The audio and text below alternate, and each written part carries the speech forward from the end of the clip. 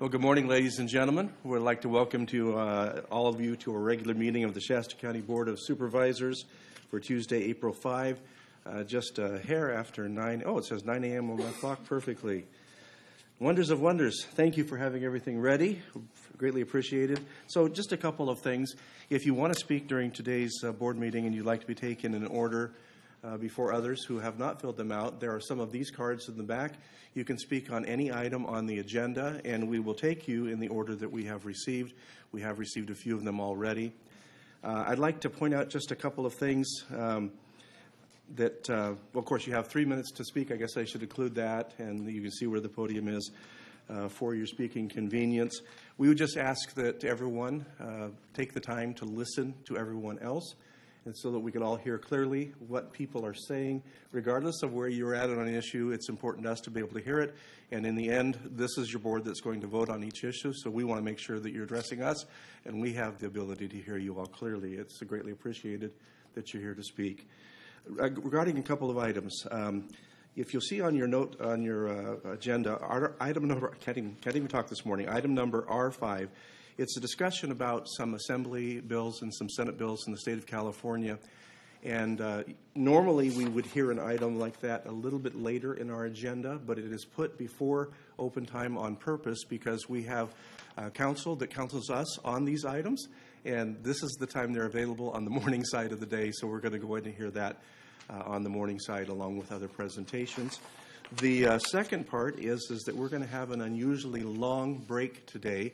Normally we break around 12 or 12:30 so we can reboot the computer system. Today we are going to hear two items in closed session. We'll have our lunch, but we'll also have a long closed session. If you're here for item number 14 or R14 or item number R15, I would suggest you go ahead and speak during the open comment period time. I'll ask for additional speakers right before we close for our closed session, but you can do that right now if you want to during, not right now, but when we open our open comment period. We want to make sure that you're heard and you don't miss that opportunity. It does show it on the end of the agenda.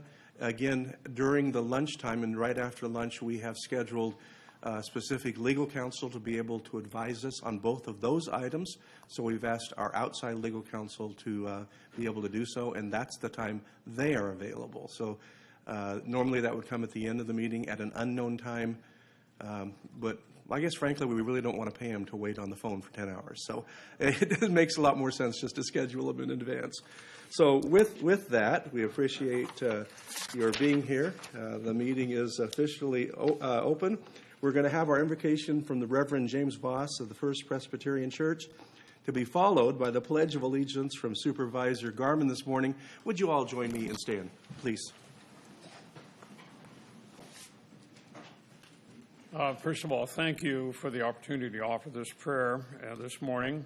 We celebrate the diversity in our county, and so in that freedom, allow me to pray as I feel comfortable. Dear God, thank you for our nation and our state and our county. Thank you for these men and women who are elected to serve our county. Please help them to make good decisions. So often we fail, and so I'm asking your help for these supervisors to make those good decisions. We ask for a blessing upon America, upon our state, upon our county. In Jesus' name we pray. Amen. Amen. Pledge allegiance to the flag of the United States of America and to the republic for which it stands, one nation, under God, indivisible, with liberty and justice for all. Thank you, Reverend Voss, and thank you, Supervisor Garman. Greatly appreciate you. Folks, that takes us to our regular calendar. You can comment on any of the items on regular calendar.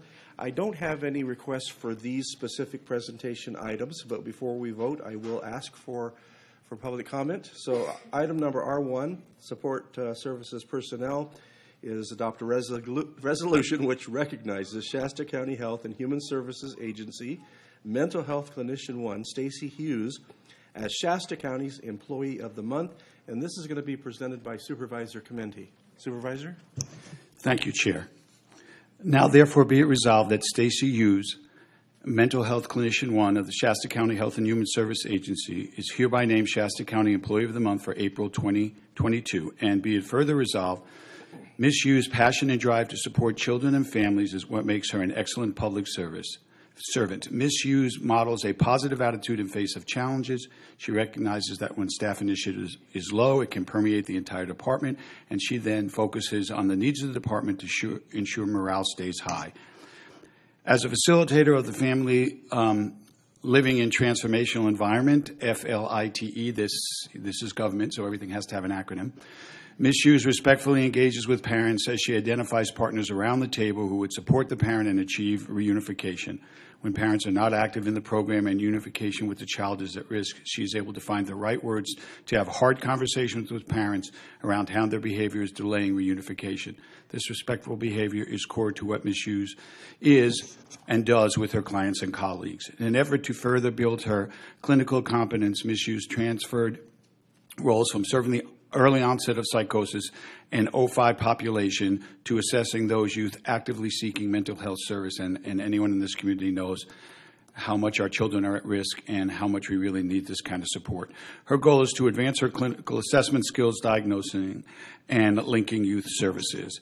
This past year, Ms. Hughes reorganized the Children's Access Team and kept her focus on improving outcomes for children and families, as well as the work environment of her coworkers. Her willingness to improve outcomes not only for children and families, but the overall work environment of her colleagues is a great leadership quality.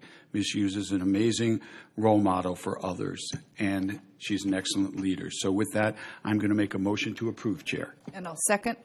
We have a motion and a second. Before we take the presentation, I'm going to ask, though, if anyone would like to address this matter. Seeing none, all in favor? Aye. Any opposed? Motion passes unanimously. Thank you.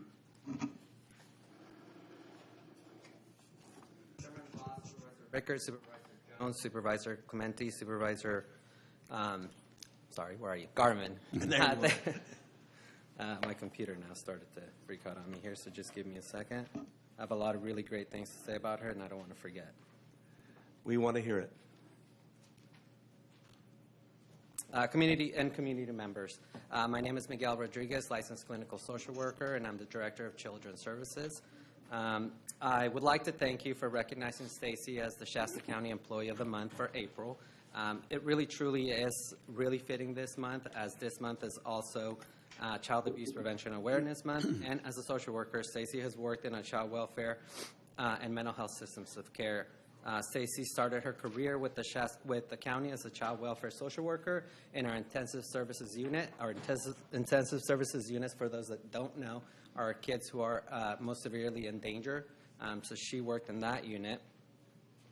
During this time, Stacy was also attending a graduate program at Chico University and has since graduated and awarded a master's degree in social work. She's now an associate clinical social worker and works in our outpatient clinic as an intake clinician. Stacy's role is critical to the children's system of care. She is often the first face children see when they visit our mental health clinic, and families have expressed gratitude towards her warmth and welcoming demeanor. As a clinician who is 5585 certified, this is clinicians who are able to place children on psychiatric holds. Stacy must think on her feet and make educated decisions at a moment's notice to ensure safety of our children. Despite the challenges our county has experienced over the past 5 years, I think everybody knows, fires, Snowmageddon, Stacy has been and continues to be a pillar of strength in our clinic, as well as an outstanding employee, social worker, and clinician. Stacy understands how providing services within the child's typical environment can provide mental health, improve mental health outcomes, and strives to meet children and families where they are. Although Stacy has a full-time life outside of work at the county, she's also part of our on-call clinical team and is always ready to assist if one of our clients has a mental health crisis 24 hours a day. Lastly, she is not only a public servant, but she is also a social worker who personifies an unwavering commitment to improving the well-being of our children, families, and community. I am humbled to be her director and cannot wait to see all of the success she will bring to our county during the next following year. Very good.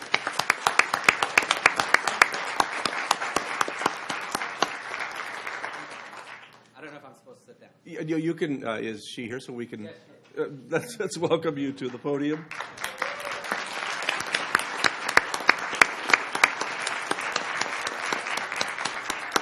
And you can come around this side, yes. So I want to thank our crew for moving the podiums to the side so we can get through a little bit easier. Much appreciated. I didn't write anything down, and they told me I should, so I probably should have. I just wanted to say thank you. I absolutely love what I do. I love working with our children and our families in our community, the most vulnerable populations. I'm prepared to continue to work for the county for the rest of my career, and I absolutely enjoy everything I do every day. So thank you, everybody. Short and sweet. Very good. Ms. Hughes, before I come down, let me tell you what you've won. A Shasta County Rosewood pen, a $25 gift certificate donated by the Department Head Forum, a $25 gift certificate donated by the Sheriff's Administration Association, a $25 gift certificate donated by the Shasta County Employees Association, and a $20 gift certificate donated by the Board of Supervisors, and our profound thanks for working with those most at risk with the greatest potential in our community. And we all know about adverse childhood experiences, and people like you are true guardian angels of those young people, and we certainly appreciate that. So I'm going to come down and give you a plaque and a gift, but if there's anyone you'd like to recognize, anyone you'd like to stand up and embarrass, this would be the perfect time to do that. Yeah, I want to embarrass Laura because she has embarrassed me, but Laura's been pivotal in everything that I've done, and even my journey from child welfare to mental health. She has been an amazing mentor to me, and so I want to thank you for everything. So thank you. Wow. Very nice. And Mary Jane. Mary Jane also was my very first supervisor in child welfare, and she really led me to learn everything in child welfare. So Mary Jane as well. Ooh. All right. Supervisor Ball, I'd like to say a few words. Or after we're done. Okay. Thank you. Okay. Thank you. Before you go away, we're going to Supervisor Rickard. Yes, Stacy, I just want to thank Right up you over here. Yeah. Where is that voice? Yeah. Anyway, it's God speaking. Basically, He is in this room. Trust me. Thank you so much for all you do. The work you do in Shasta County is the most important work that anyone can do, because you're working with the future of Shasta County, and I want to thank you from the bottom of my heart. I have a sister who does a similar work as you do, and I always tell her she's going to go straight to heaven. She didn't have to go to purgatory. So I just want to thank you for all you do. Thank you. Thank you so much. You have the entire board's admiration. We really appreciate you. So R2, Housing and Community Action Program. This is going to be a presentation by Supervisor Rickard. Before I ask for the presentation, is there anyone that would like to address the board on R2? Seeing no mad rush, Supervisor Rickard. Yes, thank you. Shasta County Board of Supervisors Proclamation, Fair Housing Month, April 2022. Whereas the County of Shasta joins with the United States Department of Housing and Urban Development and other housing agencies in celebrating the 54th anniversary of the passage of the National Fair Housing Law, Title 8 of the Civil Rights Act of 1968. And whereas 2022 marks the 59th anniversary of California's Fair Housing Law, and whereas the County of Shasta encourages fair housing through its rental assistance, housing rehabilitation, and first-time home buyer programs, and whereas discrimination in the sale, rental, leasing, financing, or advertising of housing, or in the provision of brokerage services because of race, color, religion, gender, gender identity, gender expression, sexual orientation, marital status, national origin, ancestry, family status, source of income, disability, or genetic information is against the law. And whereas the County of Shasta, in conjunction with various federal, state, and local agencies, is working to ensure equal treatment of all citizens, and we encourage everyone to abide by the fair housing law. Now, therefore, be it resolved that the Board of Supervisors of the County of Shasta hereby proclaims the month of April 2022 as Fair Housing Month in Shasta County and declares the support of the County of Shasta for the fair housing law. Signed this day, April 5th, 2022, and I move for approval. Is there a second? And is Jacqueline Disney here? She is. Is there a there second? she is. Okay, we have a second. All in favor, say aye. Aye. Any opposed? Motion passes unanimously. So- Welcome, Ms. Disney. Well, we can give her an applause. Come on.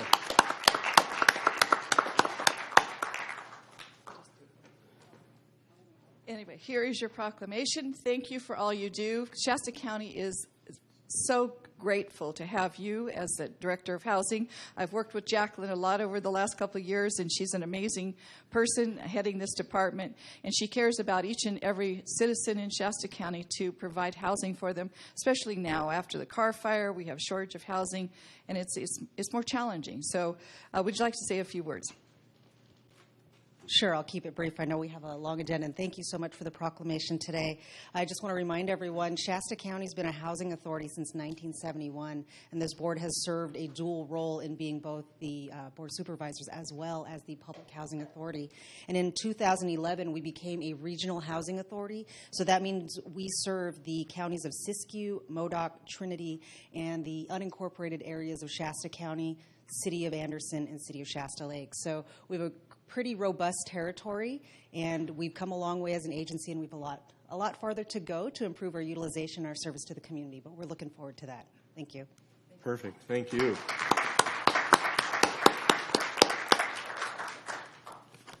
We'll move on to item number R3. It's going to be presented by Supervisor Jones. Before we do so, is there anyone in the audience that would like to address R3? Seeing none, Supervisor Jones. Thank you, Chairman Baugh. And Michael, would you like to come up to the podium and have all your folks come up too? That way you can exit quickly, which is very nice. But come on all the way up to the podium. I know you guys are all from Pathways to Hope.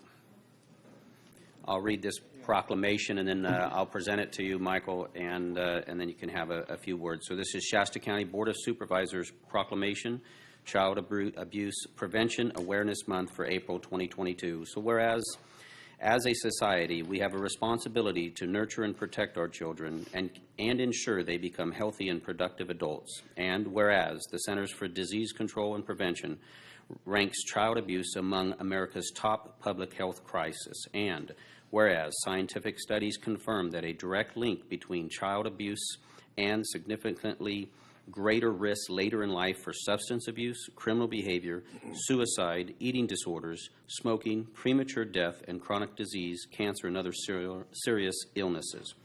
And whereas Pathways to Hope for Children, Shasta County Child Abuse Prevention Coordinating Council strengthens families in our community by providing protective factors to ensure children are valued and supported by providing parents and caregivers opportunities to receive social connections, knowledge, and parenting and child development, concrete support in times of need, and ensure all children will grow to their full potential. Now, therefore, be it resolved that the Board of Supervisors of the County of Shasta joins in declaring April 2022 to be Child Abuse Prevention Awareness Month in Shasta County, and encourages participation in important efforts to work together to prevent child abuse and neglect and build healthy, safe, nurturing, and hopeful families and communities, signed by Chairman Les Baugh for April 5th, 2022. And I'd like to present this proclamation to you. Want to move, And can we have a motion? And I'll second the motion. do we have a motion and a second? All in favor say aye. Aye. Aye. Unanimous approval. There's a lot of hope in this room, right? Yes. We like all the blue shirts. All right. So this is not the first proclamation you've received, but we do appreciate it, and we thank you for coming out. We know you have some good programs coming up. We're all looking forward to what you're going to be able to accomplish, and so we look forward to having a report back and seeing all the good things that you've done. Thank you, Councilman Jones. I'm going to go back to the podium where my words are. Thank you very much.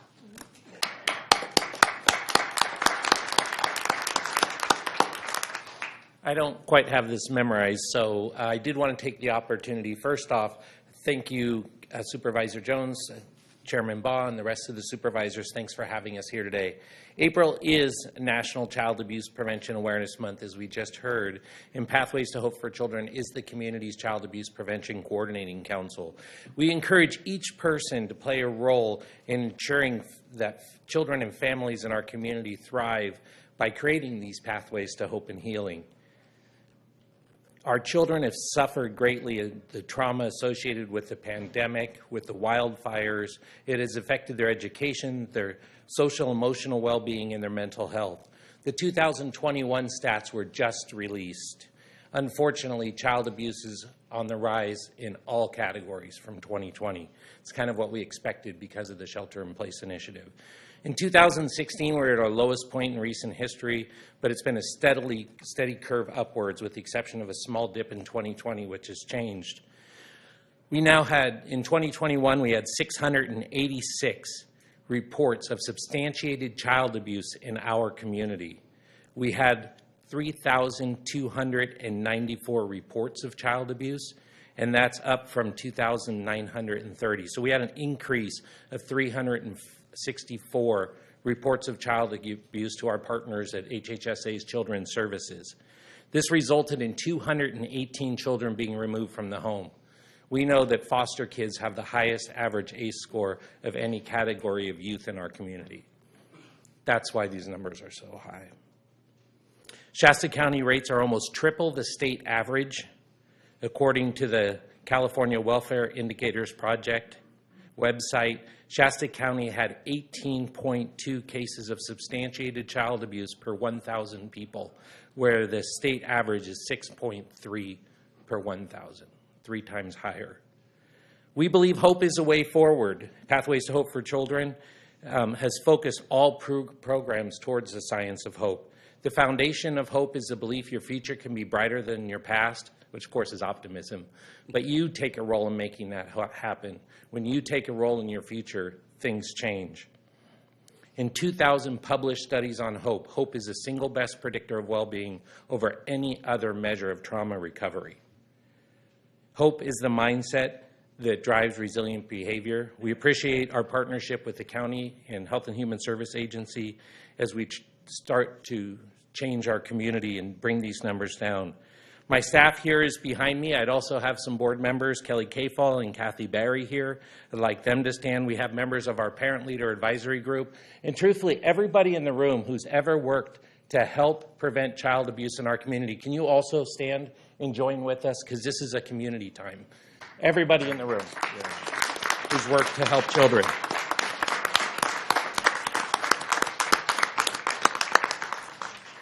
With your help and the help of our community, we can create a place where children and families are valued. And I'd like to thank you for all you do.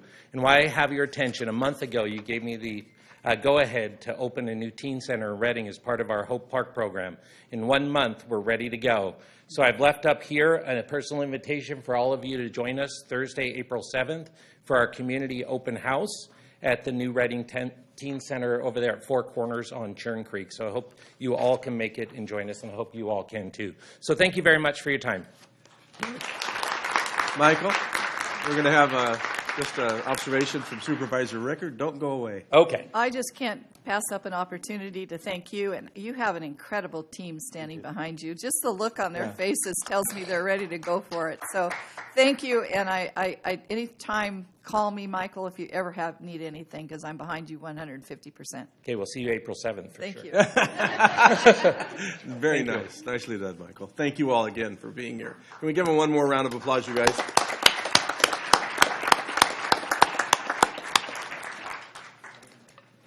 Item number R4, under Health and Human Services Agency Children's Services, adopt a proclamation which designates April 2 through 9 as Week of the Young Child. Supervisor Garman's going to present this, but before we do, is there anybody in the room who would like to address R4? Seeing none, Supervisor. Thank you, Chair. Whereas First 5 Shasta, the Shasta County Children and Families Commission, and other local organizations, in conjunction with the National Association for the Education of Young Children, are celebrating the Week of the Young Child over April 2nd through April 9th, 2022. And whereas this week is an opportunity to support and recognize organizations that are working to promote and inspire high-quality early childhood experiences for our county's youngest citizens, and whereas it is important as a community to provide a foundation of learning and success for children in Shasta County, and to thank and recognize teachers and others who work with or on behalf of young children birth through age 5, making a difference in the lives of young children in our area. And whereas by calling attention to the need for high-quality early childhood services, programs, and educational experiences for all children and families within Shasta County, these groups hope to improve the quality and availability of such services. And whereas public policies that support early learning for all young children are crucial to young children's futures and to the prosperity of our society. And whereas high-quality early childhood services represent a worthy commitment to our children's future. Now, therefore, be it resolved that the Board of Supervisors of the County of Shasta hereby proclaims April 2nd through 9th, 2022, as the Week of the Young Child in Shasta County, and urges all citizens to recognize and support the needs of young children in the community. So I'll make a motion we approve this proclamation. I'll second. We have a motion and a second. All in favor, say aye. Aye. Any opposed? Motion passes unanimously. Wendy, suppose if you'd like to make a few comments as Supervisor Garman makes his way that direction. Great, thank you. I just want to say thank you on behalf of First Five Shasta. I have several commissioners here, so Commissioner Clemente, Commissioner Berry, Commissioner Ruiz, and thank them. And I have a few staff, so I'm excited that they're here as well. We just really appreciate the acknowledgement that young children in our community are of utmost importance, and it's no coincidence that we actually align the Week of the Young Child during Child Abuse Prevention Month, because a lot of the things that we focus in on around a child's first beginnings are around prevention, preventing things from their family going into an area where it might create more abuse than necessary. So we are, I don't know if there's ever a necessary abuse, right? Anyway, so we do a lot of different things to make sure that the development of a child's brain and that the development of their family is on alignment for them to becoming the best members of our community. So thank you very, very much. Thank you. Thank you. I just want to say huge appreciation. This is one of my favorite programs in Shasta County as a parent of 5 kids and 3 grandkids, and we're very involved with the youth in our community. The first 5 years are so important in a child's life.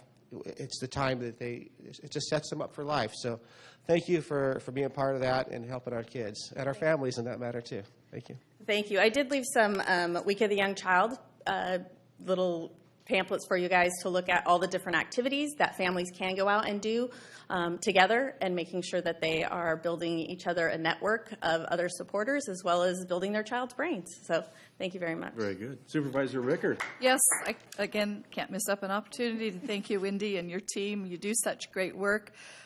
0 to 5, there's been so many evidence-based studies that have proven that that is a crucial time in the brain development of a child. And so the work you do is so very important to get those people, little people, started in the right path in life. And so thank you, Wendy, for all your work. Thank you. Thank you, Supervisor Rickard. Thank you. Let's give one more round of applause. Thank you. So our next presentation, R5, Clerk of the Board, take the following actions. Receive a presentation from Shaw, Yoder, Antwit, Schmelzer, and Lang on Senate bills and Assembly bills. Would you like to make this presentation? Absolutely. Good morning, Chair, members of the board. Stephanie Blankenship, Chief Deputy Clerk of the Board. Today we have Paul Yoder here. He's going to go over some of the requested Senate bills and Assembly bills that you had requested at a previous meeting. And as you can see, he is available virtually for us today. So, Paul, the floor is now yours. Good morning, and thank you for being here. And can we clarify that Paul is a consultant of Shasta County, and he's not actually in Shasta County at the moment? Correct. Okay. You are correct in that assumption. Very Absolutely. good. Just want to make sure. Paul, please go ahead. Okay, great. I'll assume everybody can hear me unless I see a hand waved or something. Good morning, Mr. Chairman, members of the board, members of the public. Paul Yoder, Shaw, Yoder, Antwi, Schmelzer, and Lang. I promise we didn't try to make our name the hardest to pronounce in Sacramento, but that's just sort of how it's worked out. So greetings from Planet Sacramento. I want to start out first by saying thank you for inviting me this morning, and I also want to say whoever put this list together, to tip my proverbial hat to them. There are some bills that I think everyone is aware of that touch in the subject area. There are some bills that not everyone has been aware of, but the list we were given is fairly comprehensive. And so again, whoever compiled this list, kudos to you. So walking through them just one by one, I'll start with the Assembly bills. There are 3. Assembly Bill 1797. This bill would require healthcare providers and other agencies including schools, child care facilities, family child care homes, and county human services agencies to disclose specified immunization information, including the patient's or client's race or ethnicity. And it basically changes what is now a may in state law to a shall. And I want to say for all these bills, if they are set for a committee hearing, I will note that. If they've been amended recently, I will also note that. 1797 is currently not set, and it's been a while since the bill was amended. Moving on to AB 1993, what I want to say about this bill is that the author is basically surrendered or given up on this particular effort in 2022. This is the bill that pertained to COVID-19 vaccination requirements. Hugely controversial, and she has made it clear that she is going to drop the bill. Great. And when I say she has decided to drop the bill, to be clear, especially for members of the public, that doesn't keep any other member of the legislature from amending one of their bills and trying to pursue what Assemblymember Wicks introduced in Assembly Bill 1993. But we do believe, for now, we probably aren't going to see this language resurface this year. The last, third and final Assembly bill on the list is AB 2098, pertains to unprofessional conduct of physicians and surgeons. It would require the Medical Board of California to designate the dissemination or promotion of misinformation or disinformation related to COVID-19 as unprofessional conduct. It would require that the Medical Board of California consider specified factors prior to bringing a disciplinary action against a physician or surgeon. That bill hasn't been amended recently, and it currently does not have a set hearing date. And I want to pause, Mr. Chairman, if I may. I should have mentioned this at the beginning. This week is sort of light duty in the legislature. Next week is the legislative spring recess, so they will not be in Sacramento. The last 2 weeks of April are the 2 weeks before the deadline to move bills out of House of Origin policy committees. And so if a bill was introduced in the Assembly, what I'm saying is if a bill was introduced in the Assembly and it's been referred to the Assembly Health Committee, that bill has to be heard and passed out of the Assembly Health Committee by the end of April. So what happens, and this happens every year, is the more controversial bills, if the public, especially the public or members of the board, start wondering, well, how come none of these bills are set yet? The tendency is for the more controversial bills to get committee hearing dates as close to that deadline as possible. Mm-hmm. So that's why what you can really expect for most of these bills, if the authors are going to try to get them heard this year, you would expect that to be the weeks of April 18th and April 25th. So going on into the Senate bills that are on your list, Senate Bill 866 has to do with the minors' vaccine consent. It would authorize a minor 12 years of age or older to consent to vaccines that meet specified federal agency criteria. Not amended recently, and again, not with a committee hearing date as of today. The next Senate bill is Senate Bill 871. This is one of the better known bills around the state. Footnote here is that we're still in a situation, we're almost out of it in Sacramento, but we're still in a situation due to COVID where the committee hearings aren't like they were 3 years ago and previously. And what I mean by that is social distancing is still the practice in Sacramento. And what that necessitates is that hearings have to occur in the old part of the Capitol and also in this new office space that has been built while part of the Capitol is under construction. And so my point on this bill is typically a bill like this would actually get referred to two separate policy committees, the Health Committee and the Judiciary Committee in the Senate. Because of the logistics of scheduling these hearings, this bill has only been referred to one committee, the Senate Judiciary Committee, so it will not be heard in the Senate Health Committee. But on this bill, it would prohibit the governing authority of a school or other institution from unconditionally admitting any person as a pupil of any public or private school, child care center, day nursery, nursery school, family daycare home, or developmental center unless prior to their admission to the institution they've been fully immunized against COVID-19. Moving on, SB 920. This bill actually has been amended recently, but the provision that I think your board would be focused on, that a lot of other folks, including the medical community in California, are focused on, that provision is still in the bill. And what that provision would do is provide that in the case where consent of a patient to inspect patient records is not present, the board investigator from the Medical Board of California may inspect records in the office of the licensee for the limited purpose of determining whether good cause exists to seek a subpoena for those records.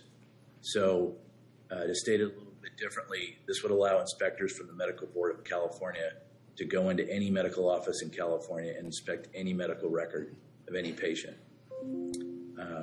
Moving on to Senate Bill 1184, confidentiality of medical information, school-linked services coordinators.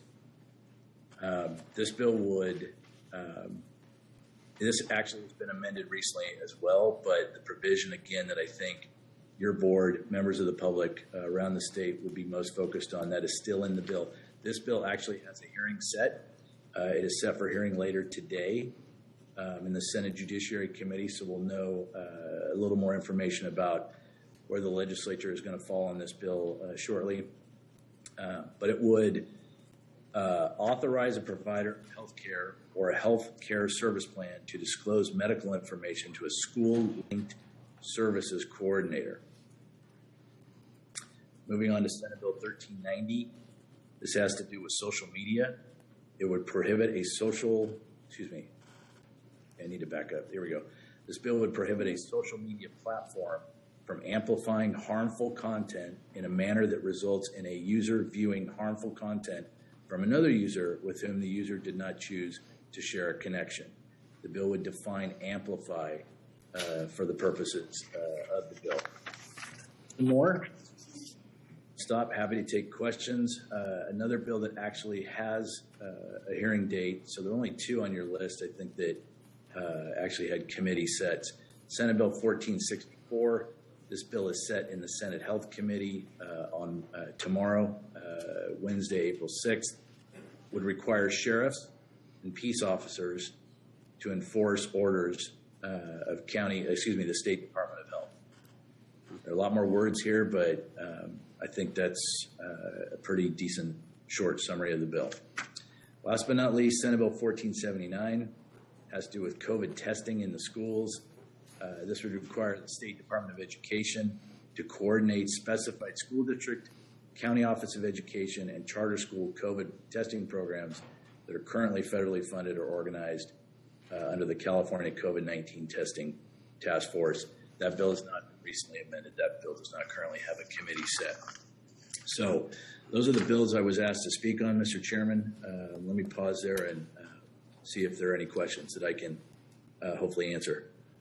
Mr. Yoder, we thank you very much. Let's see if there are any questions from our Board of Supervisors first, and then we're going to open our public comment time to find out if there are any public comments from the audience, and then we'll consider possible action.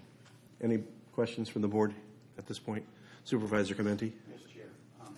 Yes, Chair, thank you. I would just like to get, and that's a lot of information to absorb in a short period of time, even if you gave us these numbers a couple of weeks ago, so I looked some of them up. But is there a way we can get an executive summary, just again, something emailed to us that would just give us an overview and some reference points so we know specifically where to go look and read the bill? That would be very helpful. Absolutely, and I believe that Ms. Blankenship has already created a summary as well. Thank you. Any other questions? So we're going to open this up on this item only, a number R5, if anyone from the public would like to comment. And Mr. Yoder, I don't know if you'll hear these comments, but maybe take some notes. After everyone is finished, we may ask you to clarify further. Thank you. Welcome. Good morning, Board. I'm going to do this just off the cuff. Having heard what Mr. Yoder said about having the sheriff enforce health regulations upon a county, I look at this as a overreach by the state, having our sheriff act upon state mandates. It puts the sheriff in juxtaposition of the way the public might feel about this, especially with how COVID has been handled by our country. And our sheriff is a representative of the people. And I see that if the state wants to take this on as an action, it should be done in a civil manner with civil remedies, and should not go into the jurisdiction of the sheriff and automatically put him in opposition for what potentially the public likes to do. So, Mr. Yoder, if you have comment on that, I'd appreciate to hear your comment, and I appreciate everything you've done. Thank you, sir. Thank you. So, Mr. Yoder, we'll hold that comments until we see if anybody else wants to speak. Please go ahead and come on up, and if you want to get in queue. Mr. Glardo, were you next? You could go forward, or thank you for being a gentleman. Either way. So I apologize if I did not hear this attorney's entire presentation. I was outside, but I dare to say the word nullification was probably not in his presentation anywhere. Unfortunately, if I'm incorrect, please correct me. So okay. He's been asked to wait for. Okay, thank you. But when he does respond, please correct me if I'm wrong there. But likely he did not use that word. Nullification is a founding principle of this country. Any public officer can nullify unconstitutional, unjust laws. Anyone can nullify it. It's called peaceful non-compliance. You do not have to comply to an unconstitutional law or mandate or anything. You take no action. You don't need to sue anybody. When a law is passed by a criminal legislature, you don't have to sue them. You just peacefully not comply. Yes, there's political and financial ramifications. Nullification is the answer. Thank you. Who's next? Come on forward. Good morning, Board. Hello, fellow constituents. My name is Monique. I have a couple questions. He stated that the bill 1993 was no longer going to be brought forth to be voted on. Is that correct? He can hear me? Yes, okay. No, I believe so. A couple of those bills, thank you. A couple of those bills made me think of immediately HIPAA, and I'm wondering if that is going to be an issue regarding the bills that pertain to physicians and information for patients, because I do know that HIPAA is a huge thing that we have to deal with in everyday life, trying to find out our own information. And there was one other bill. I can't seem to think of it. I had a question, but I lost it because I get nervous when I get up here. But if you could please explain how HIPAA would affect the already stated federal law of HIPAA, how it will affect these bills before they go to be voted on by our federal government. Thank you. Great question. Thank you. Next, please. Thank you. You're welcome. Barbara Eaton. I just want to comment, of my concern is that regardless of these bills passed or not, constitutional sheriffs are not beholden to any legislature. They are beholden to the Constitution, and they took an oath to defend that Constitution. Therefore, they're not beholden to legislature. They are beholden to the protection of the citizens, and that is my concern. Thank you. Thank you very much. Welcome.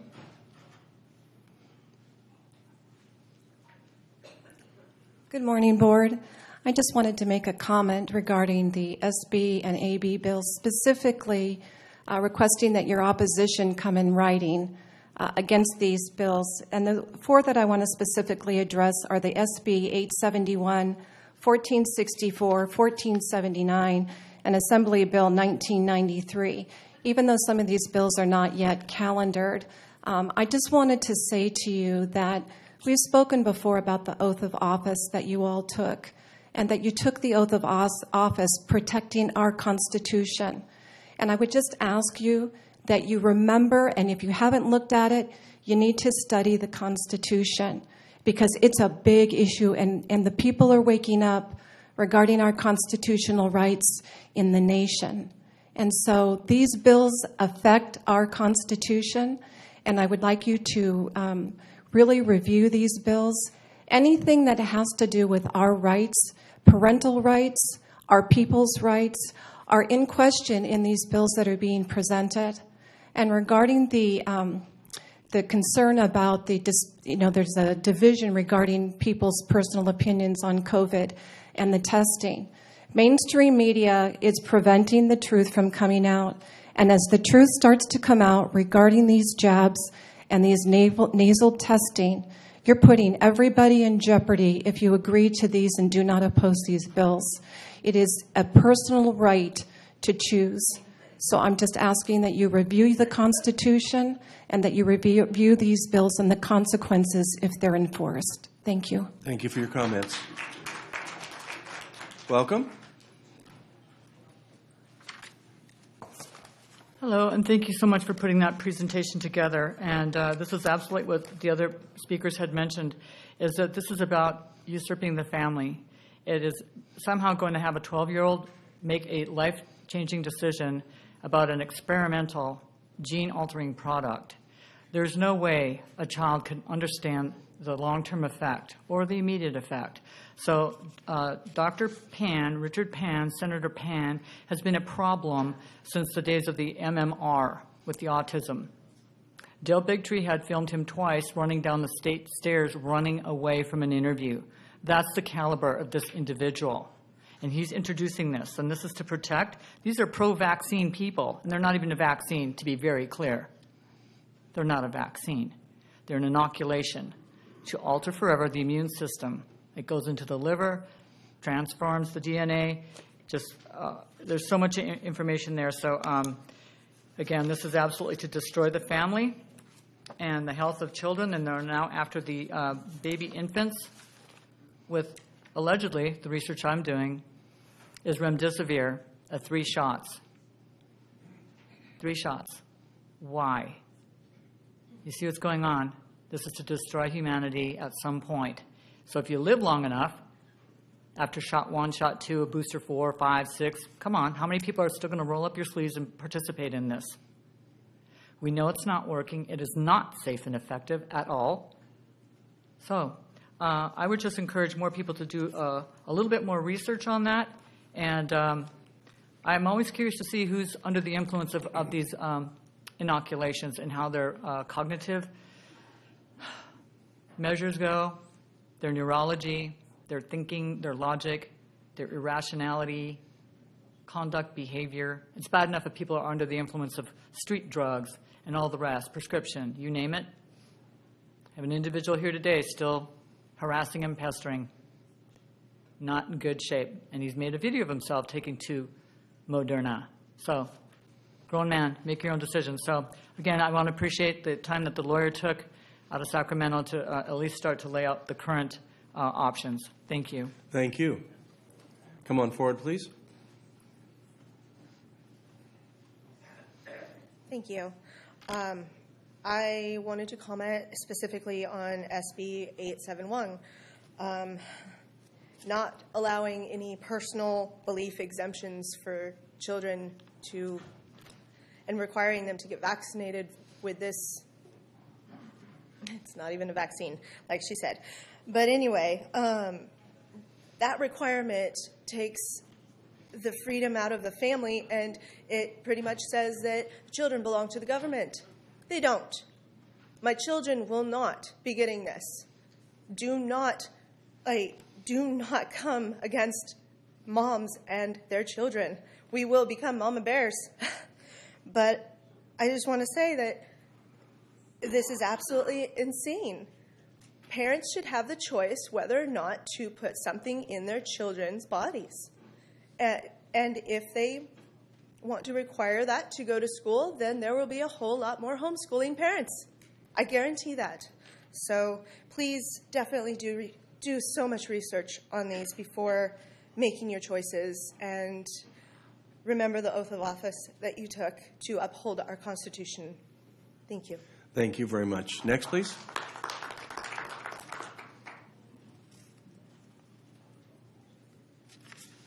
Good morning, Board. First of all, the Constitution of California specifically states in Article 20, when people who run for office take their oath of office, that their first allegiance is to the Constitution of the United States, also to the Constitution of California.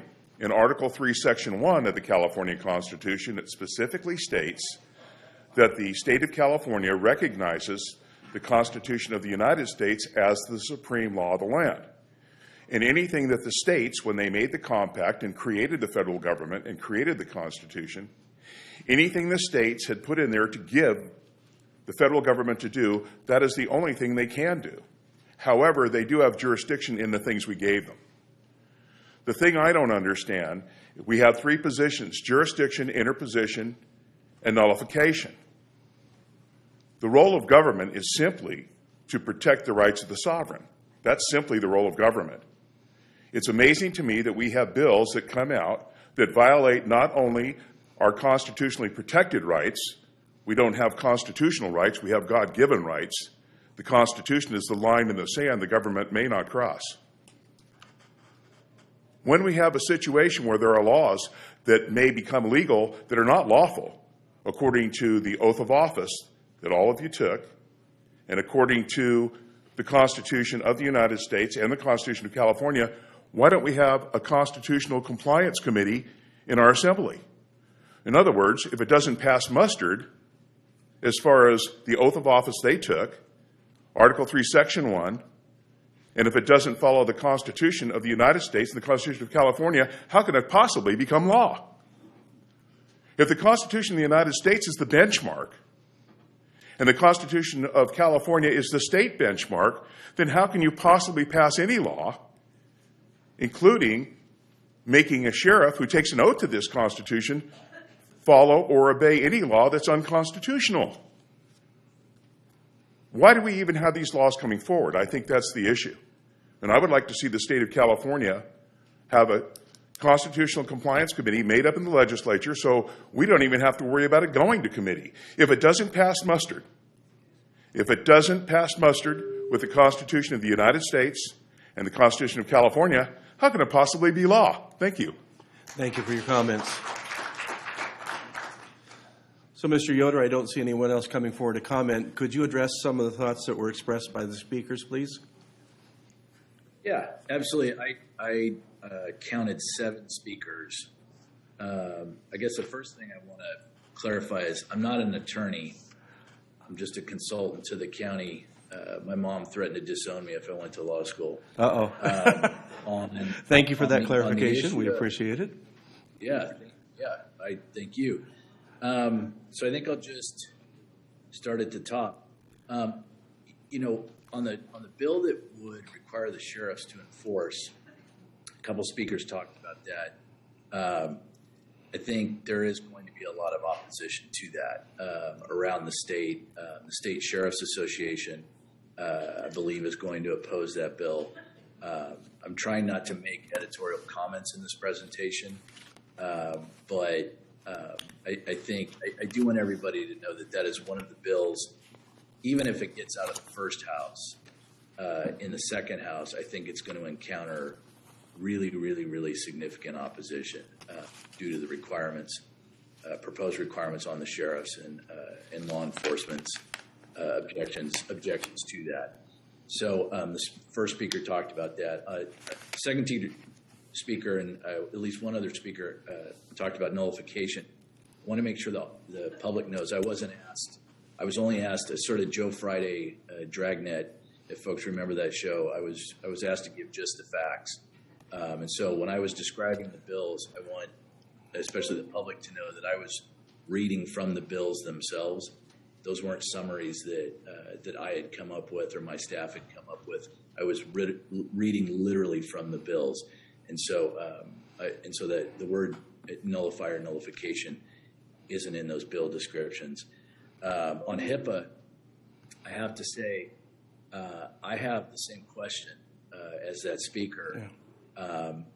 I think HIPAA does allow for not for HIPAA to be just not be in play in an investigative situation, but I think there are some carve-outs or nuances in the federal law of HIPAA when it comes to enforcement activities.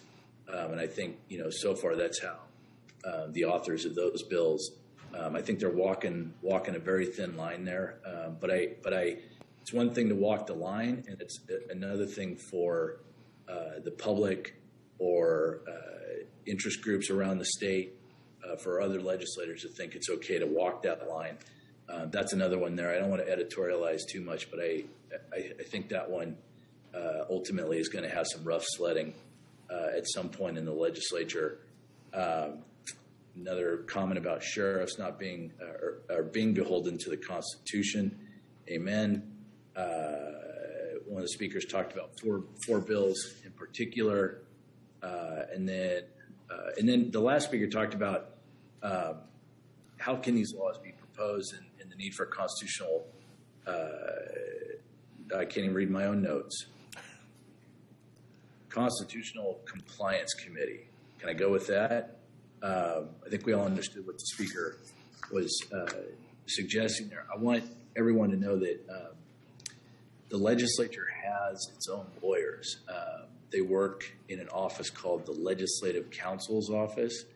It's dozens of lawyers. They are supposed to, when they write the bills, they take the bill idea and they put it into a bill form.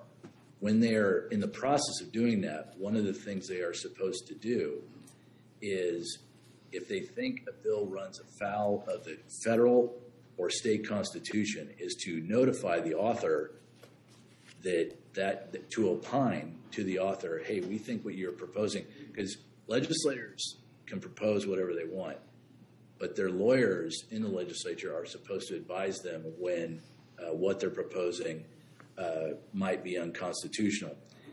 In those instances, they get a letter from the Legislative Counsel's Office. That letter is not made public. And so that's not a separate committee of the legislature, as the speaker mentioned. But I do want to make sure everyone is aware that there's supposed to be that element in the process. But again, only the author gets that letter of suspected unconstitutionality. And the only way for that letter to be public is if the author of the bill decides to make it public. Sometimes we see those letters, sometimes we don't, but they are advised by their own attorneys on constitutionality. And I can tell, this isn't going to make anybody feel better, but I can tell you I've been doing this for over 30 years, and I absolutely know of instances where legislators have been advised, hey, what you're proposing probably isn't constitutional. You can get your bill all the way through the legislature. You can get it signed into law, but you're inviting litigation. And when there's litigation, it's our opinion that you will lose when we hold this bill up against either the U.S. or the state constitution. So I tried to, Mr. Chair, I tried to cover all the comments as best I could there. If I left anything out or unaddressed, I apologize. I'll take another crack at it if you let me. I think you've done well. I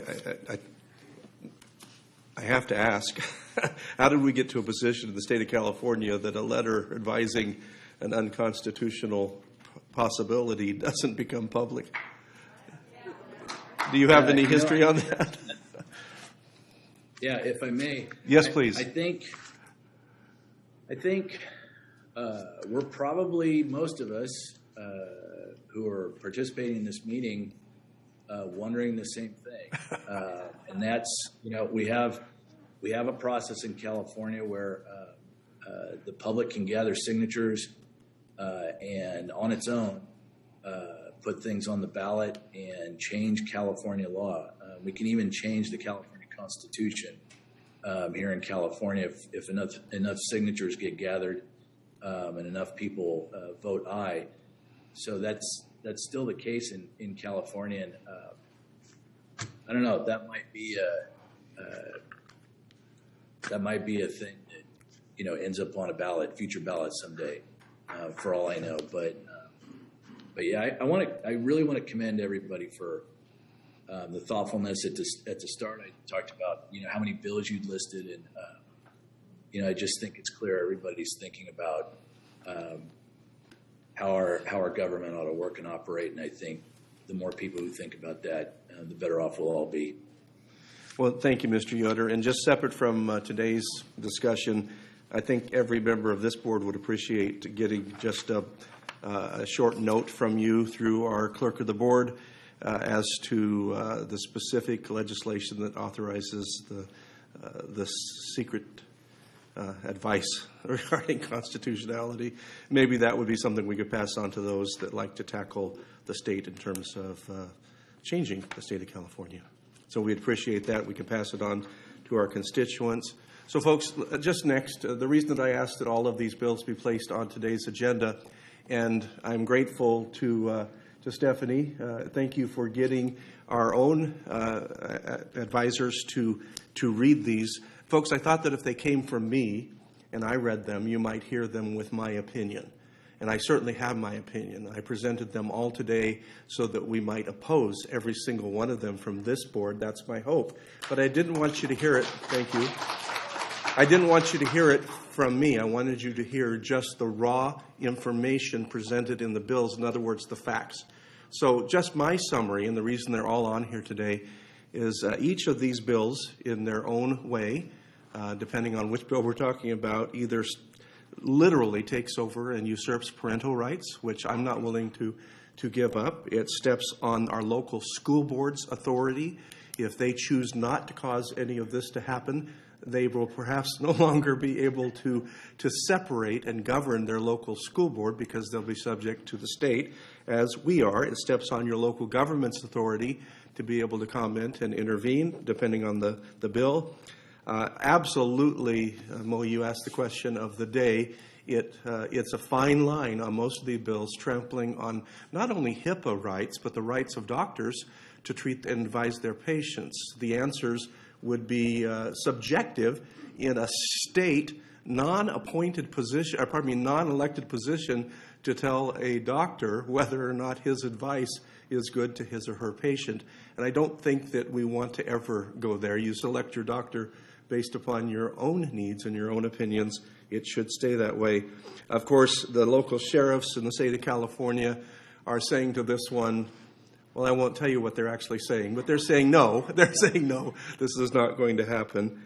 So the bottom line here, and the reason that I announced Supervisor Clemente all in advance, is that none of these, if they didn't exist, would trample on the rights of those who do want to protect their children with an inoculation or a shot. Everyone that wants to do that and continue to have your children receive the vaccine or not be in school or be in school or wear a mask or not wear a mask, the existence of these does not, or the non-existence of these rather, does not trample on that right. You can still run your own home the way you choose.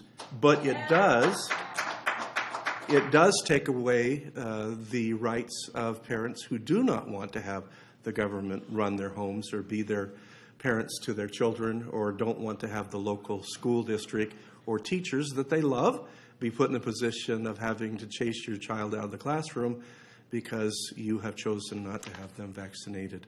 So this is my suggestion, board. The reason it's written on the agenda the way it is because time is of the essence here. It is possible, and I don't know about any of these boards, we didn't ask Mr. Yoder this, but it is possible that even at this late stage that a bill that has been abandoned, if it still exists, can either be gutted or amended, it be saved as a placeholder, and you can have even a worse bill come than the bills that we're talking about here. So at the very least, I believe that it's important for us to take a position in opposition to all of these as they are shown today. And the recommendation is that we give that authority right now to our staff to go ahead and send those letters so that we don't have to wait until our next meeting, because by the next meeting, we will have been late on some of these bills.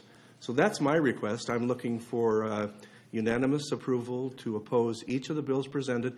Obviously, the ones that are no longer in existence, we don't need to write the letter today, but all of those that remain as bills that are active, even if they're not agendized for a vote, they all should be opposed at this point. So I'm looking for comments. Supervisor Jones, you're up first, and then Clemente, and then Garman. Thank you, Chair Baugh.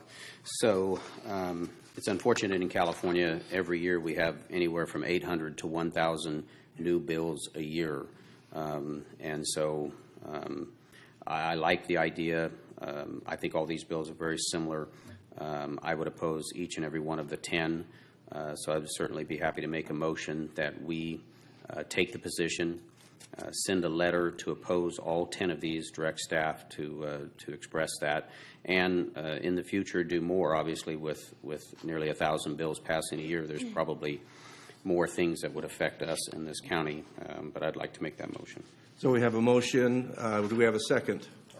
We have a motion and a second. Continuing in discussion, Supervisor Clemente, please. Yes, thank you, Chair.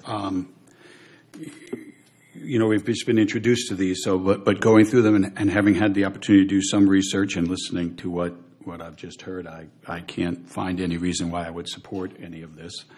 I want everybody to understand that when we write a letter, we write a letter.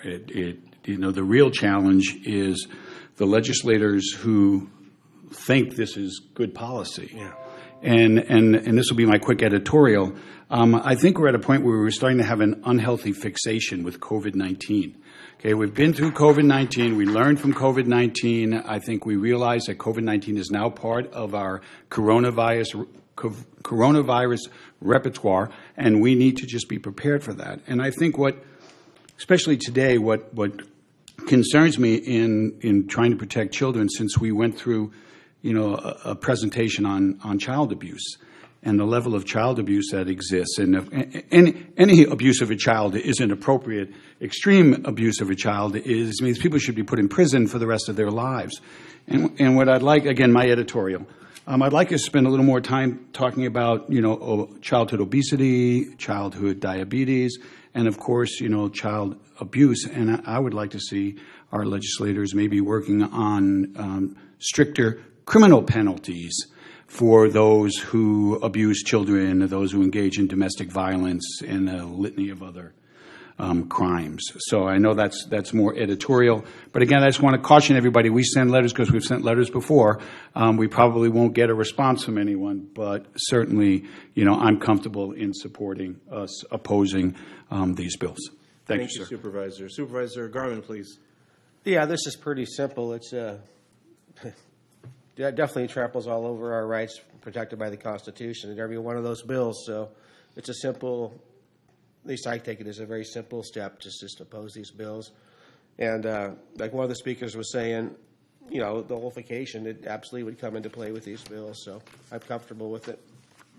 Thank you, Supervisor Garman. Supervisor Rickert, please. Yes, I just want to say, and I'm familiar with many of these bills. I've been following them personally, but each citizen really has a responsibility to contact their legislative representative and express their opinions directly to those representatives.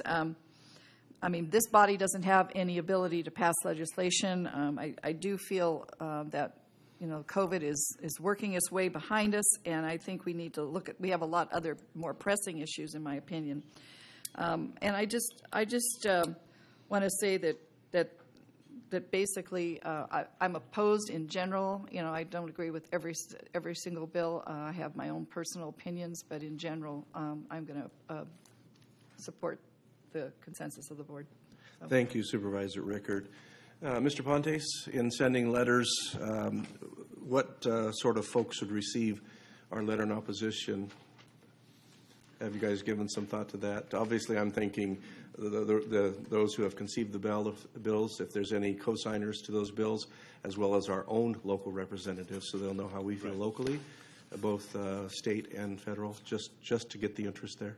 Mr. Chair, we would absolutely send it to those folks, as well as our Paul and Karen from our team down in Sacramento, so they can get the word out as well. Very good. And before we take the vote, I just wanted to thank Mr. Yoder and thank all of you for your thoughtful questions today. I think it's been very informative. Appreciate it. So we have a motion and a second to follow through on staff's recommendations. All in favor say aye. Aye. Any opposed? Motion passes unanimously. Thank you very much. So now we're to our public comment time. Public comment is available for any item that's under the jurisdiction of the Shasta County Board, and probably then some. We have a pretty broad description of what that comes to. I'm going to take the requests in the order that has been received. And just again, to clarify, in a couple of hours, we're going to go to not only a lunch recess, but an extended recess to accommodate a closed session in regard to the last two items on our closed session, their employee evaluations. So if you want to talk about those right now, you are more than welcome to do that as well. And I would note that there are folks here in opposition to potential action. We see you, and we invite you to speak. So first one is Steve Woodrum, to be followed by Joe Dokes, please. Steve, are you? Oh, there you are. If you're wondering why I'm asking, the brightest light comes on us right here in the very center with the bright light there. So you kind of look like a shadow of a person there. So can't really make it out till you get closer. There you go. Welcome. We're glad you're here. Ladies and gentlemen on the board, I'd like to compliment you on your recent remarks in the newspaper concerning your acceptance of the American Rescue money. You're starting to go in that direction, and some of the proposals you have for that $35 million are outstanding. I'd like to talk about this for a minute because there's been a lot of suspicion against this, a little bit of the suspicion even on the board. I think this proposal is in the American tradition. It's not a bribe to make us subservient to the federal government, make us docile, anything like that. This is in the American tradition. Consider Shasta Dam, constructed in the 1930s and finished in 1945. It gave thousands of jobs to people in Northern California. Its economic impact on our area is without measure. For example, today we're in a tremendous drought. We don't have any water. January in Redding, there wasn't any rainfall at all. This is unprecedented, and yet it's becoming the normal. We're running out of water, and yet we have drinking water, we have water to cook with, and we have water for personal hygiene. We don't have water for agriculture, but we have water for everyday use because of the storage capacity of Shasta Dam. If it weren't for the dam, we would be wondering where we were going to get our next glass of drinking water. Shasta Dam is that important to this Northern California and the entire state. And it's not just Shasta Dam, it's the Central Valley Project, Trinity Lake, all of that. This is an example of the federal government working with local people to make lives better for the entire nation, the state, and the county. If it happened, if we could do it in Shasta Dam, we can do it with American Recovery Action. $35 million can do a lot.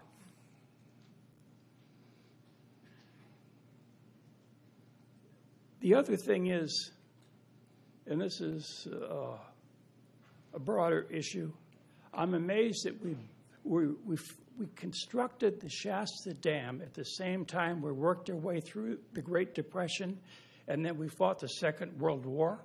We defeated the Nazis in Germany, the fascists in Italy, and Imperial Japan at the same time as we constructed that dam.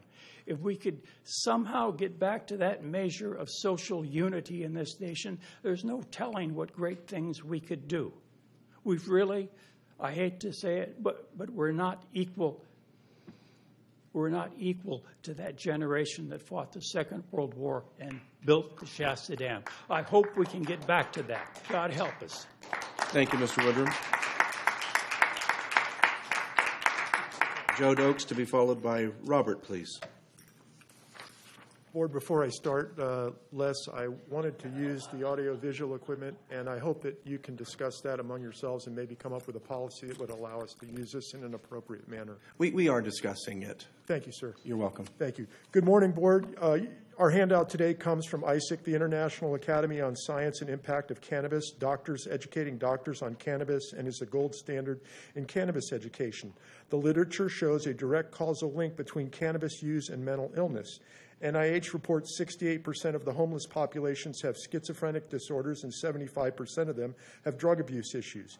Cannabis far outpaces all other drugs as responsible for exacerbating mental illness, psychosis, depression, and suicide, and thus homelessness.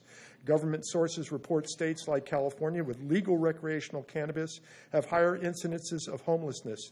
Legalized marijuana use and the polydrug use that has been associated with it are major contributing factors in the growth of conditions similar to refugee camps, massive homelessness, mental illness, violence, crime, and a myriad of health and safety problems that are now found even in our beautiful Shasta County. As a result, our law enforcement, medical services, and social services are overwhelmed. We, as your drug educators for this county, take the position that prevention is the key. If we can prevent young people from ever wanting to use cannabis, we can eventually strangle the industry. Unfortunately, the industry and current state administration wants to flood our communities with cannabis and addict the next generation.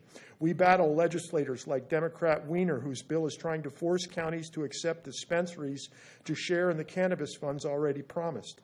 We have a politician from the city of Reading who wants to be a supervisor, who will bring these same liberal progressive policies to the county that have enabled more homeless in Reading. We will stand up against this person as we would stand up against any politician who desires to enable cannabis in our community in any fashion. Try sitting outside a dispensary here for an hour and watch the intoxicated people come and go. Understand those same people are on our roads and abusing our public and social services. We already see dispensaries whining about taxation and the state wanting to cooperate with them. We know from statements made by dispensary owners that a majority already take in black market cannabis. We can do better as a county and demand a THC candy ban on products that are enticing our youth. We can address those businesses in our community that knowingly support illegal cannabis growing and charge them with felony conspiracy under Section 182, subsection A5 of the Penal Code. Our DA should press these felonies. We can actually apply the ordinances you worked on regarding addressing cannabis. Our health department can do much more on educating the public as to the dangers of high-potency cannabis. I close with some good news. This past week, the Fish and Wildlife Met team eradicated 9 large grows down in South County. In Two Feathers area, they eradicated thousands of plants, detained multiple suspects, both legal and illegal, and seized what was described as fully automatic AK-47s. This is not your peaceful hippie pot anymore. Thank you, Board. Thank you, Mr. Dokes. Robert, to be followed by Kathy Berry, please. Good morning, Board. Individual rights are essential for a free society. However, they are insufficient for a free and moral society. A moral society cannot sustain itself without a shared sense of morality and virtue. The basis of a sound society cannot be radical individualism, as the type we have now represented as 3-2. Dr. Maslow says once the people view themselves as their own highest authority, whatever they most value becomes their God. Indeed, such a nation will even take good God-given gifts and turn them into tyrannical idols. We see that here in Shasta County, making my rights a God separate from morality and virtue. Proverbs says the way of a fool is right in his own eyes. A perfect example is here at the circus, where all the anger merchants and self-appointed medical experts sidle up to the bar to unload venomous tirades and character attacks on our formerly 3, now 2, remaining sane supervisors. Phony conspiracy theories and paranoid quack science rule the day. Don't take my word for it. Watch the video archive on the BOS website, where you can witness the decline of Western civilization. Make no mistake, if the Jones RWB gang succeed in buying this election with the patronage of Anselmo and who knows what other sources of money, together with the apathy and fear of speaking out against these self-referenced radical individualists, they will run wild in slow-mo, spreading even more threats, fear, unconscionable terminations of employment of innocent, stellar people. Why do you think they're funneling all the outside cash? Follow the money and smell the corruption. Mr. Baugh, your and Jones's vengeful and disrespectful treatment of Supervisors Rickard and Chimenti, Dr. Ramstrom, and our esteemed counsel have proven to me you are intent on molding Shasta County in your own ignorant, petty, anti-medical science way of Constitution above the supreme law, rights above charity and virtue, and the arbitrary and capricious rule of 3 tiny minds, wise in their own eyes. The Constitution is a gift from God and does not supersede the supreme law. As John Adams wrote, our Constitution was made only for a moral and religious people. It is wholly inadequate to the government of any other. The solution is to find a board of leaders who value freedom with virtue. I therefore urge you to please financially support and vote for Stephanie Bridget for DA, Michael Johnson for Sheriff, Aaron Resner for District 1 Supervisor, Judy Flores for Superintendent, and Kathy Darling-Alling for Registrar. Keep the contagious virus called radical individualism at bay and slow the spread, or better yet, eliminate this harmful virus with the super vaccine of knowledge, charity, humility, and virtue. Thank you. Thank you, Robert. Kathy Berry, to be followed by Margaret Hanson, please. Welcome, Kathy. Good morning, Mr. Chairman and members of the board. My name is Kathy Berry, and I have never come forward before to speak to the Board of Supervisors. Well, we're glad you're here. Thank you. I am here this morning because I fear that you're about to vote today on what I believe will be a great injustice and a vote that I believe will do irreparable damage to our county going forward. So I'm here this morning in support of Dr. Karen Ramstrom. This has been an unprecedented time, difficult for our county, our state, our country, and the world. I'm respectfully asking that you use the power you have to support healing in our county and not further divide us. If you fire Dr. Ramstrom, you will be choosing politics over reason. And we will be losing a fine health officer whose only fault has been in performing her job admirably under very challenging circumstances.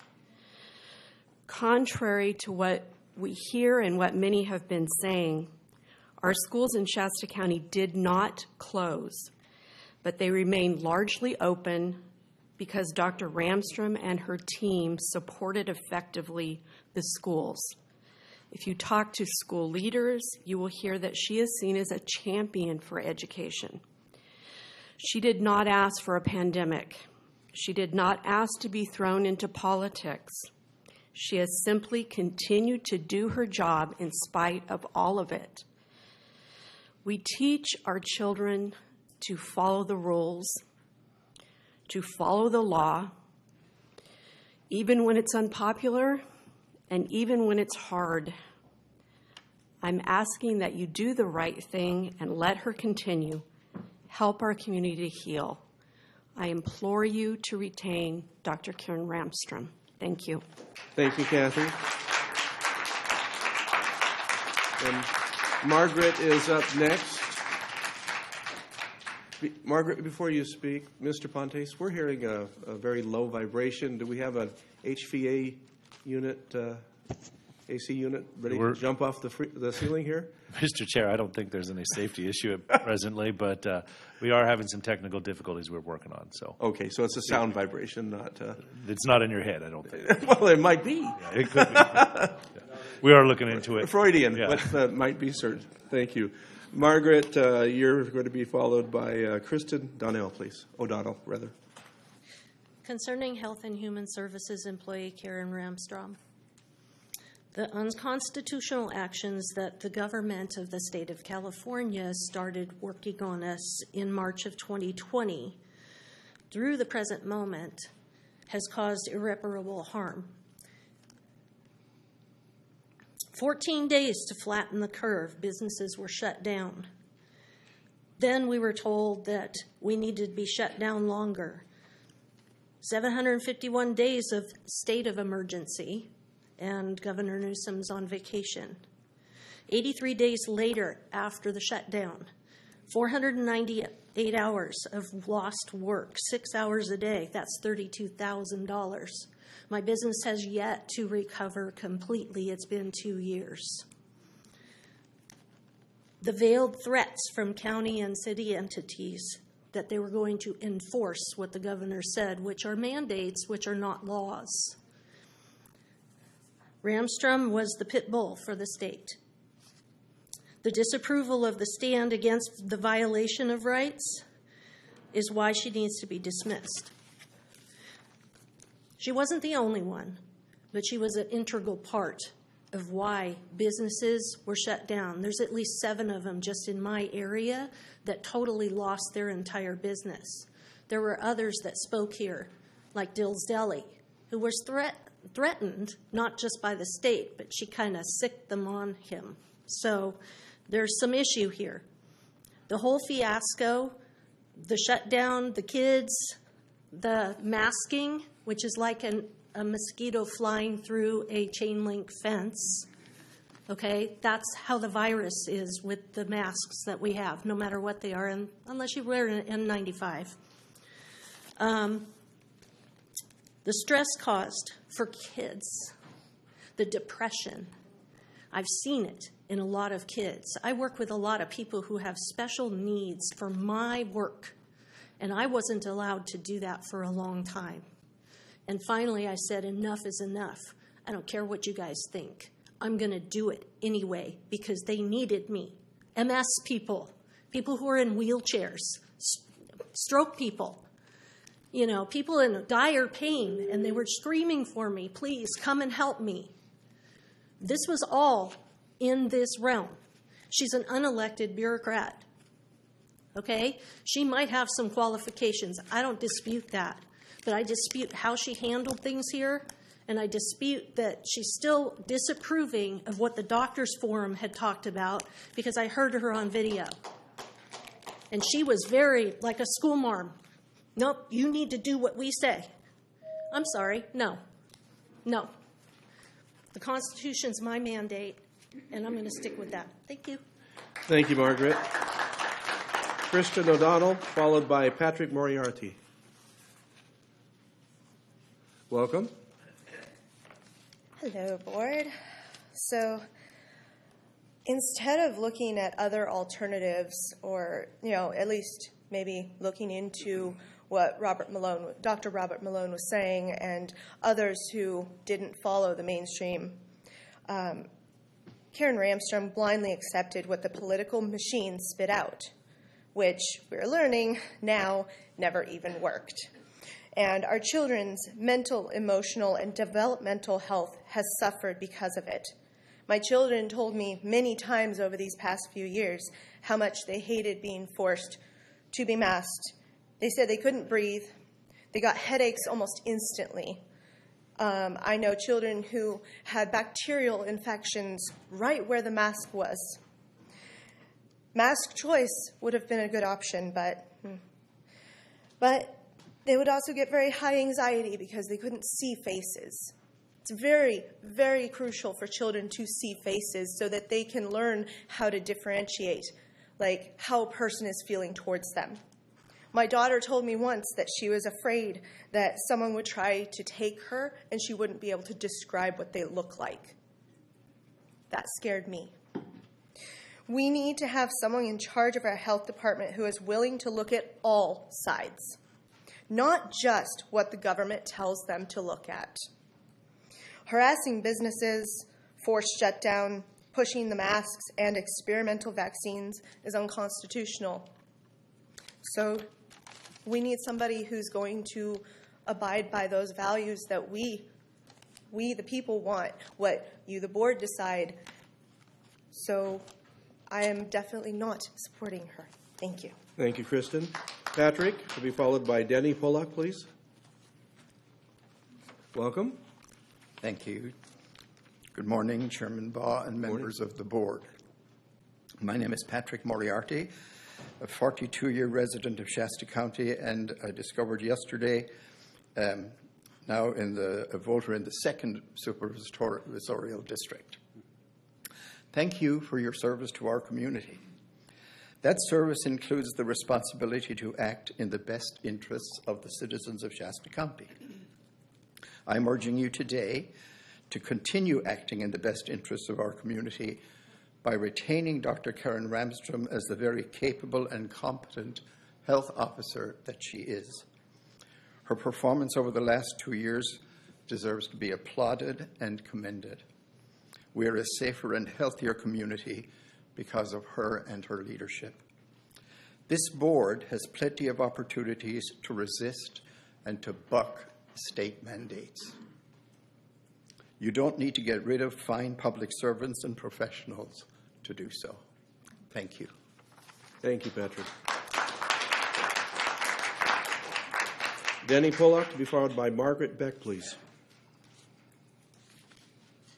Good morning, Board. So I'm going to change the subject here a bit. I have recently talked with Supervisor Garman regarding some issues in my district about PG&E and their tree cutting program. I sent him some pictures, and I think he was going to take a tour of the area that I live in. I'm out off Placer and in the Centerville area, and I own 3 properties out there, a residence and 2 rental properties. And PG&E has been out there doing their tree cutting project to supposedly clear their lines. And while from what I've seen, what they're doing is taking any tree that a leaf might someday fall on a power line, and it's actually turned into a huge mess. They came out, they talked to you in the first place and said, oh, we're going to do this, and we'll clean everything up, and it won't be a big deal, blah, blah. And you sign the contract, and then these tree crews come from all over the country, actually, because there's been some from Indiana, Ohio, Southern California, and each crew has a list of trees to cut, and nobody knows what the last people did. Nobody knows who's going to clean it up. Nobody knows anything. And the pictures that I sent to Mr. Garman, excuse me, are what I'm concerned with, because they have left huge piles of pine limbs, brush, that are drying out. They've been down for months. And then they have decks of logs that have not been removed. And I think they're making the fire danger far worse than it was before. And I would hope that someone can put some pressure on them to come out in our area and clean these piles up before summertime. I mean, the temperature is getting up to 90 degrees. A match or some kind of spark in one of those piles is going to burn our whole neighborhood down. So I wanted anyone who's not aware of this to know what's going on, and maybe the board could put some kind of pressure on PG&E and their contractors to come and clean this up before we have some horrible tragedy. And then as to what everyone else has been talking about, the schools were closed. I took care of my granddaughter for months, and she was in tears often. And I hope that when you evaluate Karen Ramstrand and her policies, that there is something in her contract that you can remove her from her office for. Thank you. Thank you, Denny. And Supervisor Gardman and followed by Supervisor Jones have some... I'll comment on that real quick, and I don't know if you're going to stick around the whole meeting, but in my supervisor's report, I was going to kind of go over that topic. I did tour the area. I have pictures of my own as well. But I am going to meet with Ayla Tucker on Thursday with PG&E and one of her field supervisors to go over to create some sort of a plan to push this along. Perfect. Thank you. Supervisor Jones? Thank you, Chair Bott. And I'll work with Supervisor Garman as well. And this happened on my property as well last season, where they do come in and start the tree trimming process. There are a lot of different crews that come in. They did on our adjacent property leading to our property, left a lot of trees. With a few phone calls, they were able to come back and eventually clean all that up. And it is better today than it was before. But it did take a few phone calls because they do have a lot of crews. And it's unfortunate that sometimes the property owner would make a call and not get very far, but yet a supervisor making the same call would, and that is unfortunate. And we'll talk more about that later to see if we can resolve that. But calls will be made, and they will come back and remove the fuels, and we'll help you there. Supervisor Rickard, please. Yes, I just wanted to mention, I've been working on this issue for my constituents for, the last couple of years, and I've been out, we've had meetings with PG&E representatives and workers, the various contractors present. One particular gentleman we had on his property, we did a field trip for the morning, and Ayla was there. So I've been working extensively on this, and we've had fairly good results. They've been very responsive, at least in my particular situation. Because of the large geographic area of the district I represent, I've had a lot of similar complaints from constituents, but we've generally, for the most part, resolved them. Thank you, Supervisor Rickard. Thank you, Denny, for bringing it to our attention again. Margaret Beck, followed by Shannon Hicks, please.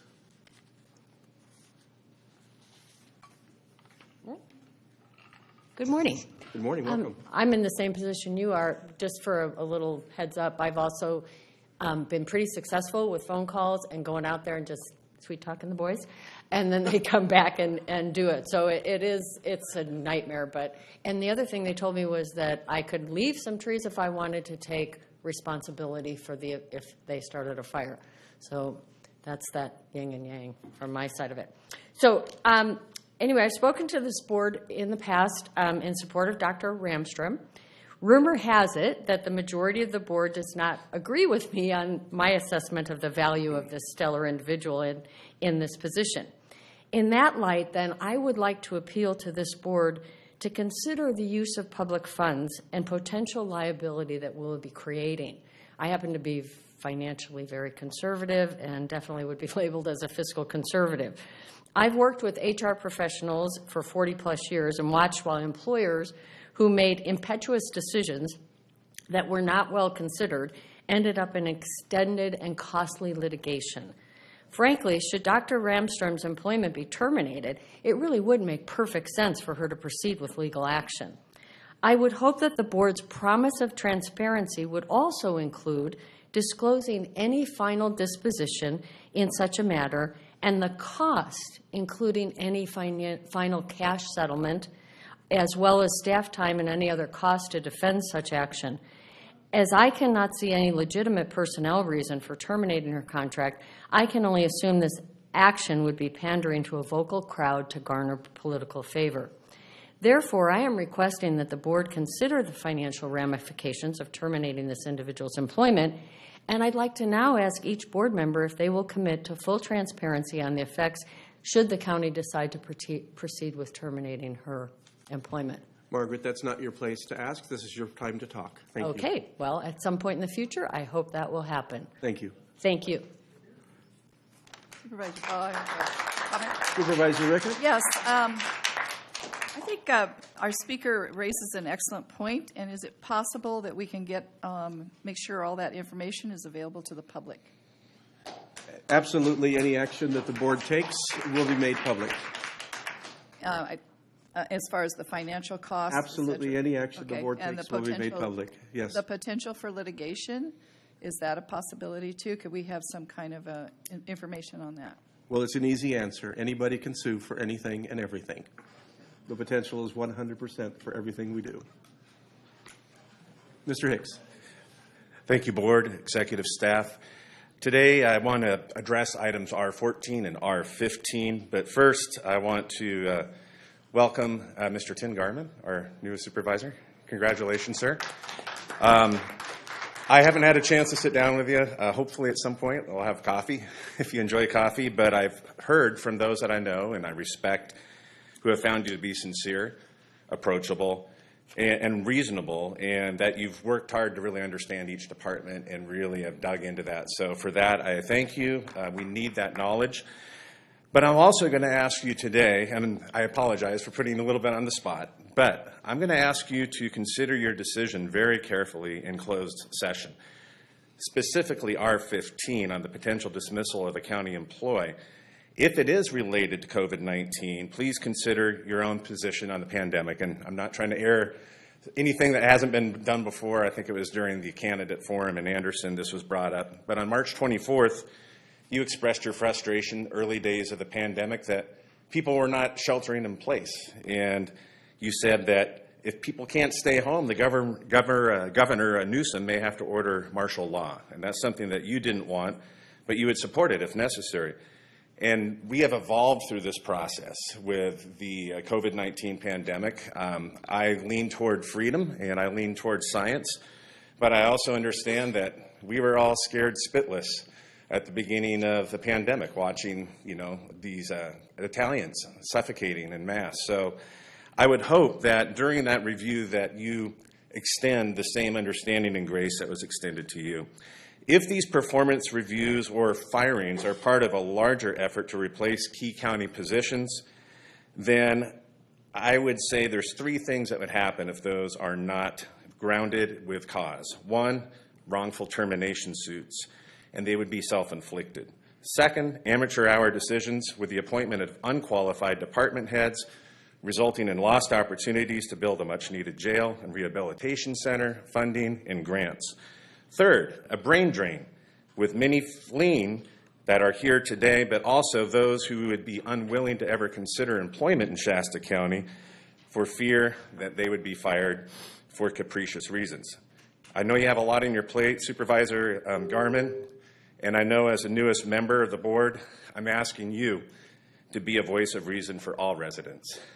There's something called the Abilene paradox, where a group of individuals make a poor decision against their own personal beliefs because of pressure. And I would hope that's not the case for you. I am appealing to you for courage today. I'm appealing to you for reason, and appealing to you for fairness. And I thank you in advance, Mr. Garman, for considering a more reasoned approach. Thank you, Shannon. So Kelly Capel, followed by Sarah Murphy, please. Kelly?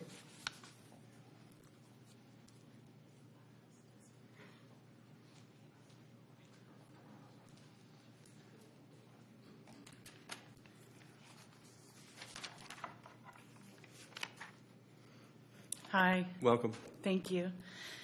My name is Kelly Kafel, and I have lived in Shasta County for 24 years. I was married here. I've had my kids here. My parents are here, and I worship here. I've only talked in front of the board one time. I don't like it. It's terrifying every time. But I'm here to respond to attacks made on the district attorney's office. Those attacks have been done here, and they've been done elsewhere, and they've gone pretty much unanswered. I have been a prosecutor my entire career. I was hired by McGregor Scott. I've worked for Mr. Scott, Mr. Benito, Mr. Carlton, and now I work for Ms. Bridget. I currently prosecute homicide cases. I have previously spent years prosecuting crimes against children. Being a prosecutor was not something I chose lightly. It was something I was called to do. The job takes a toll. It can be heartbreaking at times. We see firsthand what an evil person can do, what an evil person can do to children. We're involved with the families during their worst times. We enter their lives when something terrible has happened to them. They've been pulled into our criminal justice system. Being a prosecutor is an amazing job. I'm grateful to have found it, and I work with amazing people who have the same calling. You cannot lead people who do this job if you've never been a prosecutor. Mr. Scott, Mr. Benito, Mr. Carlton, Ms. Bridget were all prosecutors first. Ms. Bridget has done the hard work of a prosecutor, and she's earned our respect. She understands the heartbreak. She understands the challenge of the job because she's done the job. And that's why every prosecutor in the office unanimously agreed to back her. She knows our work.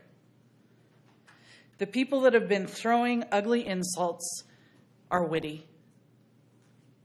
They find themselves amusing, and they laugh at their own jokes very, very hard.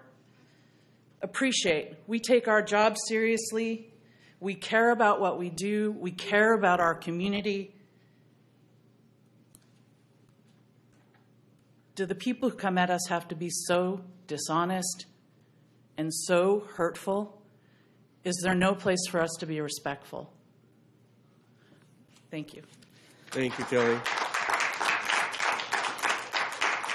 And we'll thank you for your work as well. We appreciate you. Sarah Murphy, to be followed by Rich G., please.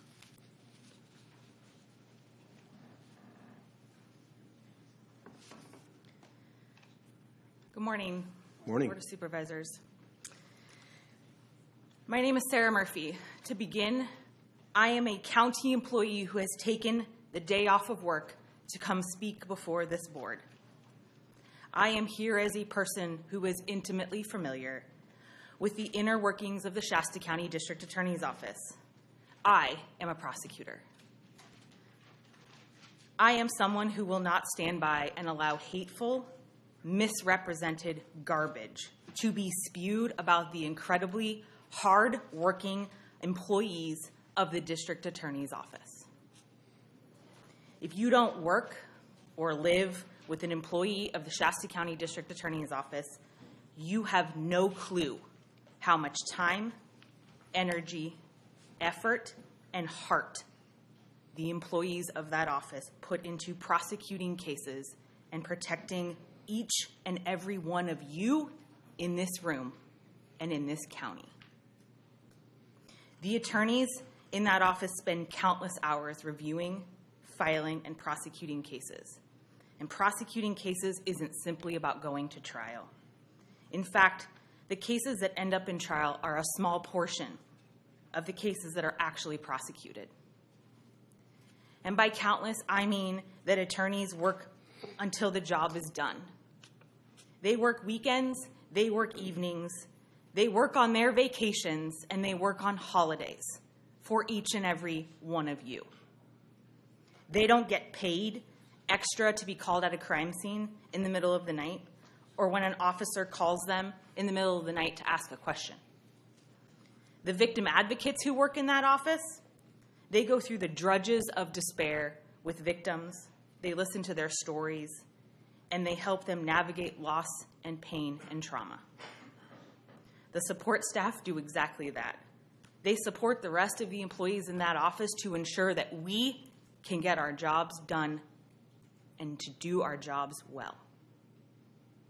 The investigators, they follow up on case after case, finishing up investigations that weren't completed by patrol officers at our allied agencies. And they deal with investigations that the rest of the law enforcement community in our county doesn't want to investigate. Under the leadership of Stephanie Bridget, the Family Violence Unit was created, a unit whose prosecutors handle some of the toughest, most horrific cases in the office. They prosecute child sexual abuse cases. They prosecute child physical abuse cases, rape cases, domestic violence, elder abuse, stalking, and human trafficking. And I am fortunate enough to lead that team. They suffer vicarious trauma, secondary trauma, and walk through the cases with these victims on behalf of the citizens of this county.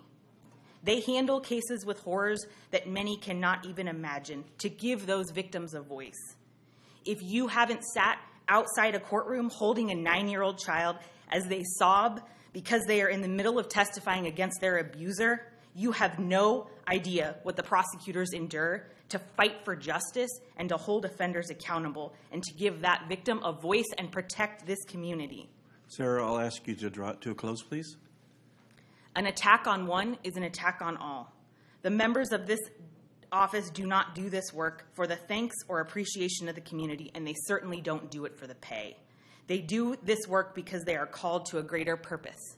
They continue to do this work because they are called to that greater purpose. They do this work because every person in this room, other than Ms. Kafel and I, can't survive the mental and emotional load that comes with this job. They do this job because they know the work matters, and without them, victims in our community would not have a voice. Thank you, Sarah. We appreciate your work as well. Rich G. to be followed by Jessica French, please. Those prosecutors do work pretty hard in that office. Round of applause for the three that prosecuted Splashgate. Round of applause. They work really hard in that office, I'll tell you what, for misdemeanors. Yeah. Yep. So anyways, I'm actually here to discuss something else, but I had to mention that.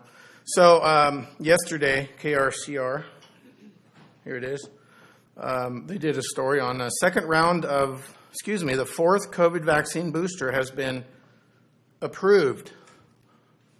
Kimberly Ross, county health employee, lives at the same address as Bruce Ross, by the way, so we could probably connect those dots. Kimberly Ross is quoted as saying that the FDA has approved a new booster shot. Okay, that is a patent legal lie. These shots are still emergency use authorization only. We're still in the trial period till January of 23. Yes, folks, you are the experiment. So County Health continues to put out false information. A government entity that you have control over is putting out false information. They've been doing it for a year and a half. We came up here in May of 2020, we the people, as soon as we saw the lies, as soon as we saw the false hype of the COVID virus, we knew in May of 2020 of all the fraud and corruption happening in our county health, public health, of which Karen Ramstrom is part of. In the spring of 2020, about 3 or 5 public health officers quit as soon as COVID started. 3 to 5 of them quit, including the state public health officer. That's not a coincidence. They left because they saw the fraud and they did not want to be a part of it. Karen Ramstrom stayed in office having the same information of those other public health officers that saw the fraud. And she has done nothing except parrot the government narrative. Nothing else. Zero. She has failed to put out the other side of the information from other virologists, immunologists, doctors, etc., not beholden to the government narrative. She has refused to put out that full information so that we, the people, can make an individual, fully informed choice on this experimental gene therapy. And yes, Karen Ramstrom, she had a part in closing Waterworks Park while leaving City of Reading Pool open. Why do people keep forgetting that?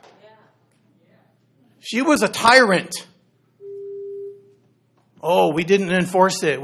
No, you did enforce it. There's letters, pictures, and other information out there since May of 2020. It was enforced. Maybe nobody got a ticket, but they were enforced through coercion and threats. It's just amazing how people forget that. Goodbye, Karen. All right, thank you, Mr. Glardo. Next speaker is Jessica French, followed by Sean.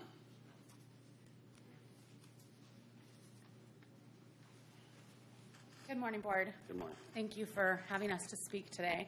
This is my first time ever publicly speaking to the Board. I've sent you some emails before, so I am a little nervous, but I have a lot of people to speak for today. So I came in support of Dr. Ramstrom, and I also, about a few weeks ago when Mr. Ball, who's not here right now, I don't know where he went, but when he was very enthusiastically looking forward to the employee review of Dr. Ramstrom, it led me to believe that the decision was already made about what was going to happen to her, and so I became concerned as a citizen of this community because I think that all of our leadership for this county has done an impeccable job getting us through the last 2 years. Even the people that I don't agree with politically, I would not place blame on them for the situation with COVID at all.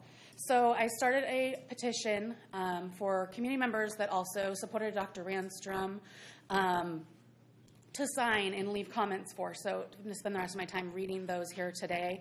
We have 721 signatures from community members in Shasta County, so I just ask that you consider that support when you're making your decision in regards to her. So 1 second. Okay. Darlene Dickerson says Dr. Ramstrom is an asset to our community. Jennifer Bond says she has done the right thing by putting all lives in Shasta County in focus while following the law. And Judy Salter says she is the healthcare professional, not the Board of Supervisors. Please follow the science. Shay Stevens says we cannot punish people for doing the job they were hired to perform. Benjamin Nowayne says Sharon did an extraordinary job in her efforts to educate and protect our community. Chris Fazzari says Dr. Ramstrom has been serving the community and utilizing the best available science. Jerry Kopich says political leanings should not overrule science. Dr. Ramstrom has worked tirelessly over the last 2 years to protect this community. Diane Bell says she has done a great job during a very difficult time. She has followed the science. Terry Lehoulier, sorry, I probably slaughtered that name. We are on a, what's that beat, by the way? Never done this before. You have 30 more 30 seconds, okay. Jessica. We are on a very slippery slope here in Shasta County. And we cannot allow, oops, my Google Doc didn't work there. Okay. Dr. Ramstrom is an excellent public health doctor. She is teaching and encouraged, and we appreciate her. Reading and Shasta County citizens and politicians have fallen off the deep end. I believe in Dr. Ramstrom and her leadership during this pandemic. Is that it? You can draw it to a conclusion if you Okay. like. Well, my conclusion is there's many, many, many more comments in support of Dr. Ramstrom. Mr. Baugh, you weren't here earlier, but we have 721 signatures in support of Dr. Ramstrom, and we would just like for you to consider that when you go into closed session today. And that's it. Thank you. And to add to that, Jessica, thanks for being here. The board acknowledges literally hundreds of letters that we have received. Thank you. So Sean Northam is followed by Suzanne Barrymore. What's in her name? And my apology for murdering Northam. it. It's okay. The name is immaterial. Good morning, members of the board, staff. Appreciate you guys taking the time to let Well, teach me how to pronounce your name, though. I don't actually know. You don't know? Okay. It's Northam. I think it's Okay. Northam, but it changes over the years. Well, thank you. Right now, you could just call me the villain. That would work too. Well, okay. The one thing I would agree with Ms. Kafel on, as she's shaking her head to my left here, and Ms. Murphy, is it's great to be a prosecutor. And I spent 8 years in 3 different DA's offices. I spent 2 years in the San Diego DA's office doing gang crime. I spent 10 months in Tehama County getting their violent game crime off the ground. I was actually qualified Dave Kane as the first gang expert down in Tehama County. And in fact, we did the first gang trial down there. When I lateraled down into Sacramento County, I was blessed enough to then be assigned to a special offender prosecutor slot in their juvenile unit, where half my caseload was sex assaults and child abuse cases, and half my caseload was rape or gang cases. And so I did several high-profile, yes, it's true, Kelly, several high-profile cases down there that were in the media. And so I've had 7-year-old rape victims on a stand. I've had to watch them cry and take them out and debrief them. And so when I say what I'm about to say, it's not without any understanding. But what the DA's office is doing, and the representatives here today, is called smoke and mirrors. And there's an old adage in trial. You say, when you have the facts, you argue. If you don't have the facts, you argue the law. If you don't have the law, you argue the facts. When you have neither, you appeal the passions and emotions. And that's actually unlawful in a jury trial. You can't do that. Why? Because we don't want pitchforks and torches coming out to rally the troops. And so the smoke and mirrors, there's no personal attacks. Hey, DA's office, show us the proof. Because let's talk about what's going on with that DA's office. And since we're here sort of apropos to some of these awards we gave out today, last year, Ms. Murphy's unit lost 5 of 7 sex cases. And to be clear, just show that I've got the documentation for that. People v. Hamid Rabid was prosecuted by Ms. Kafel's husband. That was a total debacle. There was 82 counts of sex offenses. Many of them were dismissed halfway through the trial because of lack of proof by the judge. And the other bunch of them were hung. So that case is going to get retried. That docket number is 18F00729. People v. Gabriel Hernandez was an outright acquittal, 18F20045. People v. Gill was another hung jury with 31 days in trial that the DA's office wants to try, 18F3654. People v. Jeffrey Brown, 2 acquittals, 2 hungs. That case was ultimately dismissed. 15F2697, I'm working on it.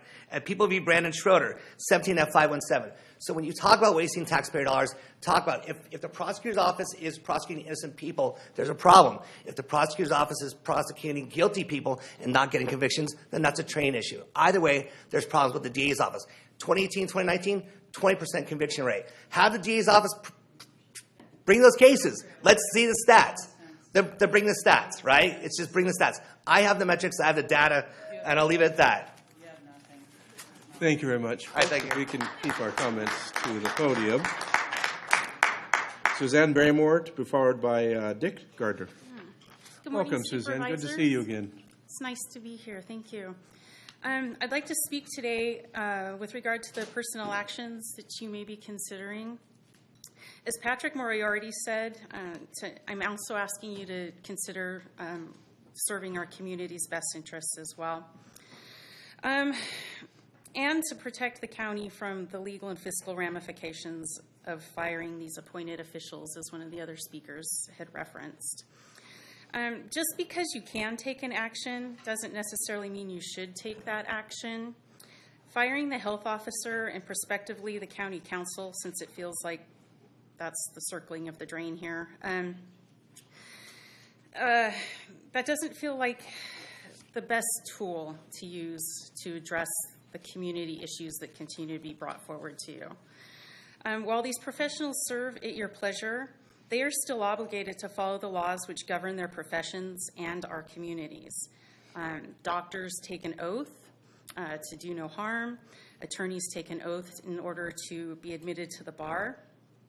What it seems like we have going on here is more an issue of the Board of Supervisors facing competing and conflicting laws and rules, and less of an employee performance issue.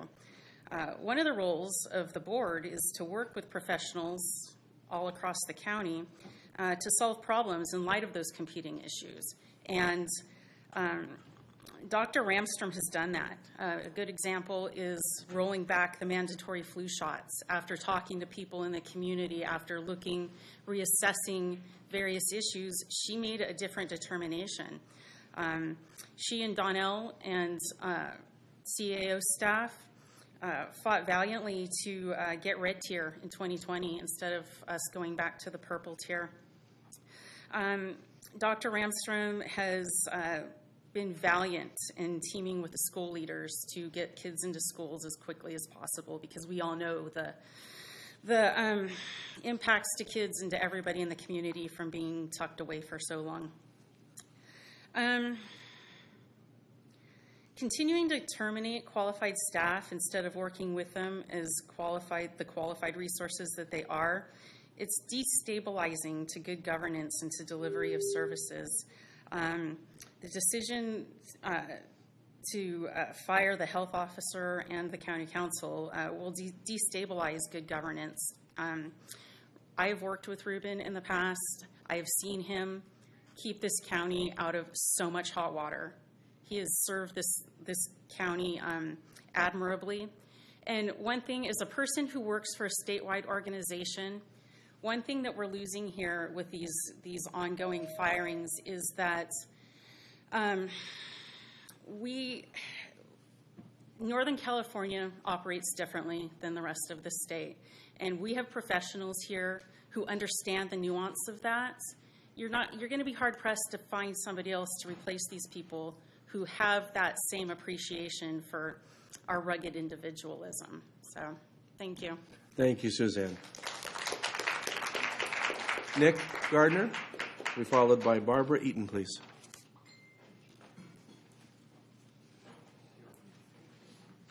I was hoping you'd let me make a quick comment before you start my time.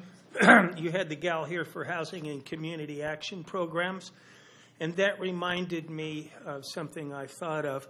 The next time somebody starts complaining that we don't do enough for our homeless, remind them without Section 8 housing in HUD, we'd have one hell of a lot more homeless.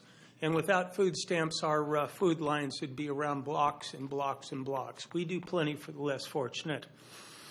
The reason I came here today is because of our meeting last Tuesday night. That was a really good meeting. Thank you so much. Mary Rickert and Les Ball, you guys have blood on your hands. You're not aware of it, but you've been here for so long. 8 years ago, you guys should have noticed that we needed jail space. And you just keep putting it off and putting it off and putting it off. Had you built a jail 3 years ago, Jimmy Swert would be alive now. The guy that killed Jimmy Swert, Stephen Ron Schlapia, he was arrested in 11/25/20, possession of a firearm by a convicted felon. He was arrested before that, possession of a firearm and controlled substance, possession of controlled substance paraphernalia, armed with a firearm during a drug-related felony. If we had a jail, he would have been in jail, and Jimmy Swert would be alive. The guy that just got killed at Taco Bell, his killer, Brent Close, a dangerous individual who has been in and out of the criminal justice system probably for his whole life, was arrested in a homeless encampment. He would have been in jail. That poor kid that got killed at Taco Bell would be alive. But you guys, you decided we don't need a jail. You two, along with Leonard Modi, David Keogh, and Stephen Morgan, you've all got blood on your hands. The guy that was arrested down here on the on-ramp trying to break into a car. Volola. He ran away, and he has a history of violent offenses, including assaults, plural, on police. Why don't we have a jail for those people to be in there?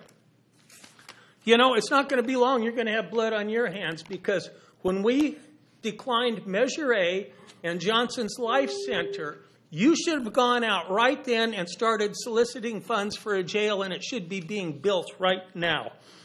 We've got $30 to $40 million we're going to waste on this homeless center. With the ARPA funds, you could start building next month and have a jail going on in a year. And I'll leave with the thought that I was going to vote for Mike Johnson until I saw this presentation. I would like to have a sheriff that attacks crime. Mike Johnson might be more suitable for Donnell Ewert's position and going for social services. Thank you. Thank you, Nick. Mr. Baugh, Yes. I'd like Supervisor to Rickard. correct the record.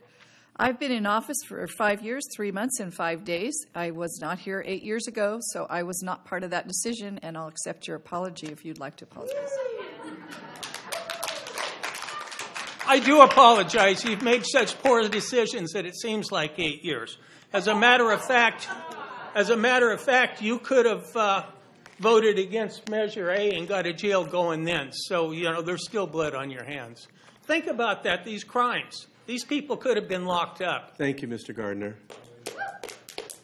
So Barbara, to be followed by Andra Coberly. My apology. Good morning, Board Chair and Supervisors. Morning. I have 2 questions for the Board this morning. I'll preface by reiterating Resolution 2022-028, which terminated the local emergency and local health emergency proclamations related to SARS-CoV-2 and rescinded the other resolutions 2023-2 and 2023-3 in their entirety. I asked the Board, well, first of all, I'll state, the Superior Court of Shasta County still practices social distancing. This is in violation of the resolution that was just passed on March 15th. It also violates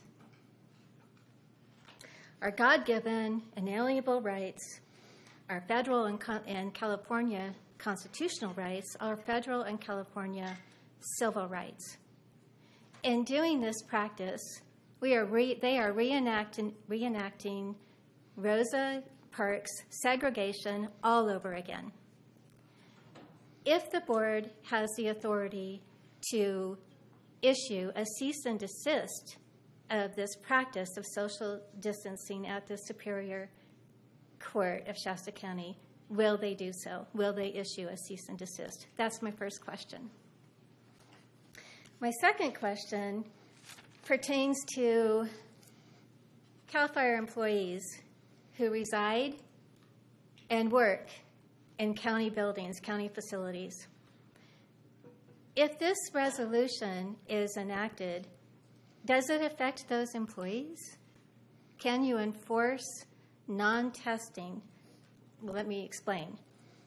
California CAL FIRE employees are currently being tested weekly for SARS-CoV-2. If they do not test, they are coerced by way of losing their jobs. If they test positive, they are told to go home, use their leave balances, or go home without pay until they test negative.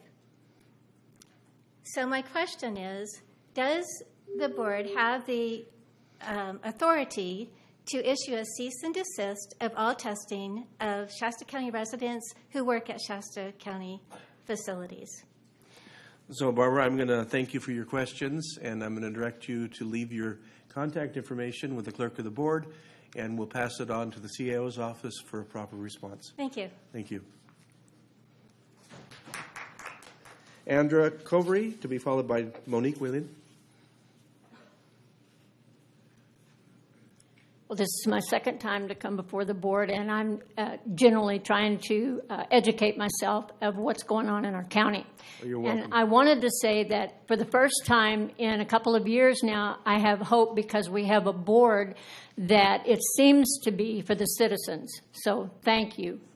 I wanted to address, first of all, the DA's office. I have talked to Eric Jensen on a couple of occasions, and he's told me that they have filed 2 Freedom of Information Acts to try to get the record, the prosecution record of Bridget, and so far it has not been released, and I'm wondering why that is. The other thing was for Karen Randstrom. Correct me if I'm wrong, does she make $19,000 a month? Okay, so I looked up what a Health and Human Services officer does. A lot of delegation goes on. Yes, she is responsible to oversee that, but the average pay for that office is annually $75,000 to $86,000 a year, which comes down to $7,200 a month. So I'd like to know why this person is getting this exorbitant amount of money for what she does or doesn't do for this county. And then there's been a lot of people that come up here and they say, oh, we're following the science. Well, I'd like to know what science they're following, because the FDA, the CDC, Czar Fauci has flip-flopped so many times over the past 2 years that people are so confused they don't know what to do. These masks do absolutely nothing to stop a virus. A virus is so small that it can pass through those masks, no problem. And to the confusion, they sit out here with a mask on, and then they get up here and take it off. So apparently they're not that afraid that they're going to get attacked by a virus, or they wouldn't take it off at all.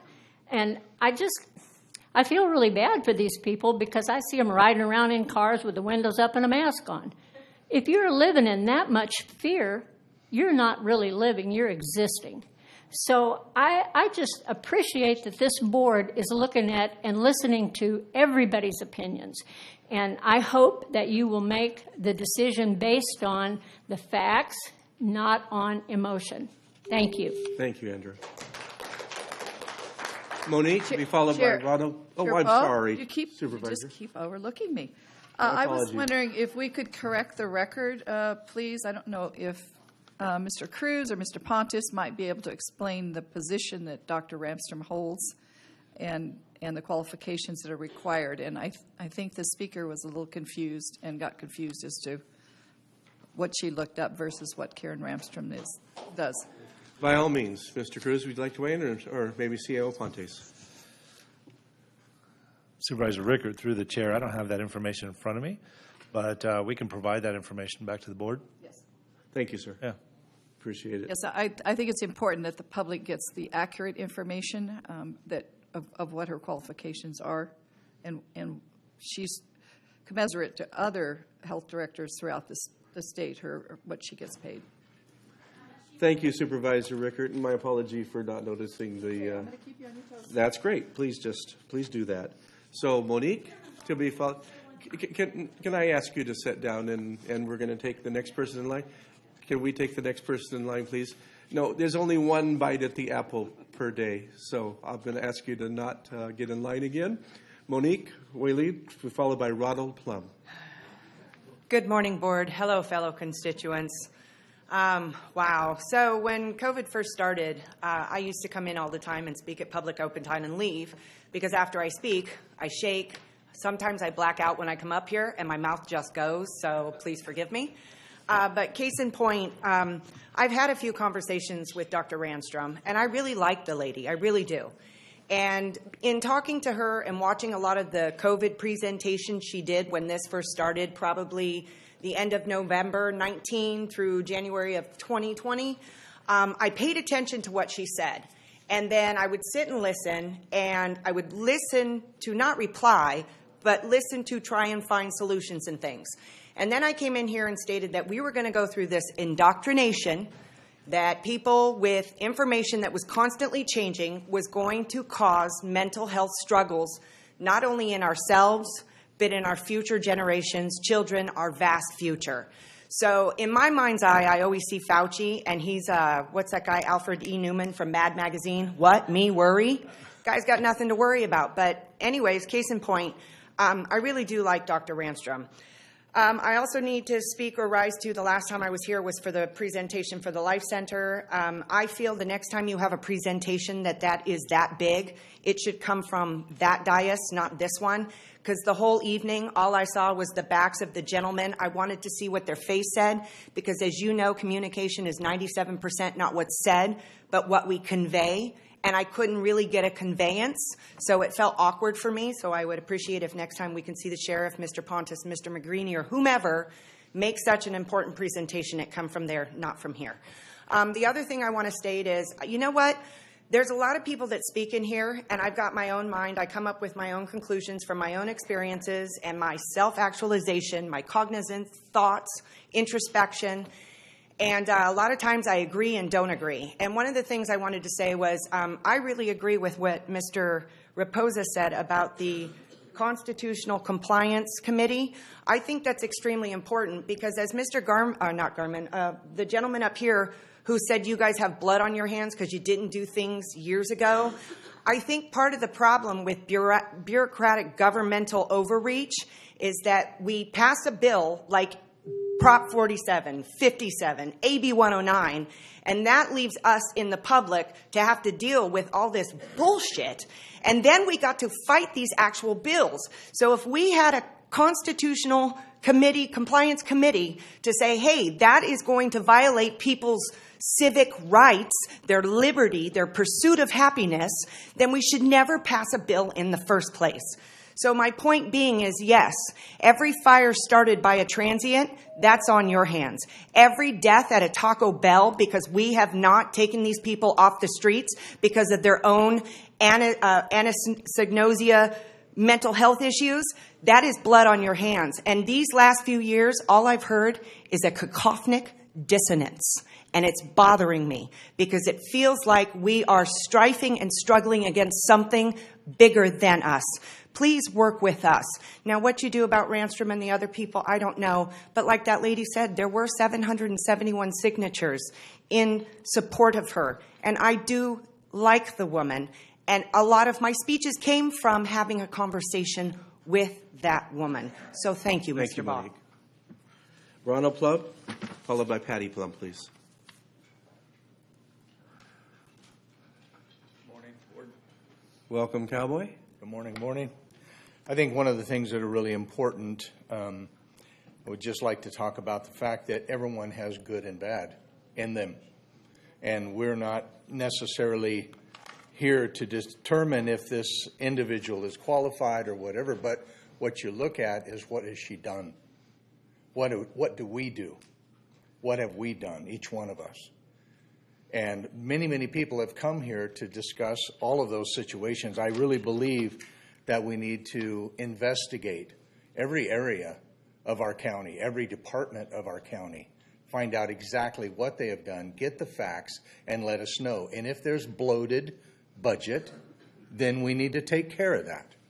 If there are people that are connected and getting paid, they're getting benefits because of a vote, because of a situation, then that needs to come out as well.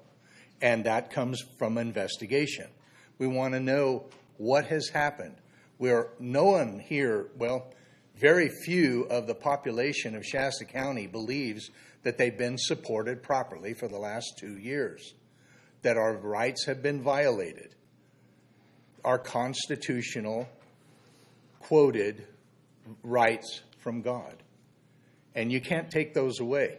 I personally don't think we need a group of people telling us if our rights have been violated. I think we need to educate ourselves so that we can determine, is this affecting my rights? Do I know what my rights are from God? That I do have the right of religion. I do have the right to speak freely. I do have the right to print. I do have the right to redress my grievances and to assemble. So many of those things have been, for the good of the cause, or we have an emergency, so therefore you have no more rights. I think we need to really take a look at what we have done in these last 2.5 years and realize that you have listened too much to someone in Sacramento that doesn't give a damn about our rights. And those of you who've stood and those of you who've made your determination that enough is enough, then God bless you. But I really believe that, we could even look at the Nuremberg codes and see that Joseph Mengele probably was a great dad. And he said his major defense was, I was doing what I was told. How much money did it take to buy his soul? How much money does it take to buy many of our politicians' souls? And that's the key. Where is the money going? Where has it been? And I'll finish with this, is I really believe we need to take a serious look at connections and backroom decisions that have put people in places that they should not have been. Thank you. Thank you, Ron. Patty Plum, to be followed by Terry Raposa, please. Good morning, Board. Good morning. I'm happy to see everyone today. Today is a wonderful day, being April 5th. It's a monumental day for so many reasons, because last year on April 5th, we actually handed Karen Randstrom her first affidavit that called her on her oath and went through all of the points of harm that she has done to us personally. So we're back again today to say we have another set for her to support your decision, because it's not just about you folks. Of course, it's about us, right? And it's our personal vote, right, Donnie? It's our vote and our voice that's going to make a difference with the leadership, exposing the corruption, and replacing with a true righteous government. And that's why we're speaking. We're excited about what's been revealed.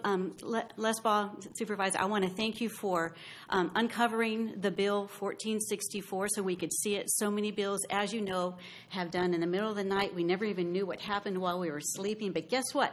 We're not asleep anymore, and we're not going back to sleep. So all of these bills, these backdoor deals, this shell game that's been going on is coming to a stop. And you know why? Because we know what we need to do. The Constitution gives us the right to redress our grievances. So last summer, after we submitted to you as well, you all got affidavits on April 5th last year. I know you remember. We can go ahead and resuscitate those because those are really pertinent for today. So we gave them to Donnell Ewart, and then he decided to go ahead and step down because he's really smart, just like those health officers did when everything came down the pike. They knew what was coming. Our county auditor knew what was coming. Right after that, what did he do? He was a whistleblower, and he put out a letter of resignation saying, I'm done. I'm not going to do this anymore. I'm not going to play this game. You guys are taking all the money for yourself. I didn't get any. I'm done with this, right? So we appreciate Brian Muir. He did the right thing. After that, we went to our county clerk registrar. I spent time with her face-to-face, and I said, Kathy, this is your opportunity. You can continue and be complicit with the corruption in our county, or you can be a whistleblower and come clean of this, because we know what happened on November 3rd, 2020 was a crime in our county, like all the other counties throughout California. So with that, she went white and said, oh my gosh, well, I have a Constitution here. Well, what can I do? And so she did a little dance, and so she didn't reply. So we went ahead and went to our sheriff, our wonderful. We had to wait. We had to wait a little bit till we got a sheriff to land in a seat for a minute, because we had 3 sheriffs in 3 months, didn't we? So with that, we went to sheriff. We said, listen, sheriff, this is your opportunity to be a constitutional sheriff. And poor guy, bless his heart. We spent the weekend with him at the CSPOA conference and also yesterday. We really like him. This is his opportunity to be who he wants to be, because this is a deal breaker. He needs to go ahead and make a crime scene over there at the election office and say, we need to investigate the crime that happened here. But what he did was he went to Stephanie Bridget, and he said, Stephanie, what do I do with all these affidavits? And she says, oh, give them up to Shirley Weber. And so Shirley Weber has just kept those. Now, we put her at charge because Shirley Weber apparently has gone to all 58 counties throughout California and threatened every county clerk and said, if you do an audit on 2020, I'm going to pull all your funding. What is that about? That's a bully. And so we're going to call apart the bullies and say there's a bully on every playground, but there's a whistleblower in every room. So here we are. Thank you. Thank you, Patty. Terry Raposa, followed by Arthur Gorman, please. Terry? That's okay. We have an enthusiastic crowd today. We do. That's good. Welcome again. Yeah, interesting meeting. One of the things the gentleman said earlier when we were talking about the different laws that the California legislature was trying to pass is that he talked about how the people could change it through initiative. That's Article 18, Section 3, which means we, as citizens of California, can change the Constitution of California through amendment. And that's something a lot of states don't have. So when you look at that, what can we do as a county? Well, as a county, if we use Article 11 in the California Constitution, we can make ordinances on certain things. Now, there's been a lot of interesting talk up here on different things. I'm not sure what the ladies from the district attorney's office were totally trying to get across, but I think that maybe the idea of taking individuals and maybe going after individuals isn't a great idea, but also with campaigns coming and many of the things in the DA's office being questionable. I mean, what priority do they have? Being understaffed, underfunded, all these things, and and they work hard. Everybody works hard in the county. But what about the people out here? Don't you think we work hard? Don't you think that the people who work out there work hard? The people that have to miss work to come here in the morning? Don't you think that the mother of 4, the mother of 2, the mother of 1, don't you think they work hard? Why are we always giving all these prompts? Well, you know how hard we work? We work overtime. You get paid for overtime. You get paid for what you do, and I don't mean that disrespectfully. But the issue is that as we move through to try to bring our county back together, why don't we use some things like a constitutional compliance committee to where when you people take your oath of office, you can be held to that. Who would object to that? Would any of you object to being held to the Constitution, or is it just policy? Or is it a social standard? Or is it a regulation? No, that's not the oath you took, which supersedes everything else. My point is that it's been an interesting day. I again question the situation with the DA, the malfeasance to misfeasance. What about the fire engine? Is there something there? Who knows? The idea of taking a misdemeanor that ends up being a low-level crime that has hundreds of thousands of dollars spent, 3 criminal DAs on it, assistant DAs. Why was that done? Why do we have crime in the streets? And I don't know what Stephanie Bridges' conviction rate is, but I do know that it's somewhere between 20 and 33%, because those are the 3 stats I've seen. And in most cases, it should be around 85%, which is the California standard. So the point is that really and truly, we need to start looking at what we have with elected officials and looking into what their real motivation is and looking into whether or not they're worthy of being public servants and they're doing our constitutionally protected positions and our rights are being upheld. Thank you. Thank you, Terry.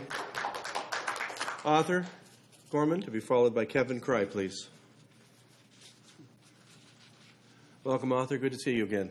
Yeah, good to see you. I had to work the last couple Tuesdays, so I couldn't come. Work is a good thing. Yeah, but we're doing our thing. Anyways, reason I came to talk to be today, I'm not going to be here for our 14 and 15. I believe every employee, Shasta County employee, or employee at any business needs to have an evaluation. If they are not up to speed on what they're doing and we can find somebody better to replace them, then we should do that. Just because they're here and they have a good heart and they're working hard doesn't mean they're actually doing a great job. It just means they're doing something in that position. So when it came to COVID-19, there wasn't a lot of great things that came out of it. The county isn't really good at marketing themselves. You guys have a lot of great opportunities, great programs. I met with Mary Rickert. She shared with me a lot of brochures. That doesn't really help. The brochures don't help. You can pick up a brochure, you can read it, but it doesn't give you to the point of contact where you need to go. So the programs are great. I've been working with Health and Human Services. Danelle helped me out. A few other people gave me a bunch of resources. And what came out of it was that the programs were working before COVID. And then once COVID hit, the program stopped working. This is all data that you guys should have available from Danelle and Karen. And then our suicide rates went up. Our elder abuse went up. And if you can look at those two things, because they don't have anything that reflects homelessness or the ACEs for ACE scores, but if you can go and look at the suicide rates and the deaths from suicide have already gone up in Shasta County since COVID started. So with those two things, I think we need to do a better job. We weren't doing that great of a job before. We just had a bunch of programs that people could get to if they wanted to, if they had a common interest to get to them. But there's not really a liaison out there to help these folks. So my ask is, as a community of local governance, that you work with this HHSA. I don't know, get a spokesperson, get someone out there that can redirect. Even in the hospital, we don't have a service. We have social services that connect our patients to services, but we don't have someone that we can call right off the bat when we get things in there. So I think you guys need to get a little bit better at that. And then when it comes to Karen Ranstrom, just go through her list. So we fought against vaccinations for the flu so we could have choice. And this was a few years ago, and we didn't have to get the flu shot if we didn't want to. We didn't have to sign a declination. And then the public health officer, Karen Ranstrom, went ahead and put it in effect. We had to wear a mask if we want to work in healthcare. That's something that she did. She could have chose not to enforce that or chose not to do that, but that's what she did. So when COVID came, she wasn't going to fight for us, and we had over 4,000 signatures in support of not vaccinating so we could have choice. But she went ahead with the state and followed through with that and was going to enforce that as well on a local level. So, I mean, that person had 700 signatures. We have over 4,000 healthcare professionals that are against mandatory vaccines, and we just want choice.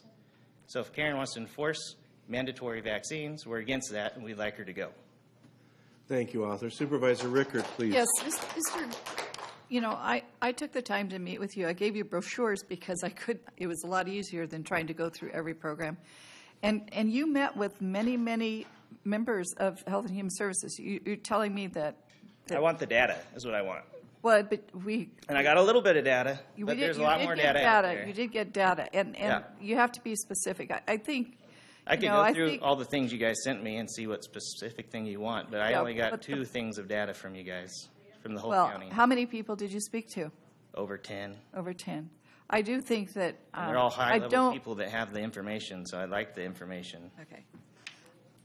All we can do is give you the information, but you have to dig for it. I've been involved in the mental health, drug and alcohol field, in that realm of 20 years. It takes a very long time to get familiar with all the programs and all the information that is out there. You can't do it in one afternoon. And that's why we so I don't think, but I don't think you're being fair saying that it wasn't available. So I don't. It's not readily available to people that need it. Okay. Perhaps you're having trouble with getting it, but I everybody seem to. Is. No, not everybody, because I work with constituents. And produce the data. Can you please let me finish? Continue. I work with people all the time, and I get them connected with people in our department, and we resolve problems all the time. So don't say that everybody isn't able to get the data. It's been 2 months. So that is misinformation. 2 months. And I haven't had the data in 2 months. Okay, I'm not going to argue with you, but I think you're misrepresenting the truth. It's the facts. I just want data. If you can give me data, I'd be happy. Thank you, Mr. Gorman. Supervisor Rickert. Kevin Cry to be followed by Jake Vegas, please. I thank you for your comments. You just got through talking. I thought you were going to call me to get up and comment. Good? You're all good. All right. I appreciate you guys. I wasn't going to speak, but then something was said, and it really frustrated me, and because I thought, politicians, you're not supposed to speak and stuff like this, but that's why I'm speaking, because I'm not a politician. I speak what's on my mind. When people get up here and talk about they took a day off of work, well, la-di frickin' da. So did everybody else in here. There's people in here that would probably be rather volunteering at their kids' classroom or as a grandparent day or anything like that. So let's all put aside the fact that there's other things we could be doing. This is important to our community, and thank you for those that have spoke for the first time in their life. I think it takes a lot of guts to get up and speak, and I'm thankful for that. One of the things, I'm a sports guy, so I bring a lot of stuff back to sports. If you were a kid in the late 80s or early 90s, you might think Tom Landry was a terrible football coach because we all saw him fired at the end of his career. What people don't know is, he's got the record still for the most winning seasons in a row, 20 years straight, more than Bill Belichick. But we're in a society of what have you done for me lately? And we've gone so far from accountability. Nobody wants accountability. Everybody just wants to pass the buck. And when lights come on, the cockroaches scurry. Mr. Ewert's behind me. On March 20th, he called me back, and I appreciate that, on a Sunday. It was right after the lockdowns, and I said, Mr. Ewert, I have an autistic boy we serve at the Ninja Gym, and we've done great work with him for 9 months. I do not want to see that go back. I do not want to stop this work. And I can't believe, looking back, that I asked for permission to keep my business open. But he told me, how big is your facility? I said, just over 11,000 square feet. He said, well, I guess you could be 6 feet or more away from that individual. So if you have a person that works with him and they can maintain distance, I'll go ahead and allow it. I had never been to a board meeting. I've never ran for anything. I had no idea. So as a business owner, I was elated that one boy we were going to continue to serve. Well, 8 weeks later, I realized I basically had a pillowcase put over my head and I'd been punched in the face. And I opened back up, and we served hundreds, if not thousands, of kids. I'm asking this board, as you guys are here, and as you're going through every department, which I applaud, let's have some accountability. Because the Cowboys, if they had never fired Tom Landry, they would have never brought in Coach Johnson, and they would have never seen the championships that came with Aikman, Emmitt Smith, and Michael Irvin. Thank you, guys. Thank you, Mr. Cray. Jake Hamangus, to be followed by Alex Gee, please. Thank you, Chairman Baugh, members of the Board of Supervisors. Welcome, Jake. Thank you. I'm Jake Mangus, President and CEO of the Reading Chamber of Commerce. We are an association of businesses, 900 strong across Shasta County and maybe a little bit beyond that. Today, I'm here to speak in favor of Dr. Karen Ramstrom from a business perspective purely and my own personal experience with her in my work with the Chamber. I met Dr. Ramstrom a couple of years ago through my participation on the Roadmap to Recovery Advisory Committee.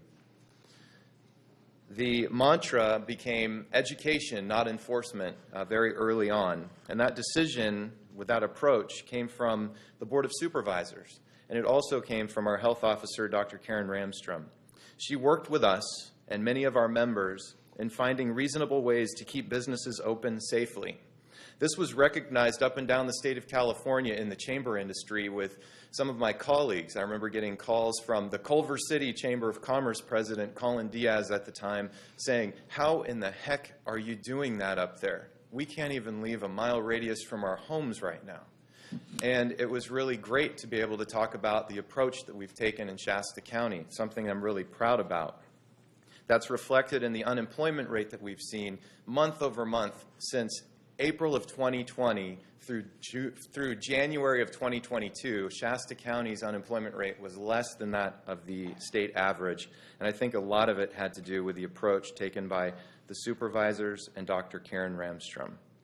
So from the Reading Chamber of Commerce, I'd like to be on record and recognize the way that Dr. Ramstrom has handled an impossible situation and balanced preservation of life and preservation of livelihood. Thank you.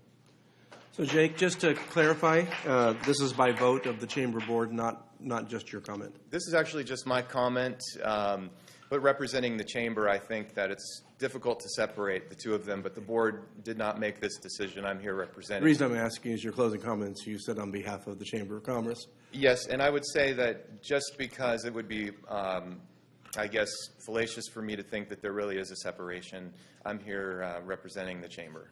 Thank you very much. Yep. Alex Gee, to be followed by Lisa Nachman, please. Mashad, rather. My apology. Hello, good morning. Good morning, welcome. Yes, good morning, all of you. I'm here to support Dr. Ramstrom in her position as our county's health officer. This is my first time ever being here, ever speaking. I am the future of the county. And we're glad you're probably here. one of the youngest in here. And I did take the day off of work because it is super important to be here, just like all of you did. So, I'm actually pretty embarrassed for our county and the messages we're sharing through our community. I moved back here 2 years ago after a decade being gone to somewhere I hoped would be great, and I'm so disheartened that it's becoming not great anymore. Dr. Ramstrom's a very well-qualified doctor, one who has years of schooling and learning to actually conduct real research. When we say we are conducting research at Public Health, we're making decisions based on conducting actual science and reading scientific journals and interpreting what those mean, right? We understand the methods and the implications, and I think those words seem to be a little bit big for many of you in this room, as does understanding actual data. We don't research on Facebook, Twitter, and mom blogs. We read real science. I didn't get a PhD for nothing. Dr. Ramstrom has been instrumental in keeping our community safe and healthy. COVID is one small piece of health, and Dr. Ramstrom does so many other amazing things that keeps us safe. I could go on and on about what she does at Public Health and for all of you in the community, and I guarantee you, every single one of you has utilized a service or someone in your family has that Dr. Ramstrom supports at Public Health. We look at sexually transmitted illnesses, childhood obesity, alcohol, and other drugs. We look at mother, child, and adolescent health. We do emergency preparedness and response. You're welcome for helping you with all of the fires, because that's part of our job as well, as is hers. We do car seat safety. We do child and medical therapy. We work on communicable diseases, testing and treatment. Part of that's tuberculosis. These things are still here. They still exist within our community. And we at Public Health and Dr. Ramstrom support people with those illnesses every single day. I hope to be just like Karen when I grow up. She is someone I admire, my peers admire, my friends, my family admire her. She is an amazing health officer and an amazing community member. She also continues to support the health of our community. Removing her from her position will further hurt our county and the health of all of us. Thank you for your comments. Lisa Mashad, to be followed by Jeff Lowe, please.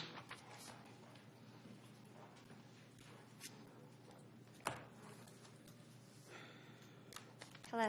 Hi, Lisa. Sorry about your last name. I have another friend by the name of Knocklin, Lisa Knocklin. That's okay. I was hoping it was me. I was hoping, how much longer do I have to wait? Mashad, thank you. That's right. I'm really tired of the elitists in Shasta County coming up and thinking that they speak for the rest of us. News alert, you don't need a PhD to be able to understand methods and data and research articles, but I do have a PhD, and I have read and I understand what's going on, and I know the lies and the garbage, but I won't get into all that. I do want to get into how important transparency is. I've been coming and talking about it, meeting after meeting after meeting over these 2 years. How many people in here or who've come to these meetings have asked the Health and Human Services Office what PCR cycle threshold are they using? It matters. If they use too high of a cycle, then it's automatically positive, and you can't determine whether or not the person actually has the virus. They could have simply answered that question for us 2 years ago. Why didn't they? That's a simple question. What PCR cycle threshold are you using? Also, many people have come in and spoke to the problems that this causes for children. The whole COVID situation. Children are our most vulnerable members of our community. That's the basic truth that should be understood and be a guiding principle for our county health officer, but it's not. We spoke to the harm that distance learning caused to them, that masks caused to them, that social distancing caused to them, and even after parents and mental health professionals and teachers came and spoke to this week after week, we got nothing back from Karen Ramstrom. There are masks studied. In 2015, there was a mask study in the British Medical Journal that showed that there's over three times the risk of contracting influenza-like illnesses, such as COVID, if a cloth mask is used versus none at all. Also, very frustrating with coming in here and hearing people make children feel guilty and responsible for their grandparents' health. That's atrocious. And our county has done that. Our county board members have done that. And it's just inexcusable. Nobody should be doing that. We should be defending our children, not trying to make them feel responsible for their grandparents' health. again, someone came and they spoke. They said, oh, 700 people support Karen Ranstrom. From change.org, do you know how they count unique signatures? Probably by email addresses. The thing is, there's no limit to how many email addresses one person can use. So how do we know how many unique signatures are there? Whereas Author has 4,000 unique signatures.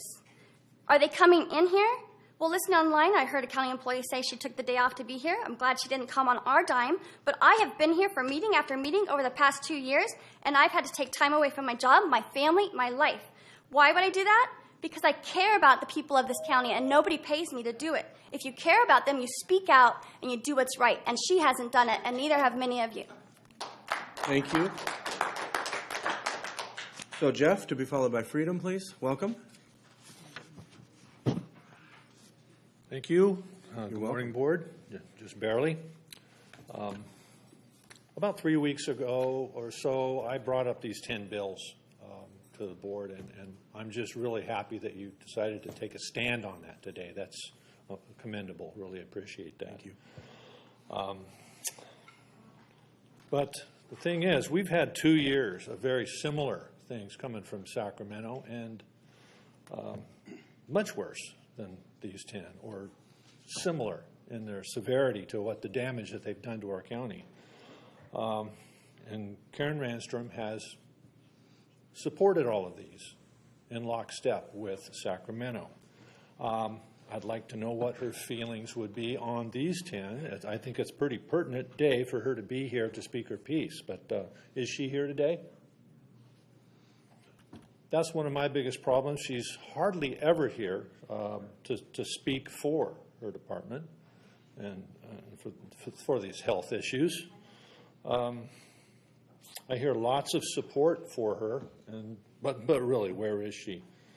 And also a lot of people I've heard today, actually, I believe in the Constitution and personal freedom, but, and that's a huge but, there's always excuses why we don't need a Constitution or personal freedoms.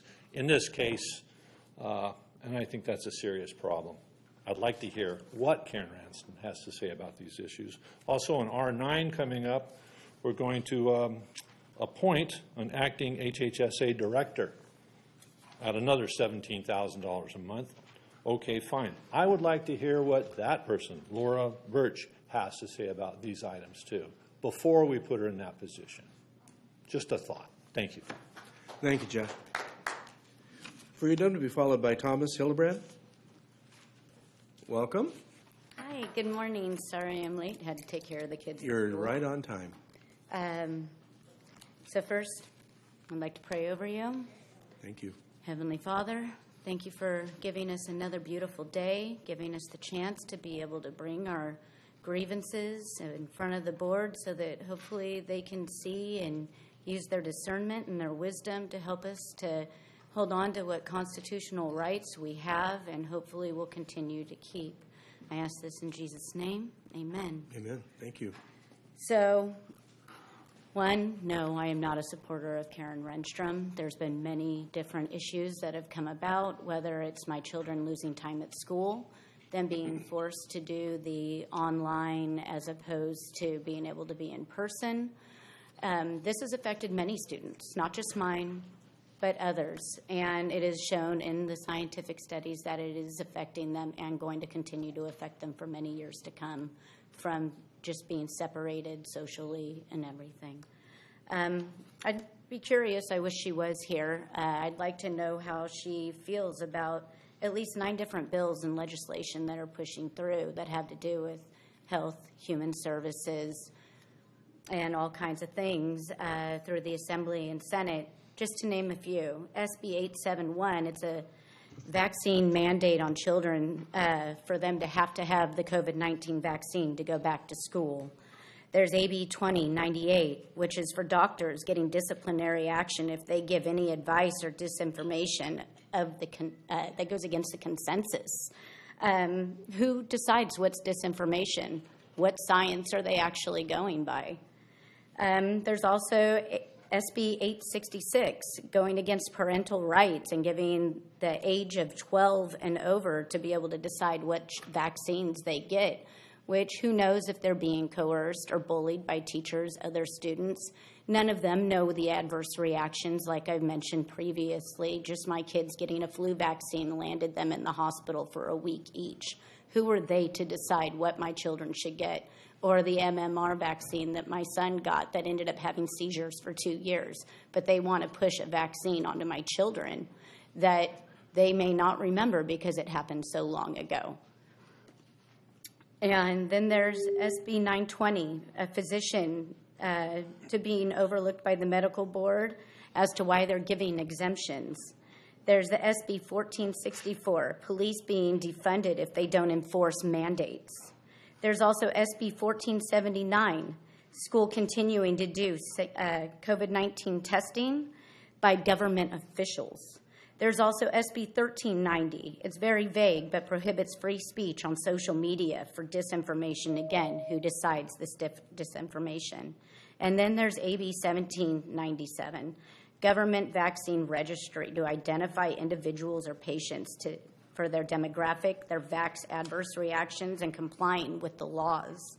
And then, thank goodness, all employees, whether they be public, independent, or private sector, being mandated to get the vaccine. And thankfully, enough people called their senators and their assembly members that it was pulled.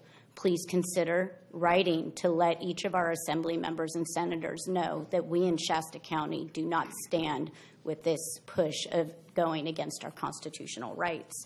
Thank you very much for your time. God bless you and have a great day. So Venus, God bless you right back, and you'll be happy to know by unanimous vote before you arrive, we took a very public position against each and every one of those 9 that remain. I appreciate it, and thank you very much. Thomas Hildebrand, followed by Sarah Mintz, please. Thomas. Welcome, Thomas. Thank you. I really appreciate being here, the opportunity. America. A lot of things to talk about. I ramble a little bit, but I appreciate Darnell being out here. He used to be out here a lot, and I appreciate taking the pressure from the public and people like me. But Darnell's here, even though he's quitting and going away, but he is here. He has been here at times. He's usually sat up front and handled it. Mrs. Ranstrom or Miss Ranstrom, you don't see her. If I was a leader and I had problems, I would be able to face it, and I would say, hey, what is the problem? I would be here. Where is she at? She doesn't face. She sends other people. I take my dog swimming. When the summer comes around, I take my dog swimming down the river. And so far, I haven't carried a gun or anything, but I've gotten a couple physical alterations. People attack me just because it's their right, you know. They're homeless. And but anyway, when I was down there, I go in front of the swim center. Nice swim center for the kids, out in the sun, clean air, chlorine in the swimming pool. But then on down the street a couple miles is an outdoor center, diving and sliding and out in the sun, water, chlorine. And our head leader closed that down. Well, it took a couple of weeks for them to close down the city, or the county one. So that doesn't show great leadership. If you have people closing down waterworks, then all the swimming pools closed down. So I don't see a great leadership in those basic rules like that.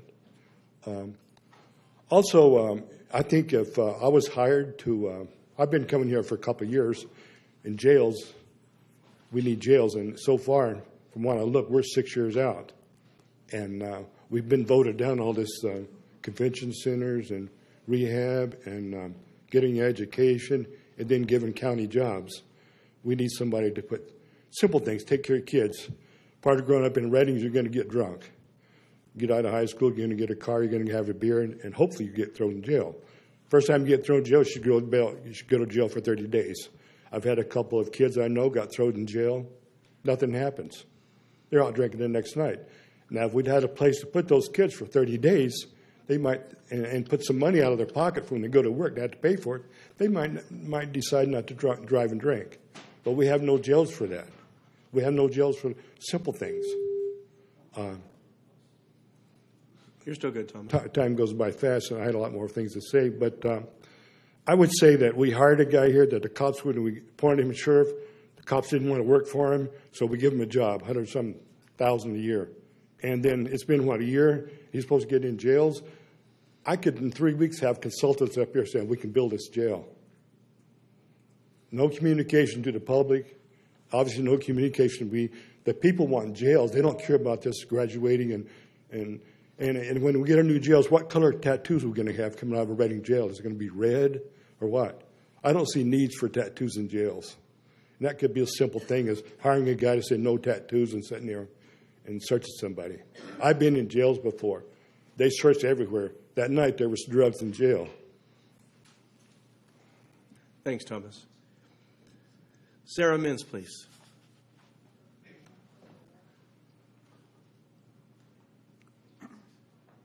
I don't know if you saw on my card. I have something to read for someone else, but then I had my own comment I wanted to speak. I don't know if I need to combine them both in the 3 minutes or if I could do... You can combine them both or give the portion you want to read to someone else that hasn't spoken to read. Okay, so just do... Your own, I would think, or do that one. Okay. Your choice. Meanwhile, your clock is ticking. Okay. I'm going to go ahead and read something I decided I wanted to... Okay.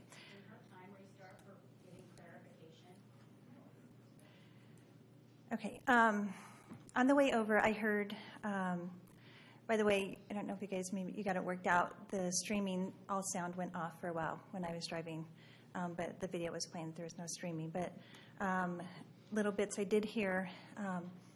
Someone had mentioned that in referring to Dr. Randstrom and Ruben Cruz, that they serve you, but that they also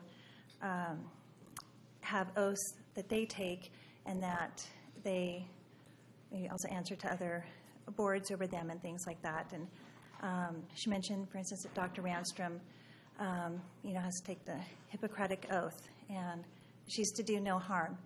And I thought that was a great point, but in a different direction. I think she has done a lot of harm. And Mrs. Rickard, I heard, I think, I was in the car, you asked, saying that you thought the public should have clarification on what Dr. Randstrom's qualifications are. So I want to, try and quickly read now something that David Baker, who has spoken in the past to this board about Dr. Randstrom and his attempt at getting clarification on what her qualifications are and her background. And this is old, but to my knowledge, he's not received clarification. It says, so for the last few weeks, I've kind of felt like John Stossel, trying to do some undercover reporting to try to find the truth. Somebody had mentioned to look up and see Karen Randstrom's connection to the Feminist Women's Health Specialist Abortion Clinic. I had no idea in the world what they were talking about, but sure enough, if you Google her name, it shows her offices at their location. I called her assistant and what her connection was, and the assistant was pretty rude and wouldn't answer any of my questions. She said she would tell Ms. Randstrom, and maybe she would call me back if she chose to. I hadn't heard anything a week later, so I called again. This time her assistant went out of her way to say, don't believe everything you see on the internet, that Ms. Randstrom doesn't know and has never had any connection to the abortion clinic. After I asked a few more questions about if county tax dollars went to the clinic, she treated me more rudely than the first time and put me in touch with Donald Ewert, the director of HHSA. A phone call was made to the clinic asking if Randstrom was available, and they said that she had not worked there in a while. So her assistant had totally lied to me. Through email, Donnell had previously told me that they would not release this background information on her unless if it was by a court order. I found that amazing. This woman literally has the authority of over 150,000 citizens to tell them what health directives they must follow, and we are not allowed to know her past work history and what makes her qualified for this job. I was essentially told it was none of my business. 7 different contracts were sent to me by him, contracts with Planned Parenthood and Feminist Women's Health Specialists, the only 2 businesses in Reading that perform abortion. You can see from the screenshot, which I can't show, one of the contracts that they want to refer 10,000 15 to 29-year-olds over to this business. Each contract had a different amount of people they wanted to refer over there. They will get reimbursed from the state by every person that enters and uses their services that is uninsured. Plus, tens of thousands of our taxpayer dollars are being spent on so-called education to these abortion clinics to go into local schools. So, Sarah, I've given you that additional time you missed to begin with. Could you draw it to a close? Yeah, I'm at the end here. Oh, great. I don't know about you, but the last people I want teaching my kids are those that counsel women to abort their own babies so that they can make a profit. Does anyone see a conflict of interest here? Ramstrom worked for the abortion clinic, gets hired as the top county health official, and is now one of the main people responsible for the contracts with these businesses, which make huge profits off of every person sent over by her and the county. And then when pressed about it, the county says, we will not give you any information without a court order. Yeah, thank you, Sarah. And if you'd like to hand that letter off to somebody that hasn't already spoken, they find somebody in the audience, they're welcome to come. Folks, that ends the number of advance requests. Mr. Catt, if you'd like to address us, please come forward. And if there are a few more, we'd like to hear you before we recess. Thank you. Thank you, Mr. Chairman. Good to see you, Mr. Catt. Thank you. You also. I apologize for not filling out a form, but my back is... You're fine, sir. I guess I'd like to start off with Governor Newsom and Nancy Pelosi. Those are the people that don't do as I do as I say, while you go out to dinner with no mask on, or whether you're getting your hair taken care of in San Francisco. But the rest of us are to do what they tell us to do. I started out the virus, and I was wondering, there's got to be some way around this. So I had a friend of mine that was going over to Nigeria. He's a missionary from here that goes to Nigeria. And I said, well, what are you going to do? And he said, oh, Gary, we got it all taken care of. I said, really? And he said, yeah. He said, we have mosquito-borne malaria over there. We take hydroxychloroquine like candy. And it just so happens that hydroxychloroquine takes care of the virus. He said, I take the hydroxychloroquine and you take some zinc with it. And he said, we don't have a problem at all. He said, I'm not worried about it. And then we hear Mr. Fauci and Mr. Gates telling us that that product doesn't work at all. So some people started checking around and started being able to get some of it and finds out that it does work. Then here 2 or 3 weeks ago, when you folks had the healthcare community come in, the comment was made that at one of the local hospitals, if somebody was and goes to the hospital with the virus, they and you can see I'm getting older too. That's okay. We all are. They had a stay of 10 days, and that 10 days cost $100,000. Well, hydroxychloroquine, ivermectin, quercetin, zinc, none of that costs that amount of money. But we're all pushed towards their vaccines, and everything else is going on. And I can't see what has gone on in this county and why we, speaking of ourselves, not the whole state or the country or the world, but we need to be speaking for ourselves. And I think we have done a fantastic job. I know there's a couple of supervisors that don't think that's the case, but we need to be protecting ourselves. I guess that's about all I got to say. Thank you, Mr. Thank you very much. You're welcome.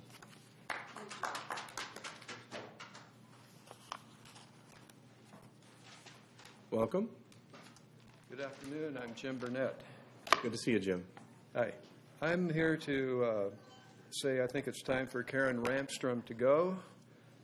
My chief complaints are that we never heard anything about potential adverse side effects from the jabs. They're not really vaccines. They're experimental therapeutics, and they're not very good therapeutics. You can look at the statistics and the trends today.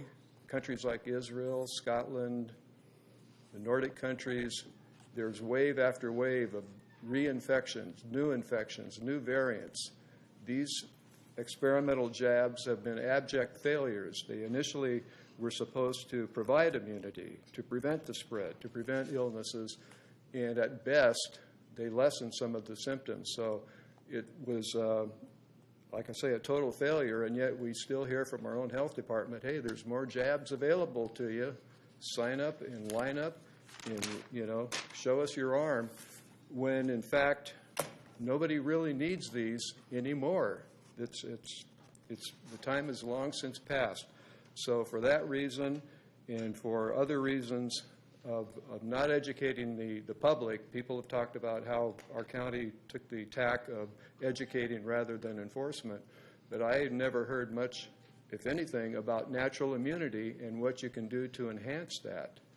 And so I am not willing to entrust my health or the health of my fellow citizens here in Shasta County to someone who merely parrots the party line. These vaccines are safe and effective, who merely parrots wear a mask, social distance. All of those things have been unproven methods of population control. They're very much in dispute, and there's no justification for imposing those types of mandates on a free people.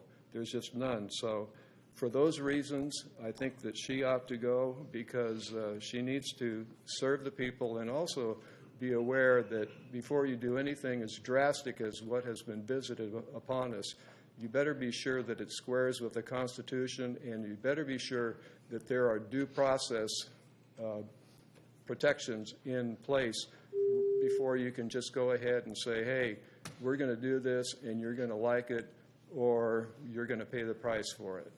Thank you. Thank you, Jim. Come on up, young man. Welcome. Thank you. My name is Caleb Mintz. Mary Rickert said that Karen's pay is comparable to other counties' health officers. In 2020, she was the 16th highest paid county health officer in the state. Does that mean Shasta County is the 16th wealthiest? No. We are the 41st. Not even the bloated salaries of the 5 highest paid county employees could boost us. That is an irresponsible use of county money. Thank you. Thank you very much. Short and sweet. We appreciate that. Come on up. Well, thank you for your service, young man. Thank you. You know what? Can I make a comment before my time starts? Oh, they're going to start it right away. Anyway, I joined the Navy January 51, about 6 months after the Korean War started. Whenever I wear this hat, people thank me for my service. Well, I'd like to take the opportunity to thank all 5 of you supervisors for serving our county. And thank you very much. Well, thank you, sir.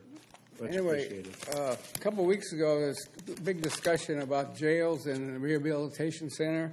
Well, I'm a retired mechanical engineer, and I did some number crunching. And I found out in 2020, it costs to incarcerate a prisoner in California, it costs $106,000 a year for one. So if we had 30 catch and release guys in jail right now, it would cost $32,400 just to keep them in jail. So I'm thinking, they said, I don't know if these numbers are right, but you can change it if you want, but if it takes about 8 years from the time you want to build a jail till you get the funding and find a place to put it and all that, in 8 years, we would save actually $260 million by not having them incarcerated. So there's a real incentive not to have a jail because it costs so much money to keep them incarcerated. So I remember a couple of years ago, Patrick Jones, our supervisor, he wasn't supervisor then, but if I get this right, he had the idea we should spend the money and ship them out to empty jail cells and get them the hell out of our county. And that's what I'm proposing is don't waste all this. We save the money, $50, $60 million building a jail, and cost us over $32,000 to keep them in jail here. So why not just ship them out of the county and forget building a jail? Anyway, that's my idea. Thank you, sir. Supervisor Rickert, to be followed by Supervisor Jones. Yes, I just wanted to say we already have been doing that. We ship inmates to other locations and other jails in other counties, and we have been doing that. Supervisor Jones. Thank you, Chair Ball. Thank you, Dick, for those comments. Unfortunately, when you take a look at the laws today in California, there are beds available outside of California at a fraction of the cost that it costs to incarcerate one inside California.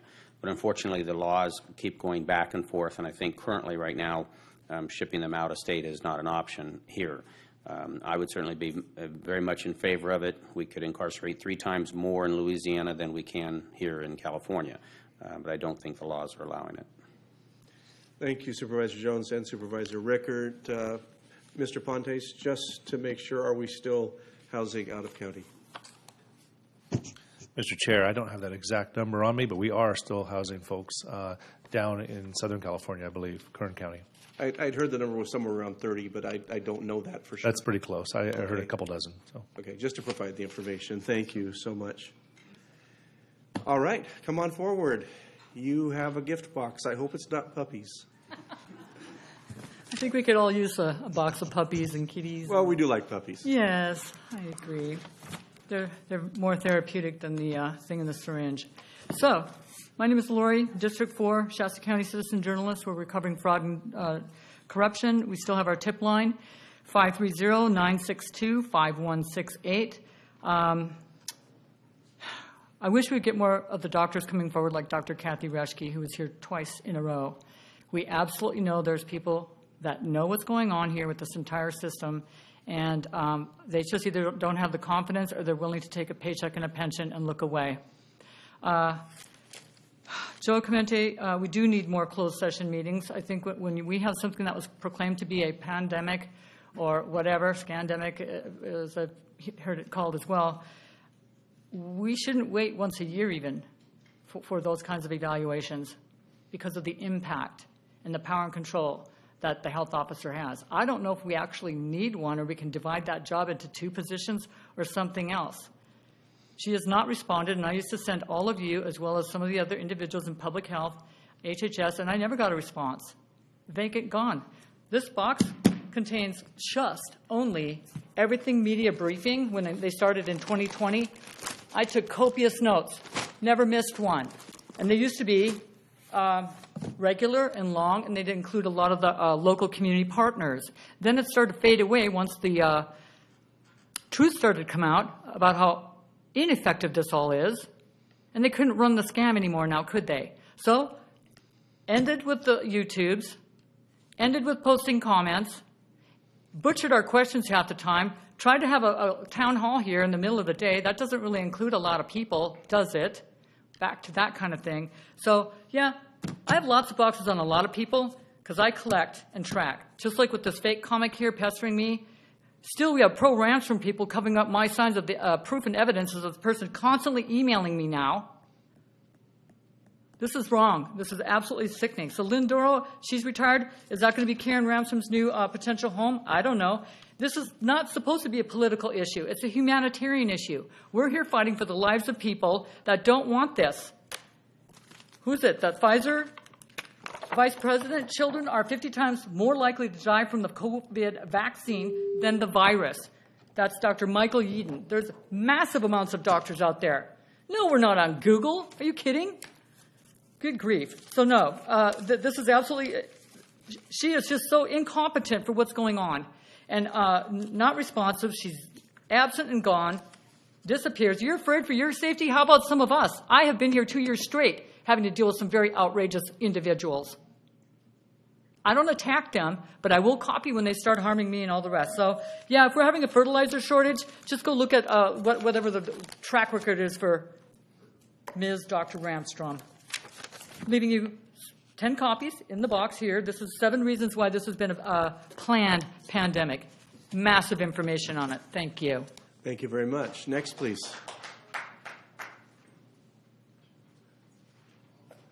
You found somebody to read it.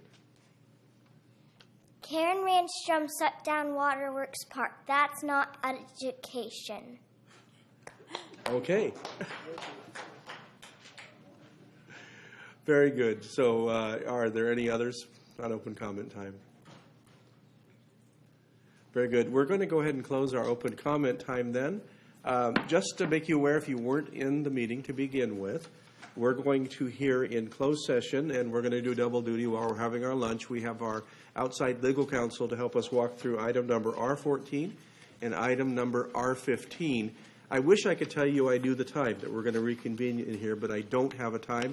The estimation is up anywhere from an hour to 2 hours.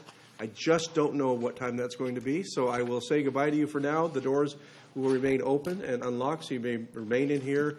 I would suggest you grab your lunch and come on back for the conclusion of our meeting. Thank you, especially for your great comments and for your conduct today. I just want to say personally, it is greatly appreciated. We are in recess. It was 2 hours.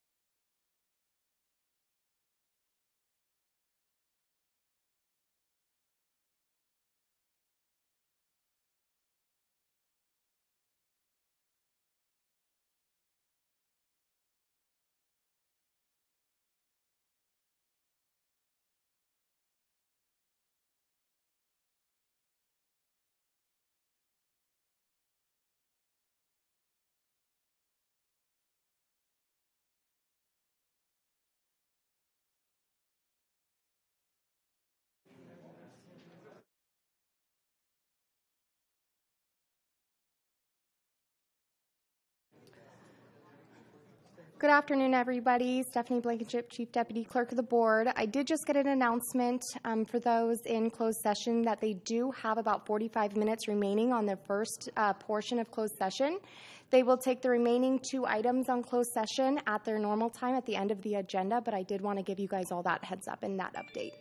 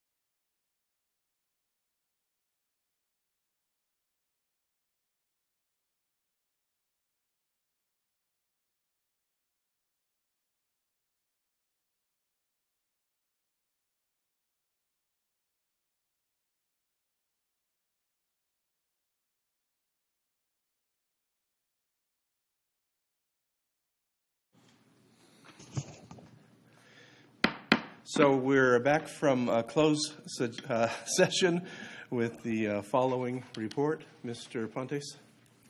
Mr. Chair, on items R14 and R15, we have no reportable actions today.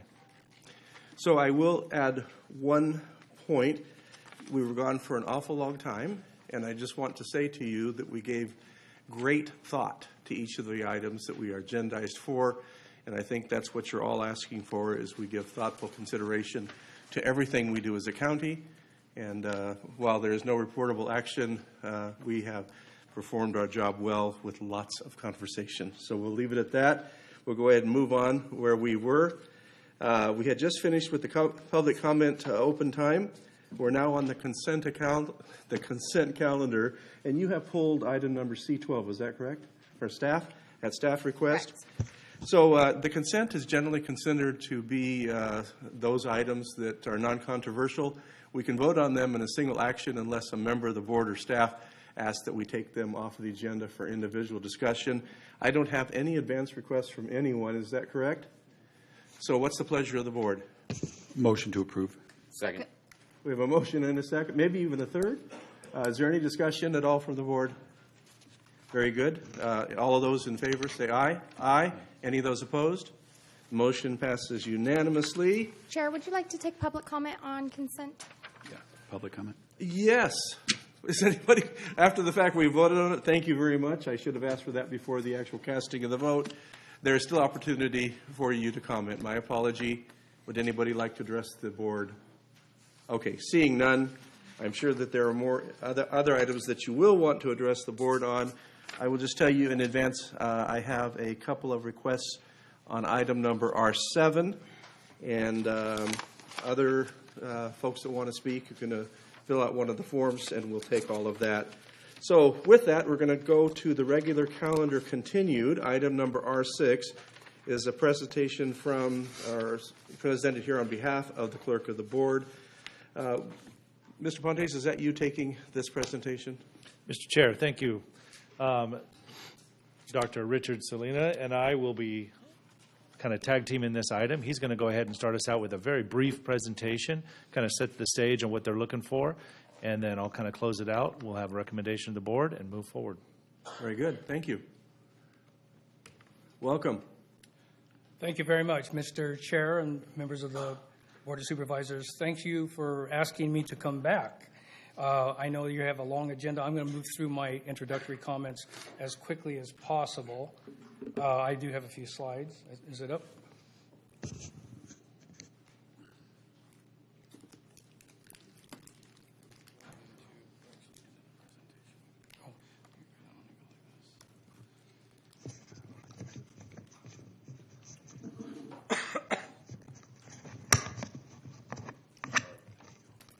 that it?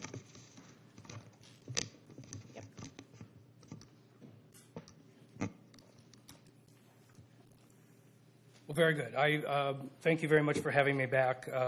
I know it's a long agenda, so I'll move through my introduction as quickly as possible. Our founding director, Jim Chapin, was with me a few minutes ago, and we all took a walk for 45 minutes when we were notified of that. Richard, he's right there, Richard. Yeah. Outside. We'll go get him. Okay, Could somebody get him? He just sat down right outside. back. Okay, well, we'll answer questions at the end. Anyway, thank you for being a partner and making Shasta County safer. I don't need to share with you some of the issues that we have before us. The drought continues, the snowpack is down, and since we were reestablished in 2019, we've been working very diligently and hard with absolutely no staff and a volunteer board of directors. We've accomplished quite a bit. I'll just very quickly go over a couple of the highlights. We're continuing to develop the Community Wildfire Protection Plan. We have formed many new Firewise communities, and they're coming on quite rapidly, actually.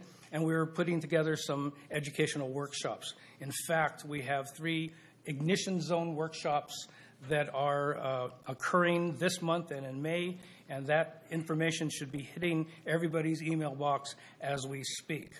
Of course, the bigger projects are the ones that we're best known for, the large landscape-scale biomass clearing projects. In Whitmore, we have 7,400 acres, plus we're adding an additional grant application to that program to do biomass thinning. In Singletown, 15,000 acres, over $9 million worth of work, and that's proceeding as we speak now. A lot of mastication work in that case. We've been very fortunate to be selected as one of 2 counties in the state of California to administer the California Wildfire Mitigation Program. This is a collaboration with Cal OES, Cal Fire, and FEMA funding that will allow us to provide to Shasta County residents, low and moderate income residents, absolutely free defensible space, and home hardening efforts. Now, the actual grant application has not been completed. Funding allocation has not yet been completed, so we'll have more information on that coming up. But that translates to about $23 million worth of work in Shasta County over the next 3 years, hiring local contractors for home hardening and defensible space work. In the first year, we hope to do 25 homes. Second year, 150 homes. And in the third year, over 300 homes. We're very excited about that program, and I'll have more information for you on that later. By the way, I do want to mention, since you were talking earlier about state mandates and state laws and regulations, AB 1717, I just received word this morning from my colleagues and other fire safe councils, is intended to, it's proposed and intended to make fire activities, fire development activities like clearing and so forth, redefined as a public works project. What that conceivably means is that you're now going to be paying prevailing wages, and that $23 million project could cost $40 million. So that's something we're going to watch and brief you on in the near future here. Now, I shared all that information with you, not to boast, but just to say that we have been functioning now for over 2 years with absolutely no staff. And so no employees, no staff. And so before you is a proposal that we have discussed behind the scenes, and we sent a letter on March 26th asking that you consider some immediate funding. However, the item before you tonight has been kind of merged with one other item. The first thing is to approve a letter designating the Shasta County Fire Safe Council as your subrecipient for the 2022 County Coordinator Grant. Now, last year we submitted a grant application and did not receive funding from the California Fire Safe Council. We have been working behind the scenes, and we feel very confident that with your support via this letter, that this year we will be successful. And then our second part of our request is to provide immediate funding for our capacity building capability. And so first of all, the County Coordinator Grant, again, the application will be released in spring. We'll get an award in fall. It's $175,000 one time, and it will cover an 18-month period. We should see that release probably in the next month or two. And that effort, county coordinator effort, is all about putting together a coordination of all of the county agencies and organizations that do fire resiliency work. A lot of planning, a lot of mapping, a lot of resource development. Our letter on March 26th covered two requests, basically. The capacity building capability, which was the planning, a lot of emphasis on grant writing and administrative support. And then secondly, we put forth a community chipping program, which we think eventually will be a great program to roll out here in Shasta County. On the capacity building side, it's really about initially leveraging the dollars that are out there. I've been asked how many dollars have we not received in the past 3 or 4 years. And I can tell you easily that there are potentially millions of dollars from state and federal funds that we have had to set aside because we did not have the grant writing capability and the administrative capacity to follow up on them. But these are the kinds of grants we are seeking: fuels treatment projects, fire capacity and fuels reduction programs, et cetera. And then the administrative support is making sure that we have the administrative support to implement these programs and to make the contacts that are necessary. On the chipping program that I had mentioned in my March 26th letter, this is modeled after a very successful program both in Lassen County and in our own community of Shingletown, where they provide chipping operations to property owners to remove debris that has been cut down. It employs local contractors, and we would link that with the FireWise system. I'm sure most of you are familiar with that, but the FireWise community system that we're building throughout the county is where people organize themselves and they help themselves first, and then they get help from other agencies. So we feel that that's a really good model to follow. So it's really organizing communities, and it's doing work on the ground. So with those introductory comments, I will, myself and our founding director, Jim Chapin, are here to answer any questions that you may have regarding our request or anything else you want to talk about. Thank you very much for the presentation. We'll start with Supervisor Rickard. I'm just going to kick it off first by congratulating you on your son being selected as one of the volunteers of the year at the firefighters dinner on Friday night. So Richard has a son that's very active in the Lakehead area as a volunteer firefighter, and he should be very proud of him. He quite a nice young man. So Thank you. Congratulations. I have one question, Richard, and I've never brought this up with you, but Western Shasta RCD, do they still have a chipper? They do, and in fact, one of the models we looked at was their chipping program. Okay. They provide a chipper and a two-person crew for approximately $1,500 a day. And so that gave us some baseline to work on.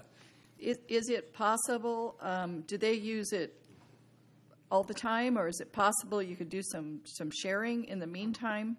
Or is that, rented or lease it or something so that there's basically if a piece of equipment sitting there, it's not being utilized, and if we could try and figure out how to use it 5 days a week at least, then I think that at least get started on that before perhaps you can actually get your own chipper. We certainly could. It's just a thought. Yes, and we have an excellent working relationship with Western Shasta RCD as well as Lassen Fire Safety Council. Right. And that's how we've been functioning with no employees and no staff for the past year and a half. Right. We've been partnering with other organizations. And that contract with Lassen Fire Safe Council will be completed in the end of June, if that's my understanding. That's our current. Okay, so that's good. I'm sure I'll have some more questions as more people have on the board have questions. Thank you, Supervisor Rickard. Supervisor Jones, please. Chairman Baugh, thank you. Thank you, Dr. Salina. With this allocation, if the board so approves this $250,000, how much of that will be directed towards grant writing? The vast majority of it would be grant writing. We've discussed this. We've actually been doing some interviewing and making contacts. We think that a good, at least 50% of that could be utilized by multiple grant writers. And you're familiar with how much dollars are out there by the state today, I think the tune of $50 billion for fuel reductions.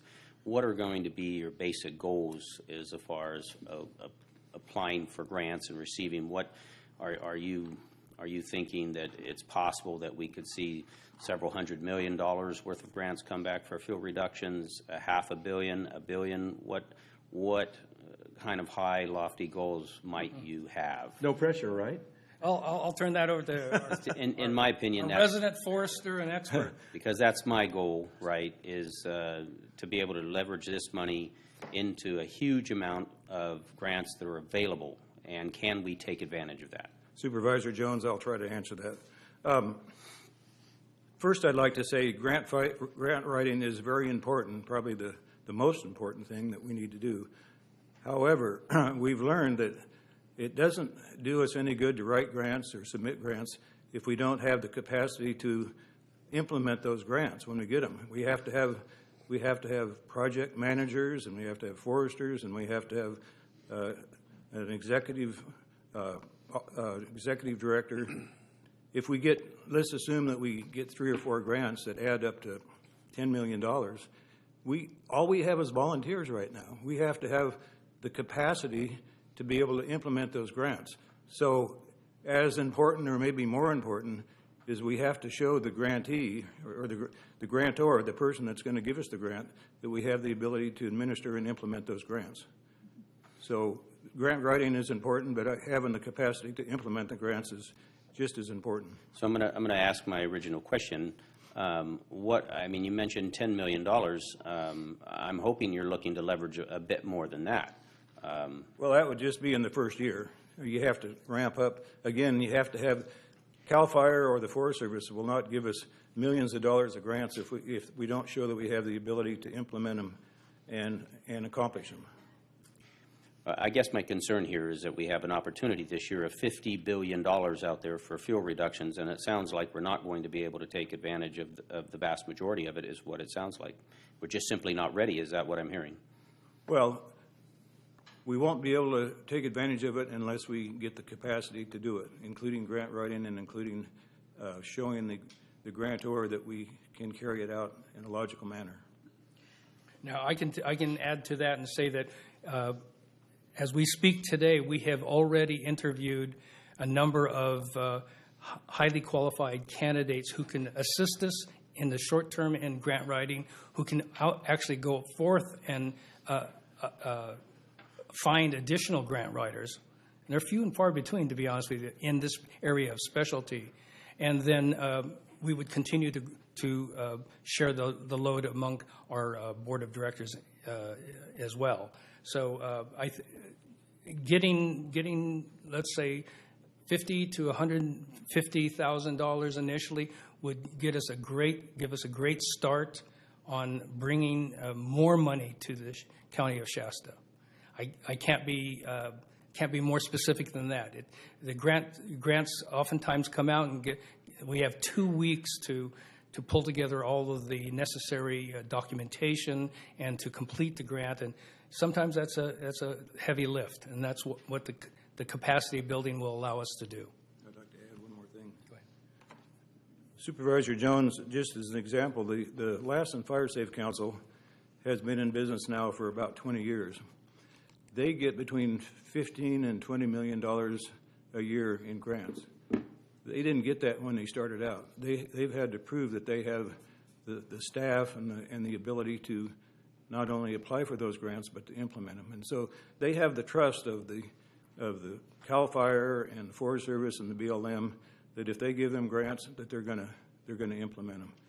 So that's what we need. We have to have the ability to show those agencies that will implement the grant in a feasible way. Supervisor Ball had a couple of comments. Anything else, Supervisor Jones? Supervisor Rickert. Yes, I think what you've touched on here is a problem that all industries and all employers are finding is workforce.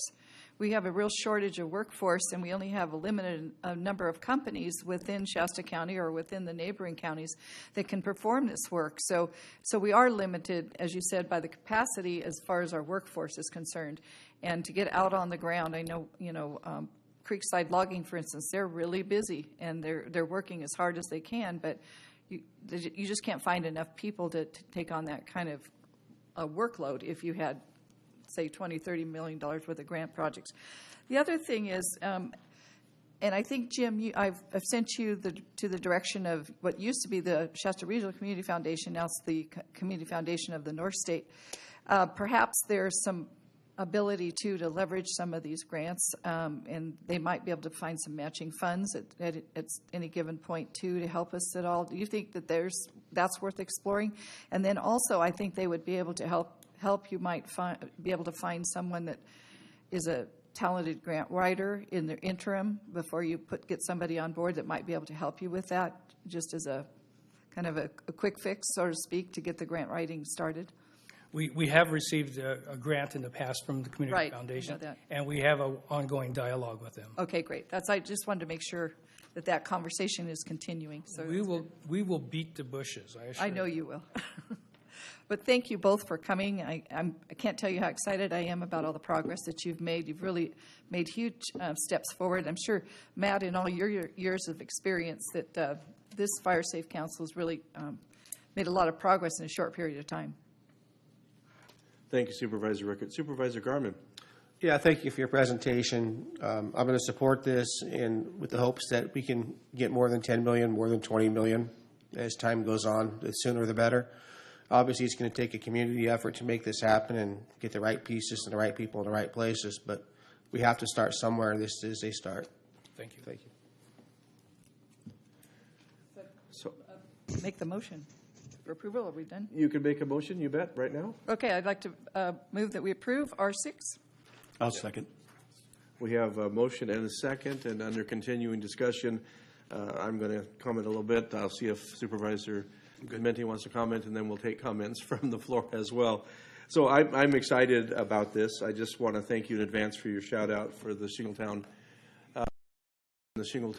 Fire Safe Council as well. As you're probably aware, it seems to me like it's been about 8 years ago, just a few of us sat down at the library outside on the table and hashed through dreams and possibilities, and the existence of the council was just barely going. There was a couple of people that were interested, and I'm bringing this up because I want to mention today because I believe that Pat Minturn, well, he was in the room, but he's left the room, but I'll go ahead and say it anyway. That day there was just a little bit of an effort that was required on the county to put their hand of blessing on it. I reached out to Mr. Minturn in Public Works, and what that required was finding some resources to be able to pick up stuff along the roadways just to get rid of that. That was kind of the first generation of the cleanup efforts, and then to allow use of county property or assets at the airport roadside, at the dump site. And he put his hand upon that and said, yes, I'll agree to bring it to the board, and it'll have my support. That was the fledgling start.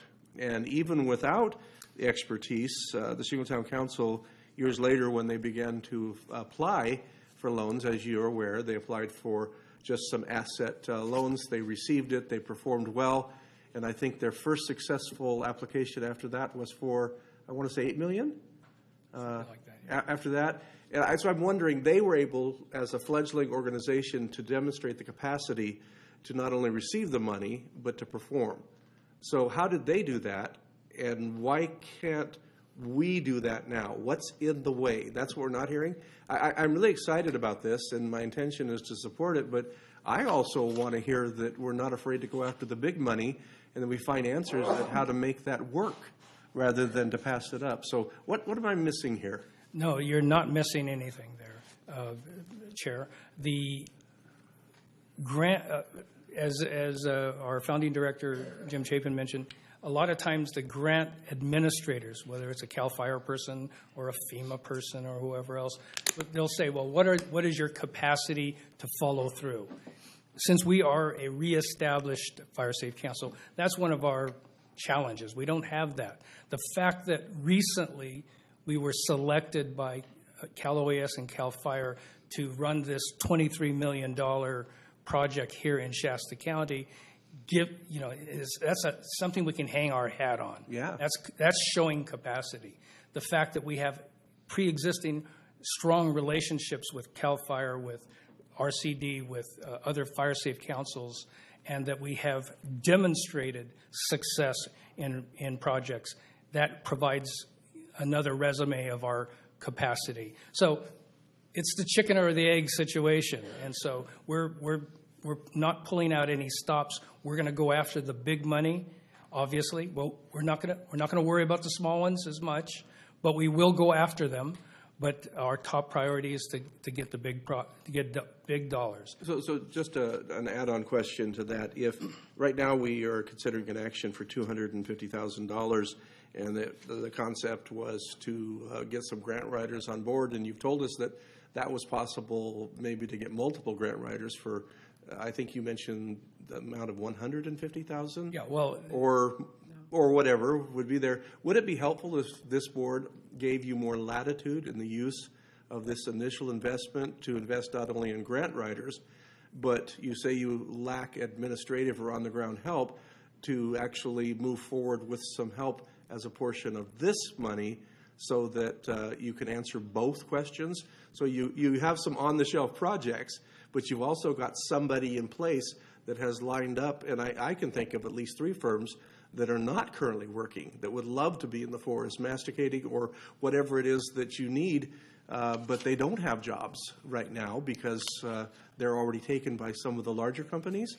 And so the next tier of companies available maybe are smaller, but probably lack absolutely no zeal. They really want to go in there, and they want to go to work, and they want to be employed.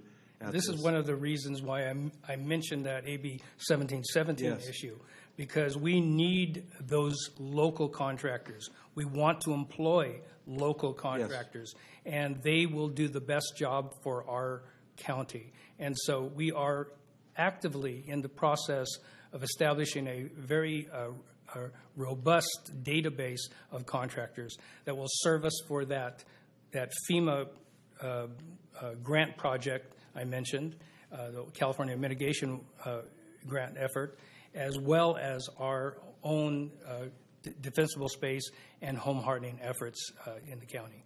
So how can we help you, is my basic question, with either some redirection of this money, or maybe this is all you need, is this action today? How can we help you achieve your goal and our goal? Well, first of all, I think which is get some money. We're very appreciative of the $250,000. That would get us off to a great start. And I'll use the opportunity to say thank you to Supervisors Rickert and Jones for being your body's representatives on our councils, and they attend our meetings and so forth. So we will keep them informed of our progress. And I think that grant writing is number one, so we can leverage that and get additional monies. And then administrative support is number two. Okay. And Chairman Boss, Mr. Chapin, you had something else to add yes, to I do. that, sir. You talked about the Shingletown Fire Safe Council, and they have been very successful. Yes, they have. But the $8 million that you spoke of, that's a grant that Lassen Fire Safe Council actually applied for, and they administer the funds. Shingletown Fire Safe Council and Shasta Fire Safe Council were co-authors of the grant. In other words, we supported the grant, but they have control of the funds, and they actually have control of the contractors. So unfortunately, us or Shingletown don't have those funds. But Shingletown has been very successful with their chipping program, the curbside chipping program, and I think they have had a long-term grant of like $150,000 or $200,000 a year from CAL FIRE to do that. And that's kind of what we want to do the same thing countywide and other communities. And so getting back to your last question, we would appreciate if you do agree to the request for the $240,000 or $250,000, that we have the latitude to use it as we need it. Of course, grant writing would be a big part of it, but we're in dire need to hire employees to be able to administer these grants and to show the grantor that we have the ability to do it. So we're hoping to hire a executive director and a project manager, as well as a grant writer. And the grant writer might be contracted, or it might be 2 or 3 different contracts, but that's what we would hope to do with the funds. So, Mr. Chapin, just to clarify, the capacity or the demonstration of administrative capacity and leadership is coming through the Lassen Fire Safe Council together with the Shingletown Fire Safe Council. That's right. That's why they got the 2 big grants. I think it was $8 or $9 million at Shingletown, and I think $5 million at Whitmore. Yeah, 5. Because they have the capacity to do it. Right. And that's what we hope to get. Well, very good. Thanks for the clarification, and I think this board is open to discussing that.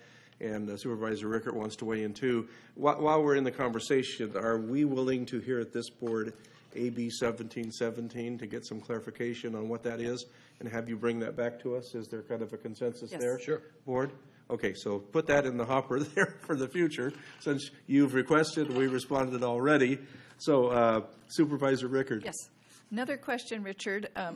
Are there any grants that are specifically designated for maintenance? Because it's one thing to do these fuel reduction projects. It's important that we follow up with maintenance. And are there any opportunities for that? I think Jim could answer that better than I can. I can tell you that, like on the Highway 44 project, maintenance was a small part of that. Mm-hmm. It needs to be a bigger part. That's one thing our board has discussed, and we understand that one-time clearing is not the answer, that we have to not only allow for maintenance, but we have to educate folks and landowners about long-term maintenance. Go ahead, Jim. And I just want to throw in while Jim's coming up that they're giving some workshops. I was going to announce it in my board report, the Shasta County Fire Safe Council. And I just want to let you know, I put up flyers yesterday in Fall River Valley and Bernie. So Good work. I'm already on it. Supervisor Rickert, thank you for asking that question. As a forester, I've been preaching for years that it's a waste of money to prepare to build fuel breaks if you don't maintain them. That's what we've been doing for a long time. So we would not apply for a grant for a fuel break unless it included maintenance. And CAL FIRE has told me that they probably would not give a grant for a fuel break unless it included maintenance. And so any kind of fuel management project that we apply for, we expect to have maintenance included in it for at least for the first 8 or 10 years. After that, it might be a little trouble nobody sticks around in government for more than 8 or 10 years. Well, thank you for that, because that's a real key ingredient to keeping that particular project kind of so it's effective. Thank you, Supervisor Rickert. Mr. Cruz. Thank you, Chairman Bogg. Just for the information of the board, if it is the will of the board, the resolution that has been presented for the $250,000 can be amended for those funds to be used more broadly in general, for fuel reduction and other fire safe projects, as opposed to being specifically for a grant writer. As it's currently written, it's for a grant writer, but if it is the will of the board, we can certainly strike that and make it a much broader use of the $250,000. Well, perfect. We will discuss that. And Mr. Pontes. Mr. Chair, if I could just add a few things based upon some conversations I've had with the Fire Safe Council and kind of maybe provide some additional light for the board. First of all, I have utmost confidence in these gentlemen and their ability to pull this off and spend these funds in the right areas. One of the things that's really hard, they make it sound simple with grant writing. We're just going to get some grant writers. We're going to go after billions of dollars, and that's pretty easy. But I think people that are working in this area know that you first need a lot of collaboration with the agencies. We have a lot of federal, a lot of other different partners in this county, and you have to have that partnership with the other agencies. You have to have those projects identified prior to writing the grants for them, so that you can be very specific on the number of acres you're trying to treat and the types of things you're trying to do. You have to have timing of the year, the types of work that you're going to do out there, all those things kind of done and in coordinating and with approvals from a lot of agencies and landowners for those clearances. And that's where their request comes in for this project management and admin support. That is critical to building those projects, that we can get them into the grants and they can get those grants in queue.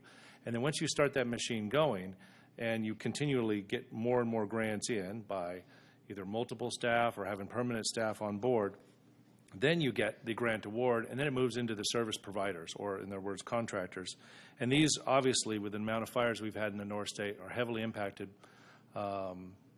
The ability to pull these kind of fuels management projects off is heavily impacted based upon the amount of work going on out there to harvest timber that's been impacted by fires.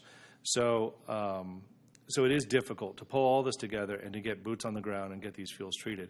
But this group knows exactly what they're doing, and they have a multi-pronged approach to not only chipper days and Firewise community ideas, but they're also really moving ahead on getting these grants out there. The disturbing thing, and the thing we've been fighting for almost a year, is this AB 1717 about prevailing wage.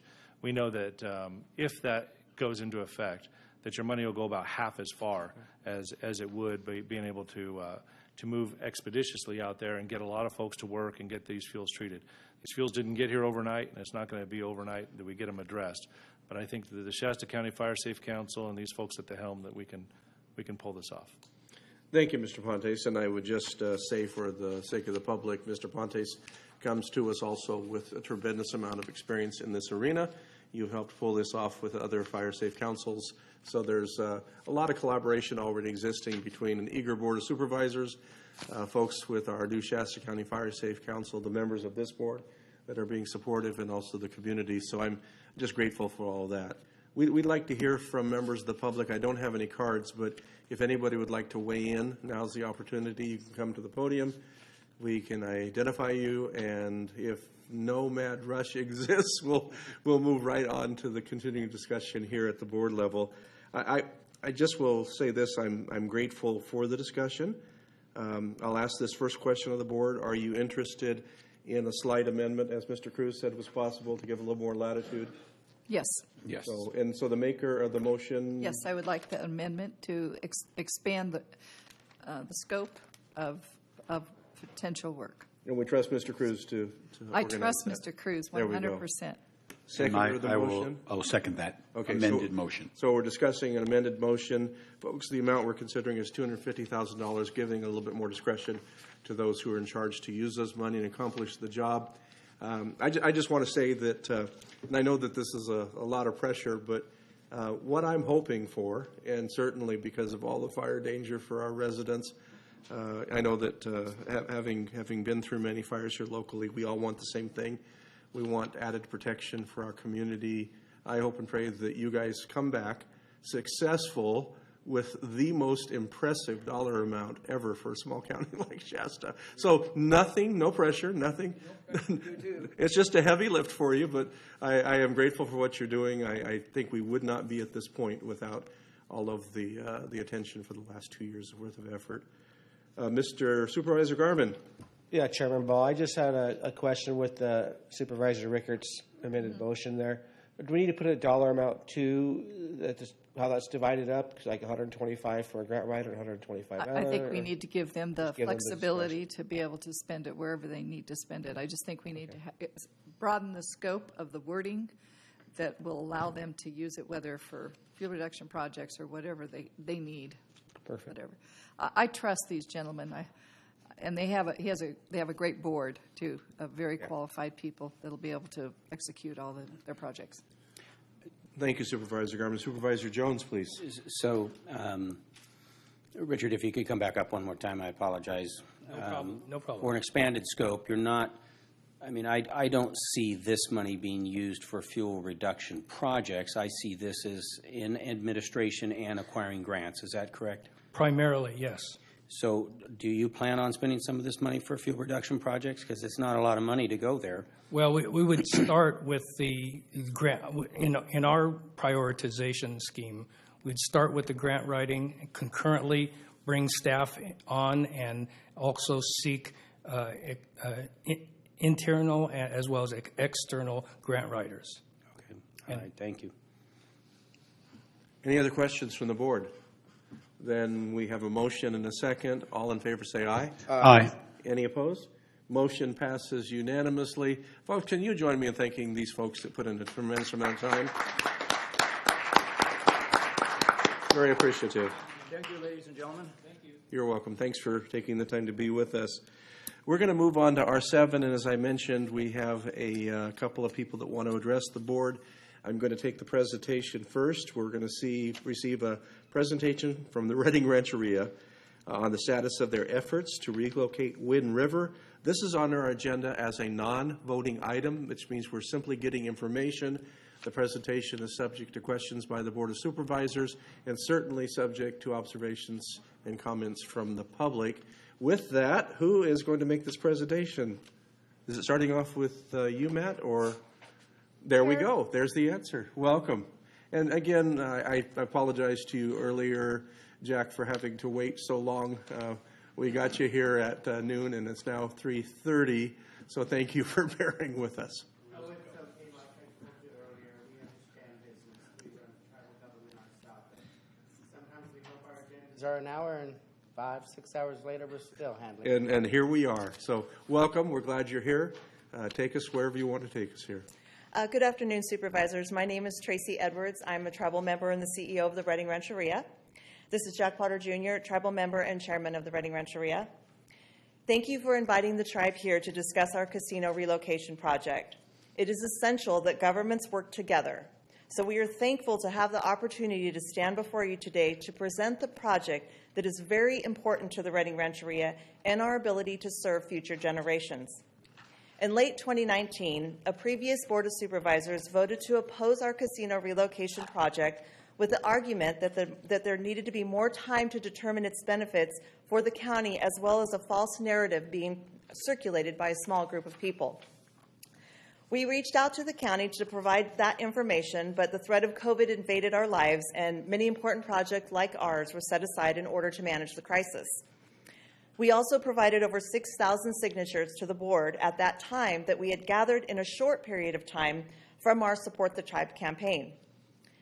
But as we move forward beyond this crisis, we are ready to reintroduce our project with the confidence that it will immensely benefit the community of Shasta County. Before we get into the specifics of our relocation project, I think it is important that you understand the history and the meaning of this project to our tribe. Chairman Potter would like to speak more on this.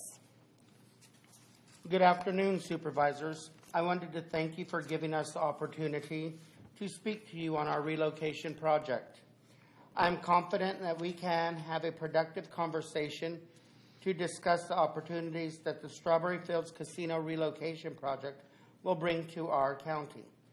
But as Tracy mentioned, it is important that you understand our life before Wind River Casino and why it is so important to us. So I think back to my childhood, how I guess when I was little I didn't really realize how poor and destitute I was. I don't know how many people woke up with rows and rows of fish and jerky drying above their heads. We didn't go to grocery stores until I was older. When I went to my first grocery store, I could remember that. And I was amazed that there was meat in cabinets and stuff. And we weren't allowed to go to our friend's house and stuff. Our friends weren't allowed to come over to our house because they probably would wonder what all that stuff was. And it was normal. I thought every child was like that until I did go to one of my friend's house. And I was looking up at their ceiling as a young boy, like, where are their strings for their food? Where is this? And, you know, as I got older, a teenager, I realized I was poor, that I couldn't have beef and pork and all those things. I remember the first time when I was 14 years old getting a Big Mac. And to hear my friends talk, that was something common to have a Happy Meal growing up. And I got a Big Mac when I was 14 years old, and I could remember that. It was such a special occasion. And to think that we were so poor that a simple McDonald's sandwich we couldn't even afford.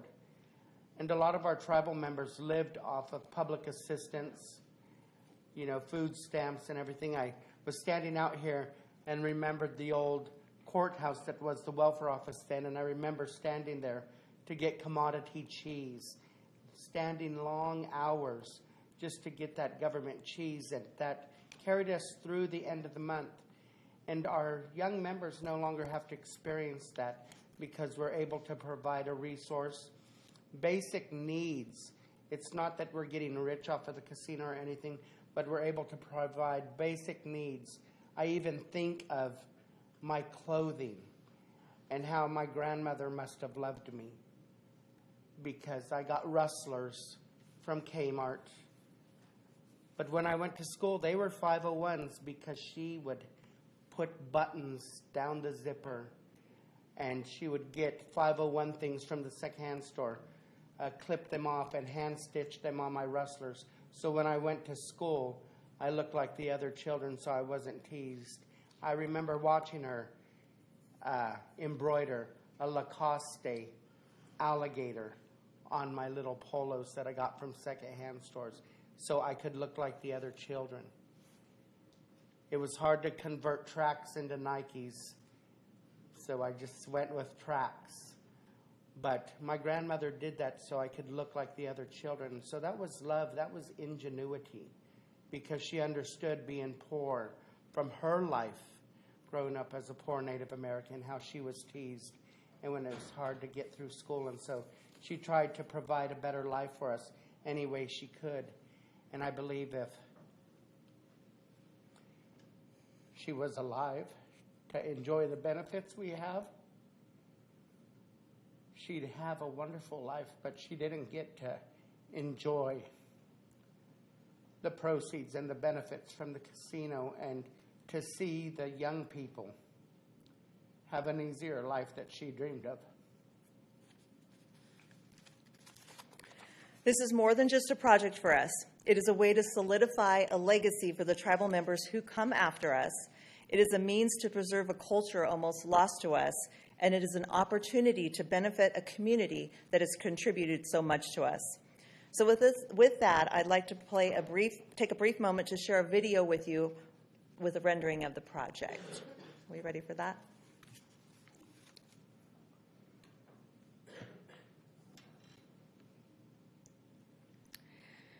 This video rendering was created by our architect, HBG Design. Hopefully this video quells some false rumors you may have heard about our project. Our project will only take up 16% of the property, about 37 acres of the total 232 acres. The rest of the land is in a floodplain and will remain open space. This will present many opportunities to develop walking trails near the Sacramento River. As for our project, it will include gaming space, a 250-room hotel, plenty of dining options, an event center, conference rooms, a destination resort-style swimming pool, and potentially an outdoor amphitheater and other wonderful amenities. It will be designed with natural materials consistent with the North State. We are not catering to the trucker industry per se. That's what you see at Rolling Hills with their target market. Our project will provide 2,000 construction jobs and 900 additional ongoing jobs. Our project will be a destination resort that will benefit the entire community of Shasta County and will be a project that everyone should feel proud of. We have an opportunity to move forward together. This starts with open and transparent communication about the realities of our project. We understand the importance of our commitments to the community we serve, and we are happy to make these commitments to you. We will buy local, hire local, and promote local opportunities for economic success moving forward with our project. We would also like to make it perfectly clear that we will not continue casino operations in our current location once we are ready to open I-5. Finally, we would like to end any myths you may have heard about the taxes for our project. It's true that once our project is taken into trust by the United States, the county will no longer have the legal authority to levy property taxes against that property. To offset this type of impact to the county, the federal government makes annual payments to the county as a payment in lieu of taxes for federal trust land that's located within your county. This annual payment typically runs around $2 million for Shasta County. The county will receive ample taxes from this property, similarly to how they benefit from any other project developed in the county. Any non-Indian businesses that would operate on the property after the property is taken into trust will still pay state and local taxes. This is the law, and this is something that can't be changed by our tribe. To put it simply, the output of taxable revenue that the county will receive through the economic value of our property will match, if not outshine, many of the non-Indian developments. We are confident and proud of the economic opportunities that our relocation project will bring to Shasta County. It is our hope that we will get back to the chance of working together and moving forward so that we can accomplish this project together. With everything we have presented before you today, I am requesting on behalf of the Redding Rancheria that you bring forward an agenda to vote on rescinding your 2019 letter of opposition against our casino relocation project, and instead provide a letter of support for our project with the intent that we will work together to develop this property with the best interest of Shasta County at hand. Thank you. Anything else on your presentation? No. Okay, very good. We'll go to the board. Supervisor Garvin, you actually are the one that moved to put this on our agenda, yes. So it's all fair that you are the first to comment. Oh, thank you. Chairman Ball, I would like to make a motion that we bring this back at a future agenda, preferably the next meeting, to discuss and vote on this issue.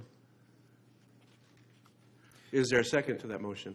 Second the motion and discussion. Okay, so then we'll continue in discussion. Anything else under discussion? I mean, you, Supervisor Garvin. Oh, I'm sorry. Very, very good. I'm sorry. No, great presentation. Thank you so much. Supervisor Jones. I was just wondering, in the design of this, could you put a shooting range? No, just kidding. The neighbors might get mad. You know, Tracy, it's been a long time. I started on Reading City Council, and in 2010, I had noticed that we were in a global recession and we were selling surplus pieces of property within the city of Reading, and I noticed this long sliver of property called the Strati property that seemed to have no particular use, particularly for the Reading Electric Utility, from which we took, which the money came from for that piece of property.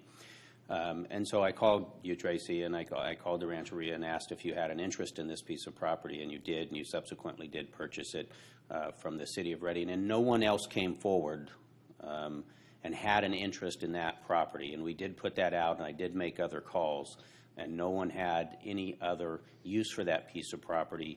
And my only goal at that time was to get back the $1.5 million that was taken from the Reading Electric Utility to make the utility whole, and you did that. And so now I think your project can move forward. So I look forward to this, and I think back to when I was a kid growing up in Toyon. We weren't too far apart. Some of the things you would see at my house, I doubt you would see at many other houses as well. Growing up poor is no fun, and we've seen what happens with Indian self-reliance. It's in essence a much better way today than it was 30, 40, 50 years ago. So you're moving in the right direction, and I hope I can help you get there. Thank you. Thank you. Any other comments from board members at this time? So I'll comment, and then we'll take some comments from the community. So the same threshold exists for me that existed at our last conversation when we weren't able to come to agreement. And yes, you're right, I supported the statement opposing. In fact, it was a unanimous decision at that time opposing the relocation of the casino. The questions that I would like to have answered is if this is going to be on our agenda, which it may be voted for this to be on our agenda, I would need to have verifiable information regarding, you didn't mention TOT, that's the transient occupancy tax on your hotel. Are you agreeing to pay that? Well, what we'd like to do is sit down and work with the county on those issues. The county had actually, back in 2019 or 18, sent us an agreement so that we can begin talking through all of that. I'm not going to make any promises right here standing in front of you, but what I'd like to say is the project's going to move forward. And so it seems to be that it would be in the best interest of the county and the constituents of the county to work with the tribe, work somewhere so we can work through those agreements. We know what the issues are: taxes, transient occupancy tax issues, law enforcement issues.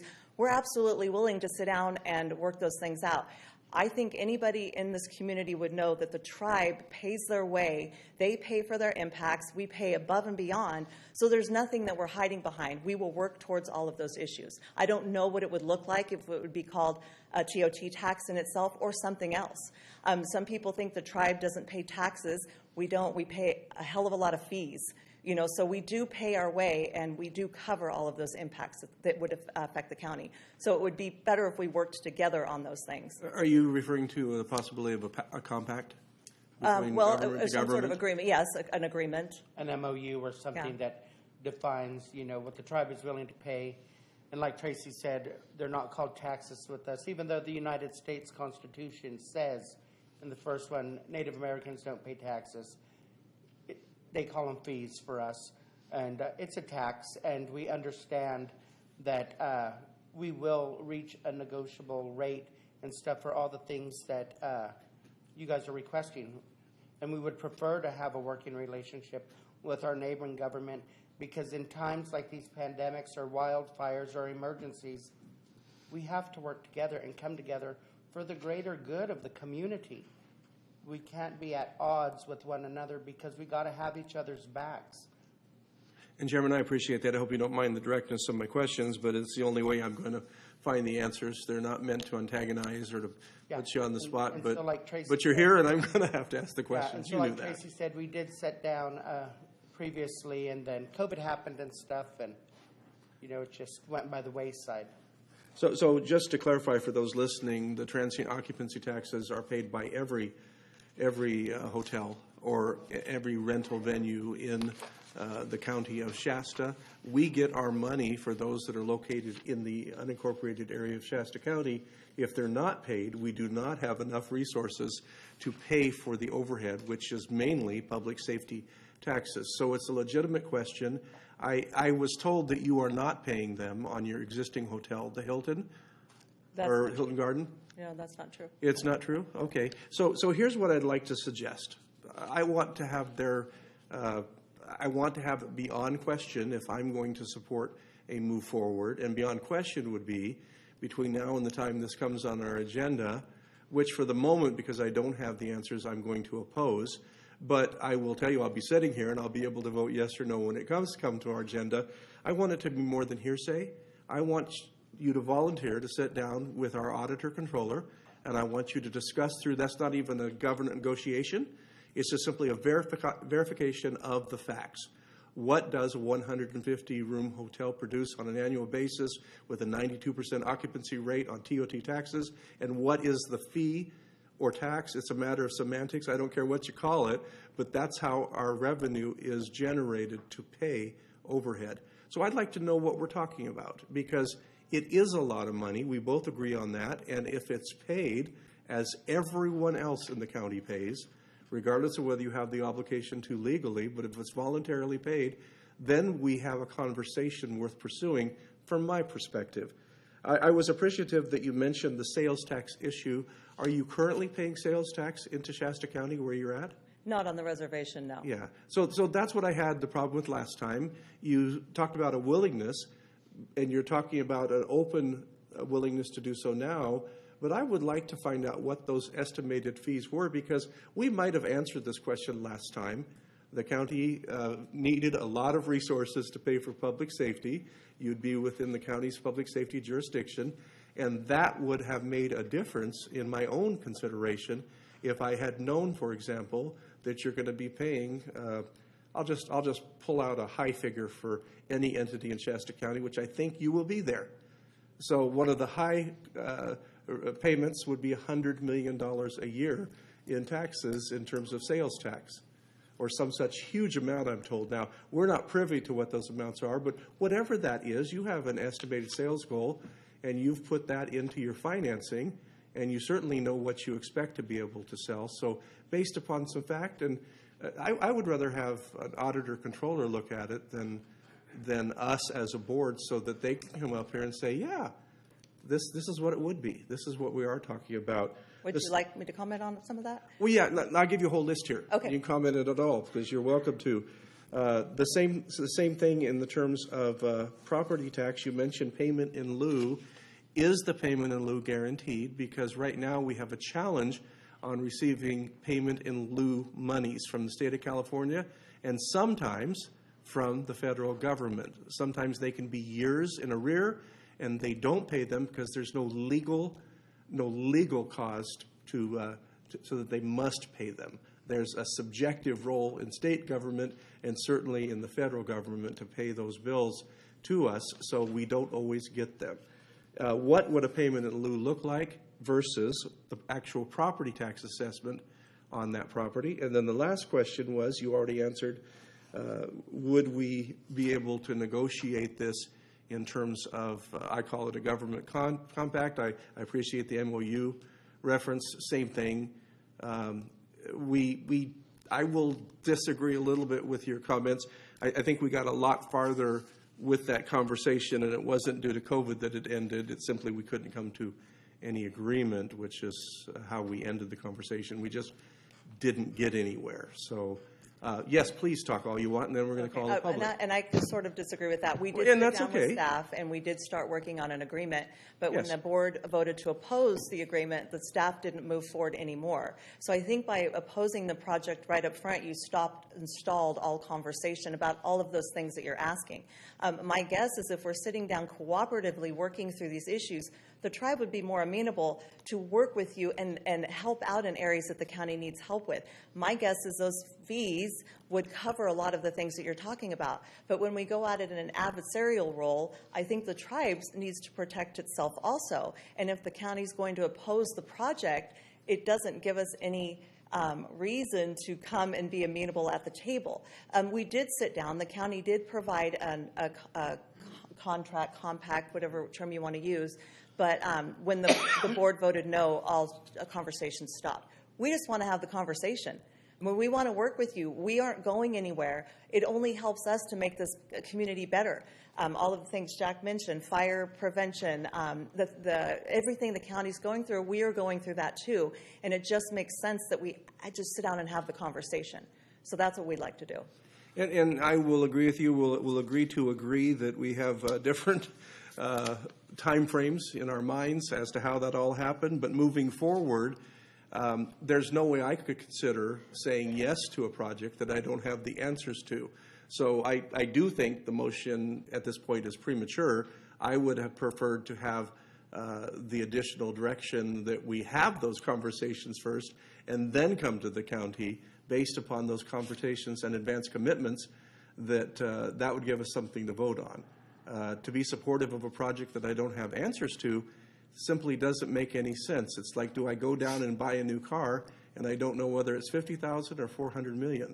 I wouldn't say yes without information. I can agree with that. The tribe attempted to do that. Yeah, and I'm saying we're going to have to agree that we have different time frames in our mind. But going forward, we certainly have the ability to do that now, and you're offering your commitment, and that's why I think this is premature. That should happen first, is my own opinion. But that's okay. We just are going to different opinion. We probably want to get to the same goal, but it's the difference of how we get there. However we need to get there is what we'd like. As long as we're working towards it and getting there. So any other comments before we ask the public to weigh in? Yes. Yes, sir. Oh, sorry, Supervisor Jones. Thank you, Chairman Bob.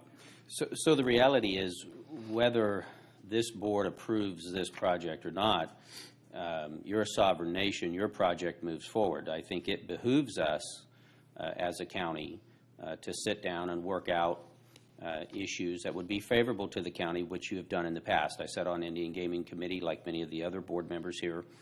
You have paid for positions, sheriff deputies. You've paid for positions within the DAs.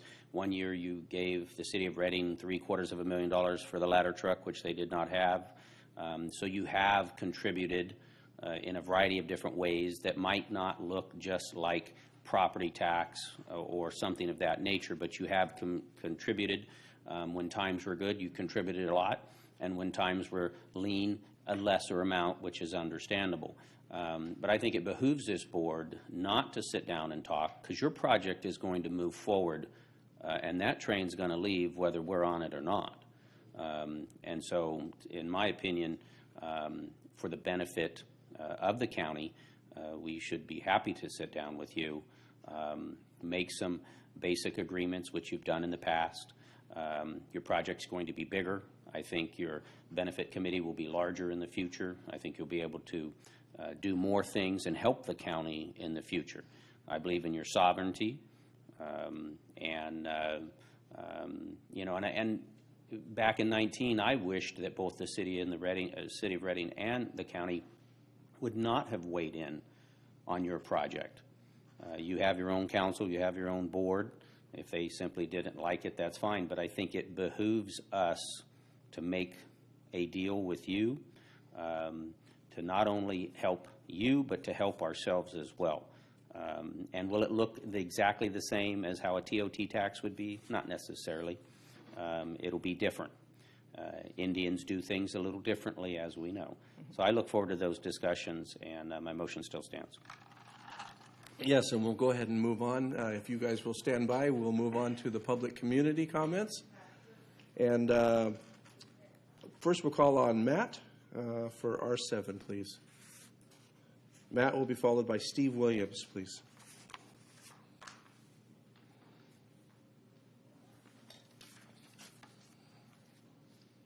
Hello, Supervisors. My name is Matt. I'm with Speak Up Shasta. We're a group of 6,000 community members who have opposed Strawberry Fields expansion for the past 5 years. I have 100 letters from community members that I will hand to the clerk on my way out. Usually we get a little bit more than this, but with the short notice of it being agendized, this is the best we could come up with. But I assure you that you probably have gotten text messages and emails and phone calls and all that stuff. So just to reiterate some of what's already been talked about, the Board of Supervisors a few years ago voted unanimously to oppose this project, and we're asking you to honor your commitment and continue remaining in opposition. And just to be clear, we're not, as an organization, we're not opposed to the Wind River Casino or any expansion on the existing property. But the proposed relocation to Strawberry Fields will cause numerous problems within the community. First, the parcel is zoned Greenway for a reason. This is open space, and it is the gateway to our city, and that's how the community wants it to stay. The entire project runs up right along a floodplain, and those lands have flooded in recent years. There are homes nearby, and the impact report does not specify what would be done to stabilize the riverbank or how it would affect homes across the river. This habitat, as you know, is also home to salmon and steelhead. The project threatens those populations. If built, as has been talked about many times, the tribe would not pay corporate sales or property tax, which means the county will receive no tax revenue on a lot of the retail areas included. Obviously, not paying taxes is awesome. We all want to live in a tax-free world. Unfortunately, we don't. So this, of course, means less funding for police, fire, infrastructure, and core government services. This also creates an unfair advantage over neighboring businesses, many of which are still recovering from COVID, which I believe some people who spoke in public comment earlier were talking about that, their businesses struggling to recover from COVID. So again, Speak Up Shasta's 6,000 members remain in opposition to this project, and I ask that the board remain in opposition as well. Thank you very much. Thank you very much. And just for the public record, we will acknowledge that we have received easily 100 emails of engagement since Friday, I believe. I know my little phone acknowledges every county email, and it hasn't stopped. So thank you. Steve Williams, please.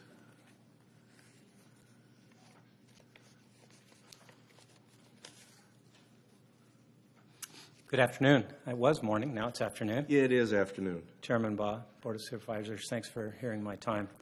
I want to start by saying you're deadly right. This conversation is premature. I heard you use the word a couple of times.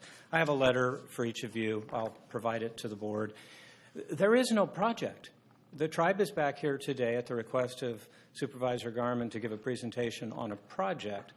But I want to remind everybody there's currently no project. They have aspirations for a project, but there is no project. The project they attempted to do was to take a shortcut and move the casino to a new land. And that process was not really contemplated by the federal government under the Gaming Act. But what they are attempting to do is precedent setting if they were successful in it. And so it requires a great deal of public input. And the public input comes through, they do not have a current EIS, for example, and many other studies that would be required. So there is a two-part process that the tribe is required to go through. And this two-part process will give the public, our local community, an opportunity to have input into this. And there will be public hearings, and there will be input from the federal government as well as the state government as well as local governments. So any discussion here about this could also put you in a somewhat compromising position, because you'll probably be called to vote on this at a future date if they successfully go through the two-part process. So I'm going to be clear. I think the current gaming at the Rancheria, their tribal land, is fine. And they have their hotel. They have they call it a Wind River Resort right now. We're not in opposition to expansion on existing land. But this idea of up and moving it to land they purchased is rather precedent setting, and that's why the two-part process is required. The Bureau did turn down their first application. They like to say it was put on pause, but it wasn't put on pause. It was going to be rejected, folks, because they tried to take a shortcut. If they go through the two-part process, we will all have an opportunity to weigh in, have the feedback, have your questions answered, which, by the way, every one of those questions is important. And they do not currently have I got to make sure I get my term right, They do not have an agreement with the county right now, a current active agreement. So they are currently utilizing police services, sheriff services and other medical services. That these costs to the county are being borne by us right now with no active agreement in place. So I would say, why don't you deal with the active agreement from the current location before we jump into some project that isn't even active? I'll provide you a letter. I have more detail in that letter. Thank you very much. Thank you very much. Is there anyone else who would like to address the board? Please just go ahead and come on up, and you guys can get in queue and come up one at a time. Thank you very much. Welcome. Thank you, Chairman Baugh. My name is Mike Hollowell. I'm the tribal attorney for the Reading Rancheria, and I just want to clarify a couple of points. First, to Mr. Williams' comments, there's EIS that's been published. It's a draft EIS. It's been a public comment. It's true that the Trump administration did pause the environmental review of this project. The Biden administration has unpaused it. There is an environmental document that is still valid. The next step will be the publish of the final EIS. So the notion that there's not an environmental document that's valid for this project is wrong.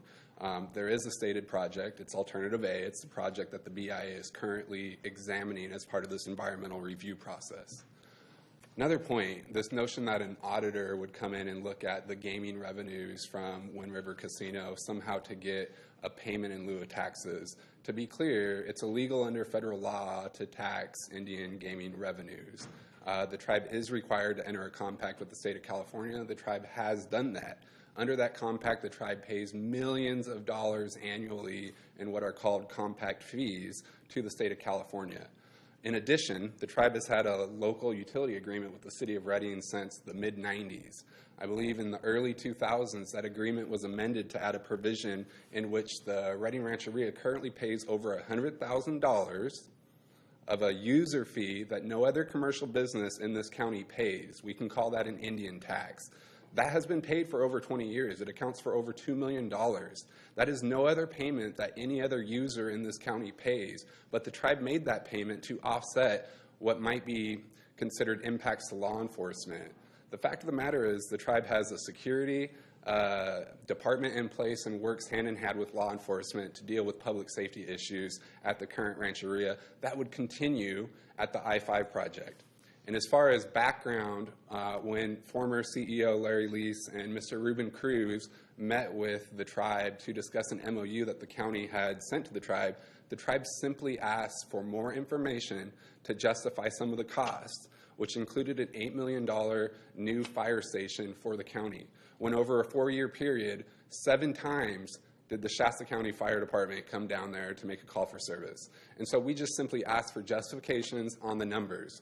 What happened after that request for justification was the county board opposed the project, and therefore we weren't able to follow up with staff. That's just clarifying where we're at. The other thing, any non-Indian retailer, a Cabela's, any other business, a Costco that sets up shop to do business on federal trust land, are obligated by law to pay all state and local sales taxes. That's the law.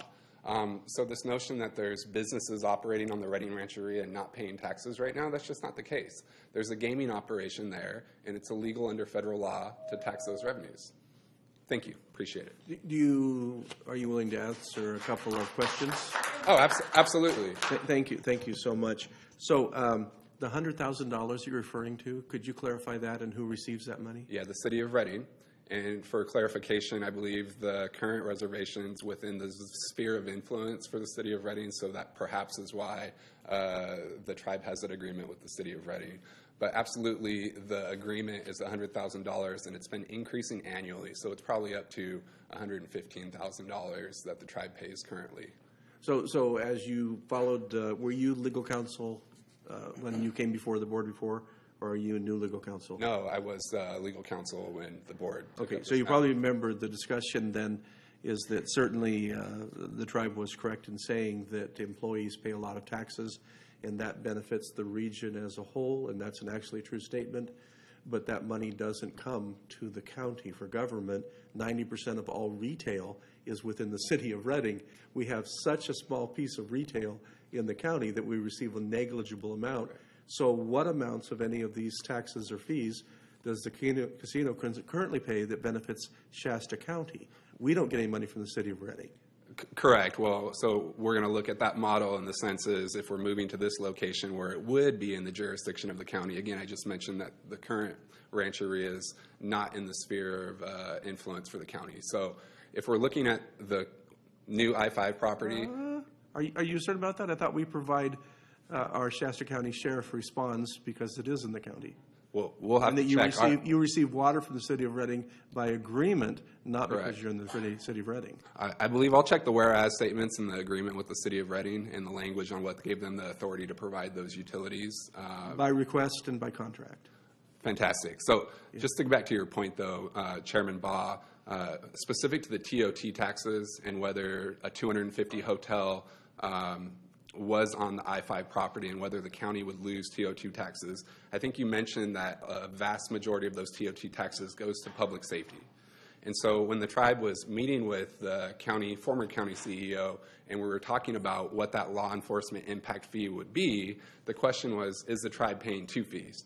If we're paying a straightforward law enforcement fee to Shasta County Sheriff's Department, then are we also paying another fee of TOT taxes that are going towards that same law enforcement? So it was just getting into the details with staff to work out that agreement.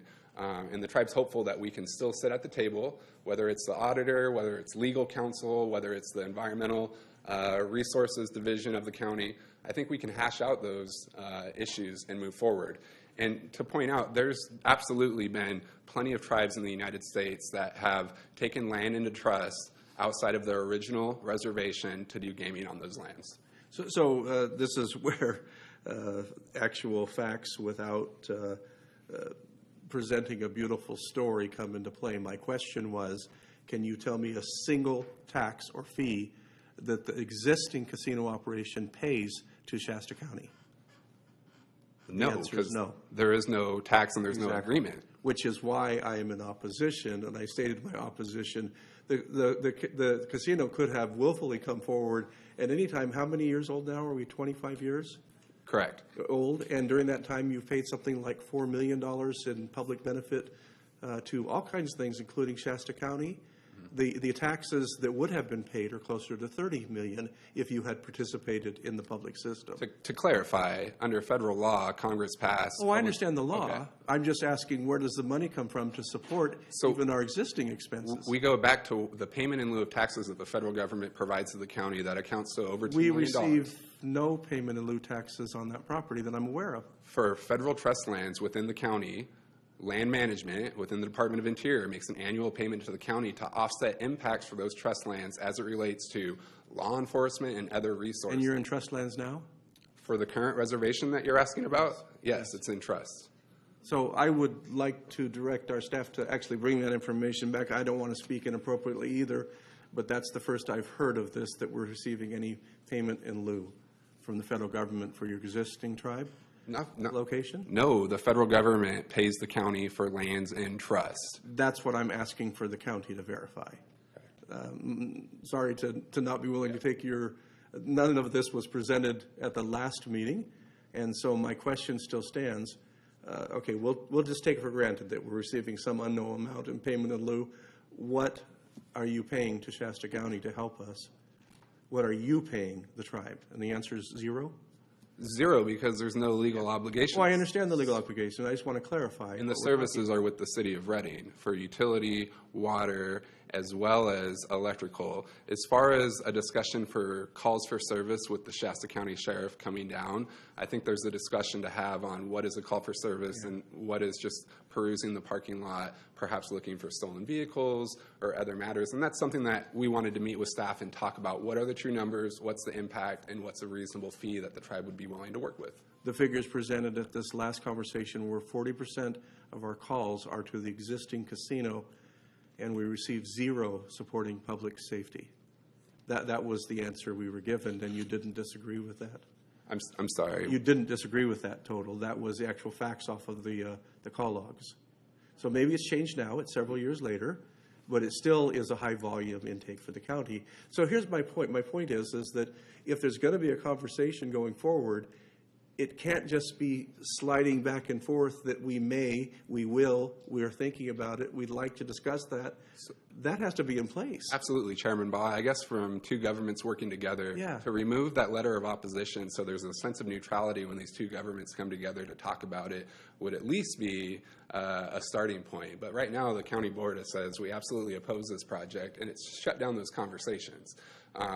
You know, as a matter of coming to the table in good faith, two governments acting together to hash out an agreement that addresses these concerns and is for the betterment of Shasta County, this letter of opposition should be rescinded.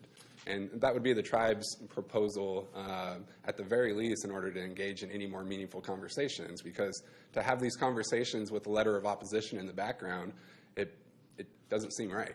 So last question, you stated the EIS is still in effect.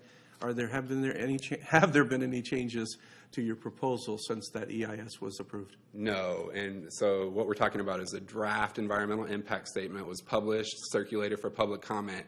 The next step is going to be to publish the final environmental impact statement. There's going to be responses to all the comments that were received, but ultimately the BIA is the trustee for the tribe that is the one administering this environmental review. So as far as specifics on timeline, what they're looking at, we don't have that information. We do know that it's been on pause. We do know that the regional office in Sacramento is engaging in some of that environmental review.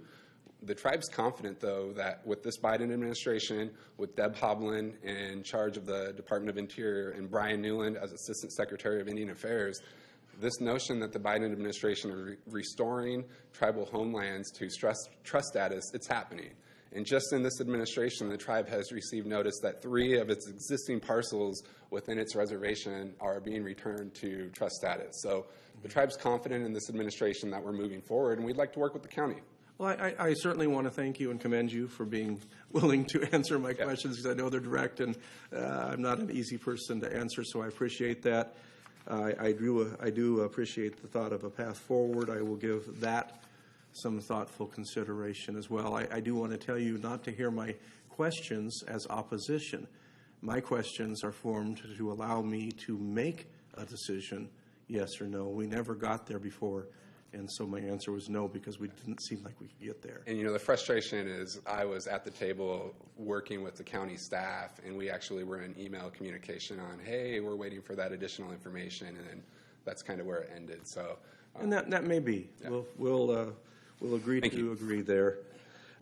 Is there anyone else? That's the last request I have. No. So, Chairman Potter, just you're going to be able to come up at the end of this. And, I know, but I just want to clarify maybe one question with you, Chairman Baugh. Yeah. Because you keep going back to the tribe is not paying for law enforcement services. Are you familiar with Public Law 280?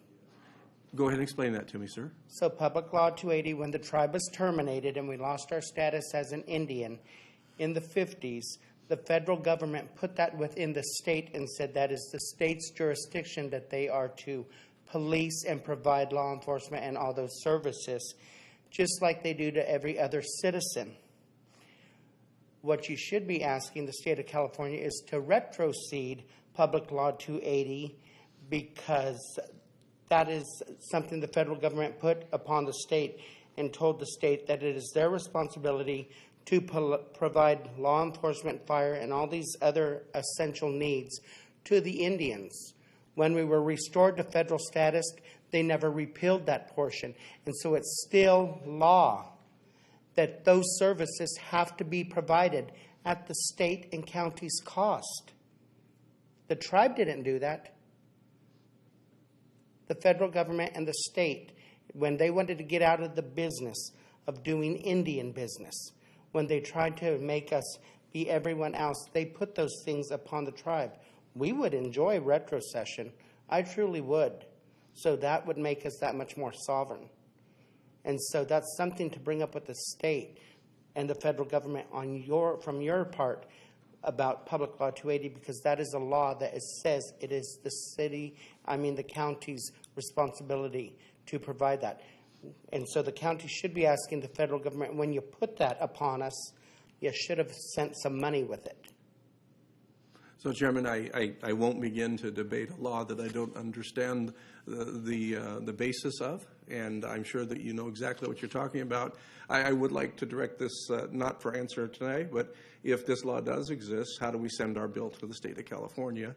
I would love to see if that is possible, and your opinion on that, maybe you and Mr. Pontes together. Yeah, and that'd be a good start, because that's where you should be bringing it up, because that law's there. So 2 reality questions based upon today, not upon whether or not we can collect from the state of California, because we're still waiting for about $1 billion from the state of California in unfunded mandates. So to think that they're going to pay anything, even those that are funded mandates, at times we've been in the rears on mental health funds up to $9 million that they haven't caught up. Now they're paid up, as I understand today. We could relate to that. It's a different world, as you know. You waiting. also provide medical help to the community as well. So the question is that who is supplying those services to you today in terms of public safety calls on your casino? Is that the Sheriff's Department? So I will.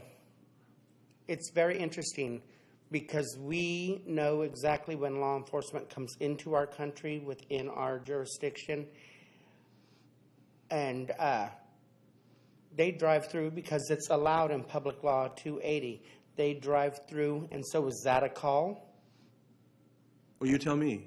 It's not a call. They're just driving through. We did not call. We did not pick up the phone and be like, can you come down here?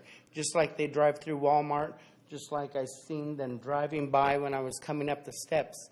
They're driving by. It's their beat, and they're just going about their normal business. They drive through looking for stolen cars or looking for this. We didn't call and ask them to come down there. They just drive on, and that's counted as a call for service. But it's not. It's part of their everyday driving around routine, just like when they drive through every other business. So let me give you a gimme for that one and agree with you, but I'll take it even farther. Are you trying to say that there have been 0 calls, actual calls for service at your site? No, I said I can guarantee you by number that we can document and prove how many calls we have called for service and how many times it's just been drive-through. The number that was released a few years ago, that 1,100 and something, of those 1,100 and something, there was 112 calls. The other 900 and something were drive-throughs, a part of their daily routine, a part of their job, driving their beat. Okay, I'll give you that as well. What about calls for medical service? That's actually a fire response, emergency services. So just like the local Michael fire departments. Hollowell stated, 85% of their calls are for medical responses. we have EMTs on every shift, and just like Michael stated, when we've needed the fire and that, they've came down 4 times. 4 times Seven. 7 in 4 years. 7 times in 4 years. Thank you very much. I You're appreciate that. Who else would like to speak? I have a quick question. Oh, you bet. I Absolutely. just Sorry, have a quick Supervisor Richards. question. I don't know who wants to answer this. Maybe Lane, looks like he's on his way up. Does anyone have any idea as far as the timeline for the EIS and how long that will take for a final, not the draft? So, Mary, hi, Lane Richard. I'm the Government Affairs Manager for the Redding Rancheria. Let me start with, I am not a lawyer. So these questions that you have, we'd be happy to get back to you. And I think we'd like to, kind of bring it back to the point that we were here today for, which is we are one government speaking to another government about a project we are confident on. And it sounds like there may be some, information that's being, shared by opposing sides. And I am very happy to, be a Shasta County resident and hear that we have Shasta County supervisors who want to make sure that this is going to be the best opportunity for their constituents. My hope is that you take all counsel to that form of understanding that perhaps there may be many opposing viewpoints. We should draw back to what we were, hoping to be here today for, is a conversation to remove this letter of opposition. Because as Mike said, it's difficult to have a conversation about a project that you are opposing. And moving forward, we hope that you can start working with us so that we can make a great opportunity for Shasta County. So, Lane, just to clarify for myself, I have had 0 conversation with anyone to give me any of the thoughts or questions that I've asked you today. And Okay, these are my thoughts and questions because it's my responsibility as a member of this board to make sure that we stay healthy financially. And I believe, in our opinion, it's moving forward to unoppose the project, to begin having those conversations. We want to answer every single conversation, question that you're having. And our position is that we hope that you can work with us by unopposing the letter for this project and start working towards making something great for the county. And of course, I don't think that until this meeting that I had any understanding that there would be a motion made to retract the prior statement and support this project. So my questions are based upon the motion that was made. If the motion hadn't been made, my recommendation would have been to re-engage in conversation with the tribe for a successful conclusion, if that's possible. But because we have a specific motion on the table that says we're going to support this conversation, of course I'm going to ask every question, and there are probably dozens more that I've skipped on by. Absolutely. And I hope to express there's no fear that, the second that you unoppose this project, we begin not having conversations with you. I think the intent is you unoppose it, and then that gives us an opportunity to work together.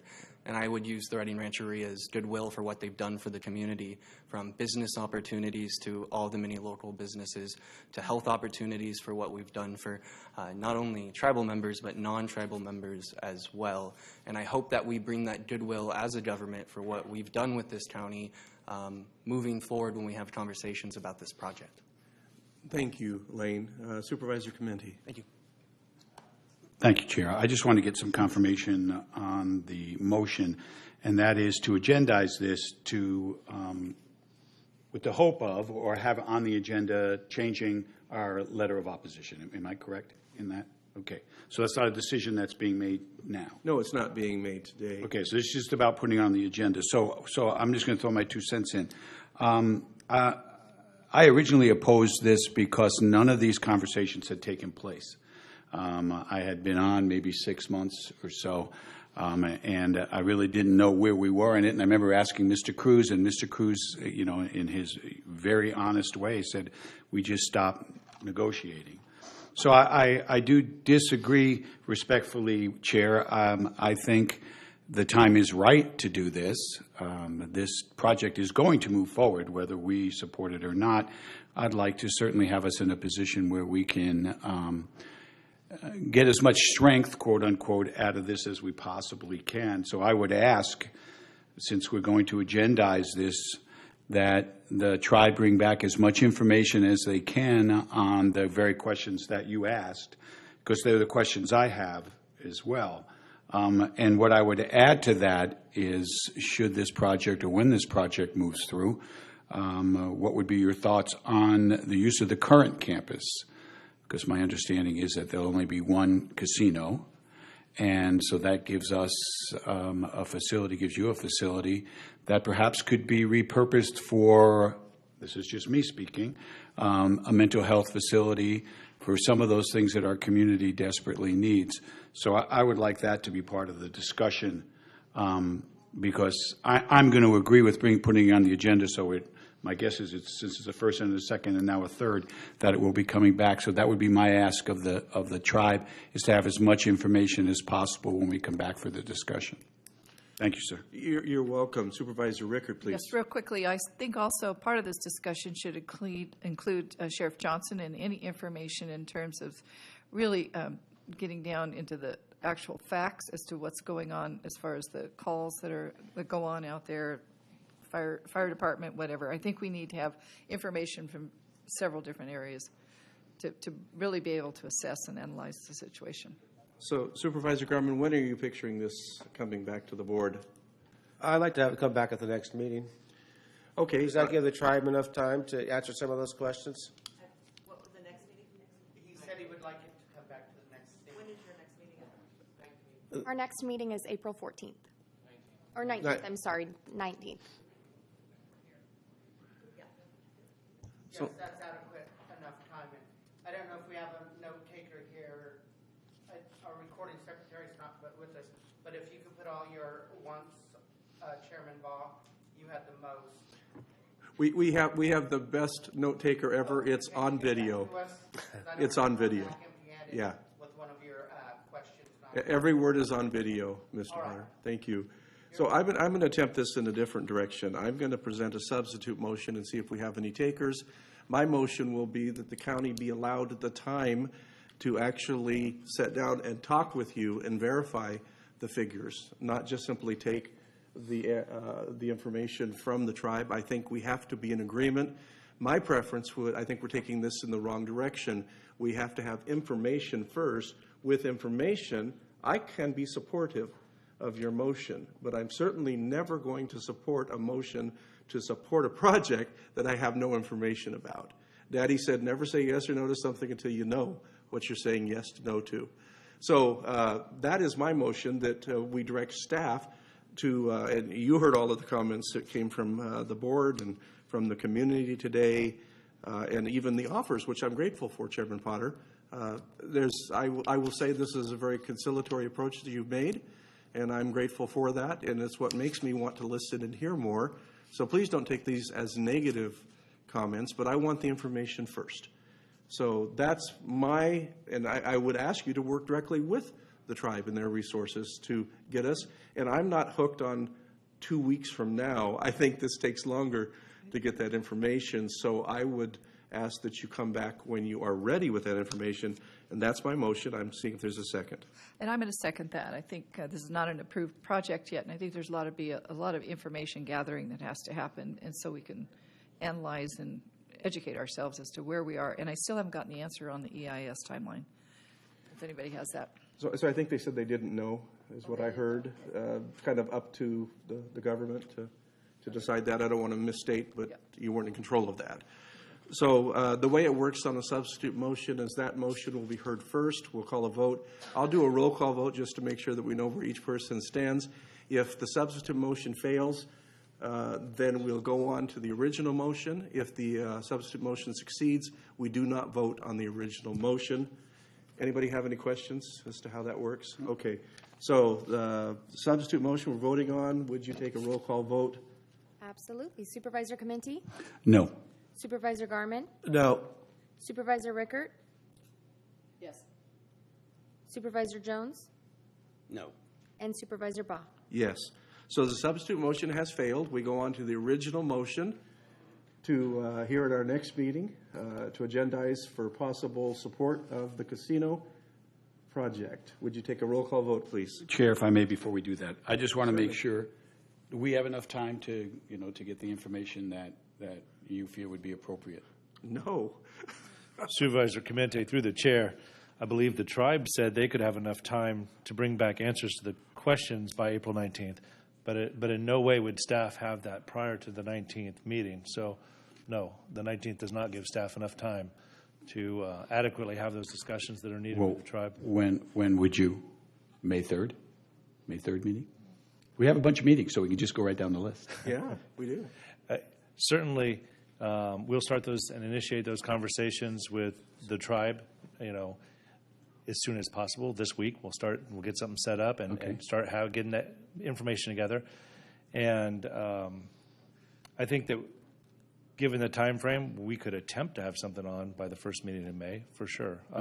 Now, whether or not we fully got a full proposal back together or not, that remains to be seen. I think this could be a lengthy process anyway, but I would say, you made the motion, sir. Would you, I don't think you actually put a date in, but would you be comfortable amending it to May 3rd?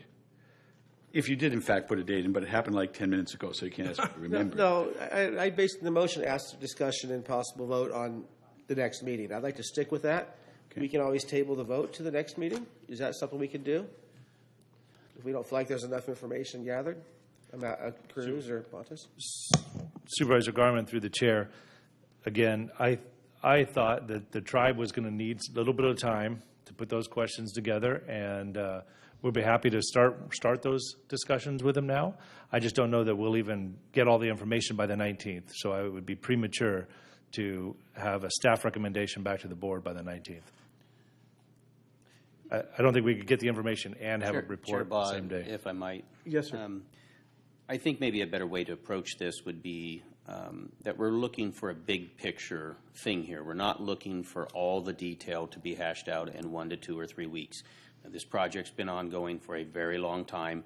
I think we just need to have a discussion to see if we have board support for the big picture, and then we can discuss the details later. And I think Supervisor Garmin, is that the general concept of what you're thinking? Yes, it is. Okay. Okay. Any other discussion? We'll call for a roll call vote, please. Supervisor Clementi? Yes. Supervisor Garmin? Yes. Supervisor Baugh? No. Supervisor Jones? Yes. And Supervisor Rickert? No. Very good. The motion has passed. We will hear this item on our agenda at our next meeting. Thank you, everyone, for taking the time to come and have the conversation. Next item is item number R8. Taking the following actions: on an administrative office, receive an update from the county executive officer on county issues, and consider action on specific legislation related to Shasta County's platform.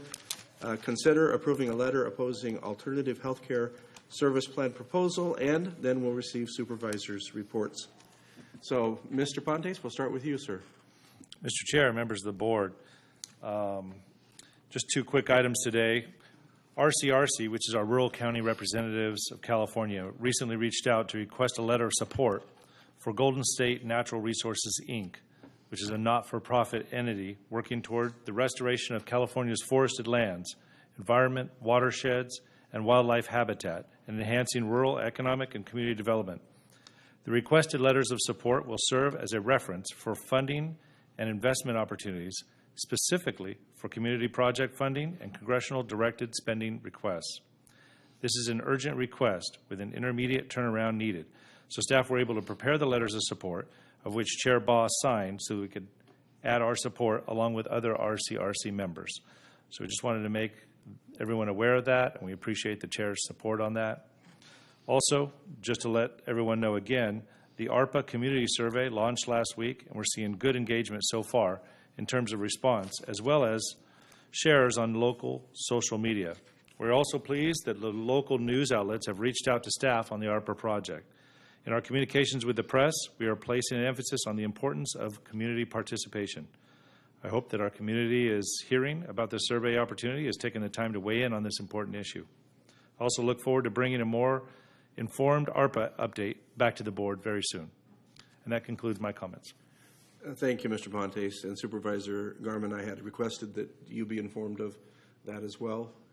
Were you informed about that letter? Okay. Yeah. Just wanted to make sure, for the public's benefit, the investment we're talking about is far in excess of $300 million invested in our forest floor in Northern California. 2 sites have been selected already to build facilities, and this makes a huge difference throughout the Northern California region in terms of making us more fire safe. So time was absolutely of the essence. It didn't cost us a penny to send the letter, but it might result in a lot of good work in terms of fire danger. So thank you. And just to point out, Supervisor Garmin is now our representative on RCRC, and there's bound to be some overlap until I can get them to stop sending me information. So very, very good. We'll start on your end, Supervisor Committee. Thank you, Chair. I attended the Shasta Regional Transportation Agency meeting, the Community Action Board, working with Shining Care, which is an organization, not-for-profit organization here in town that protects our at-risk elderly, and they're doing a Purple City campaign, which they haven't yet defined what they'd like me to do, but I'm more than willing to do whatever they like. And then I've spent a lot of time with local business leaders and electeds over the last week talking about the Correctional Rehabilitation Campus. And there is a tremendous amount of excitement about that. And the reason I'm out there advocating for it is because I think it is so desperately needed by our community. And I certainly want to make sure that our current management team stays on it and has the time and the opportunity to continue to bring this to fruition. Regardless of how long it may take, it's long overdue. And that's all I have, sir. Thank you. Thank you, Supervisor. Supervisor Garmin?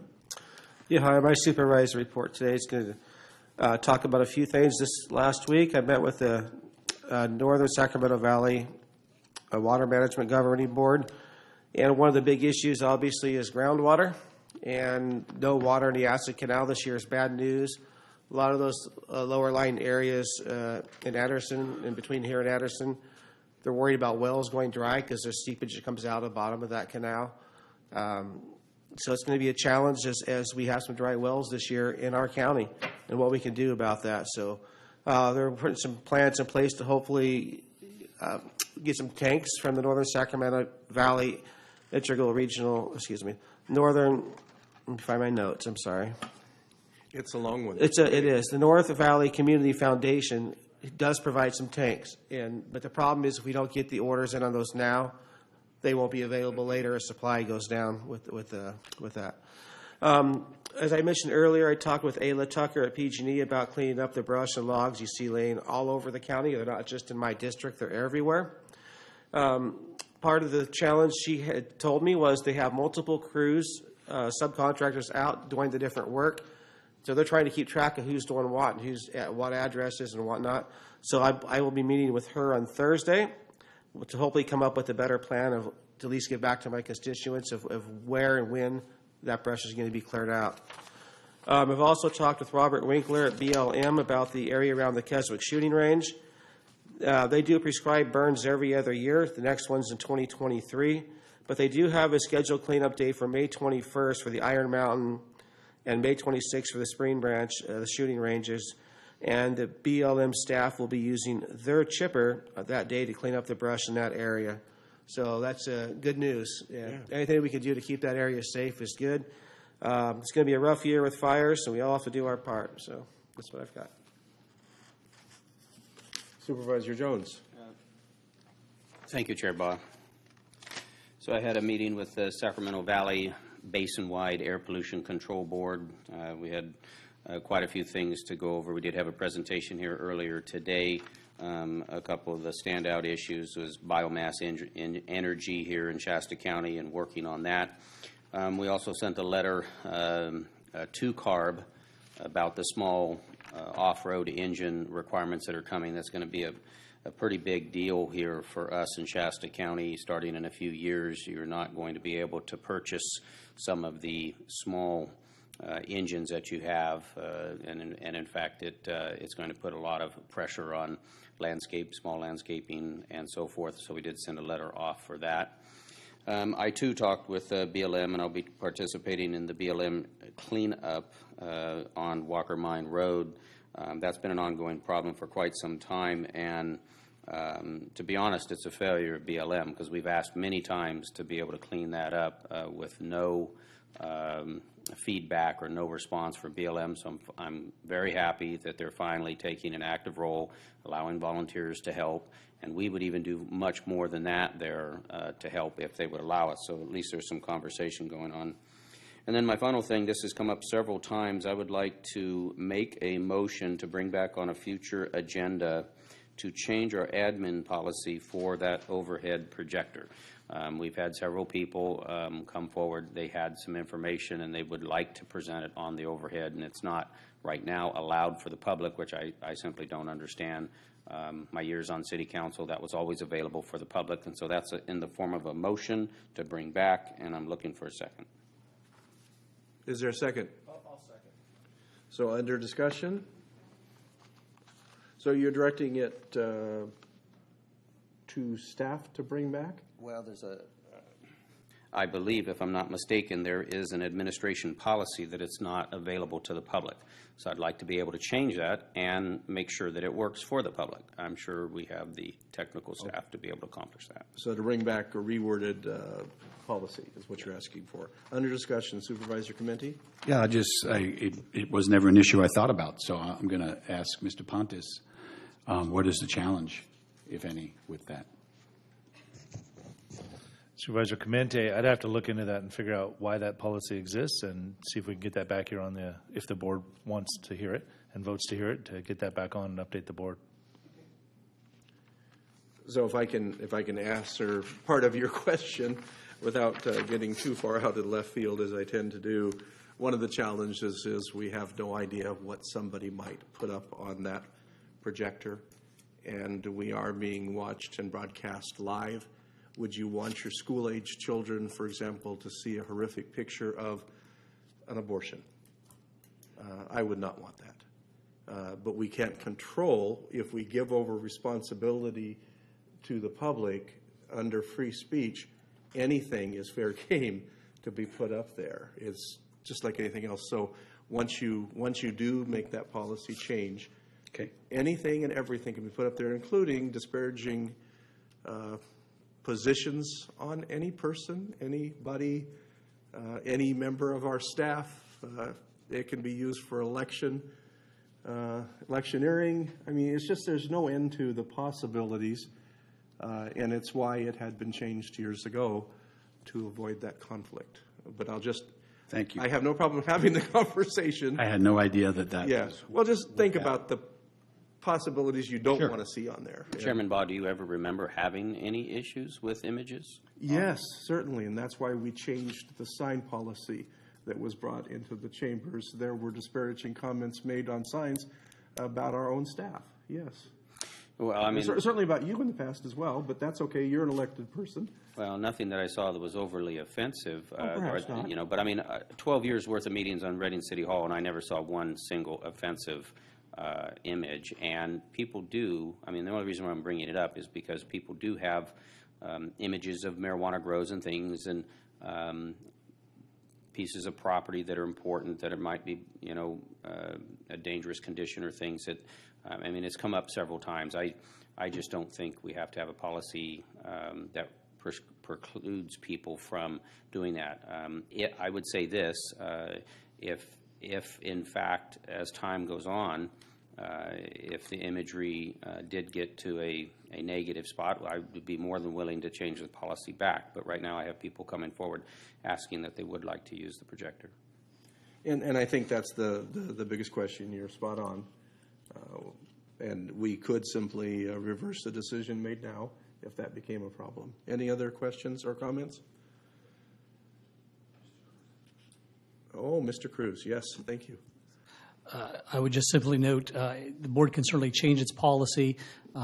As we've already indicated before, there are restrictions that exist in connection with prohibiting conduct that it tends to disrupt the meeting.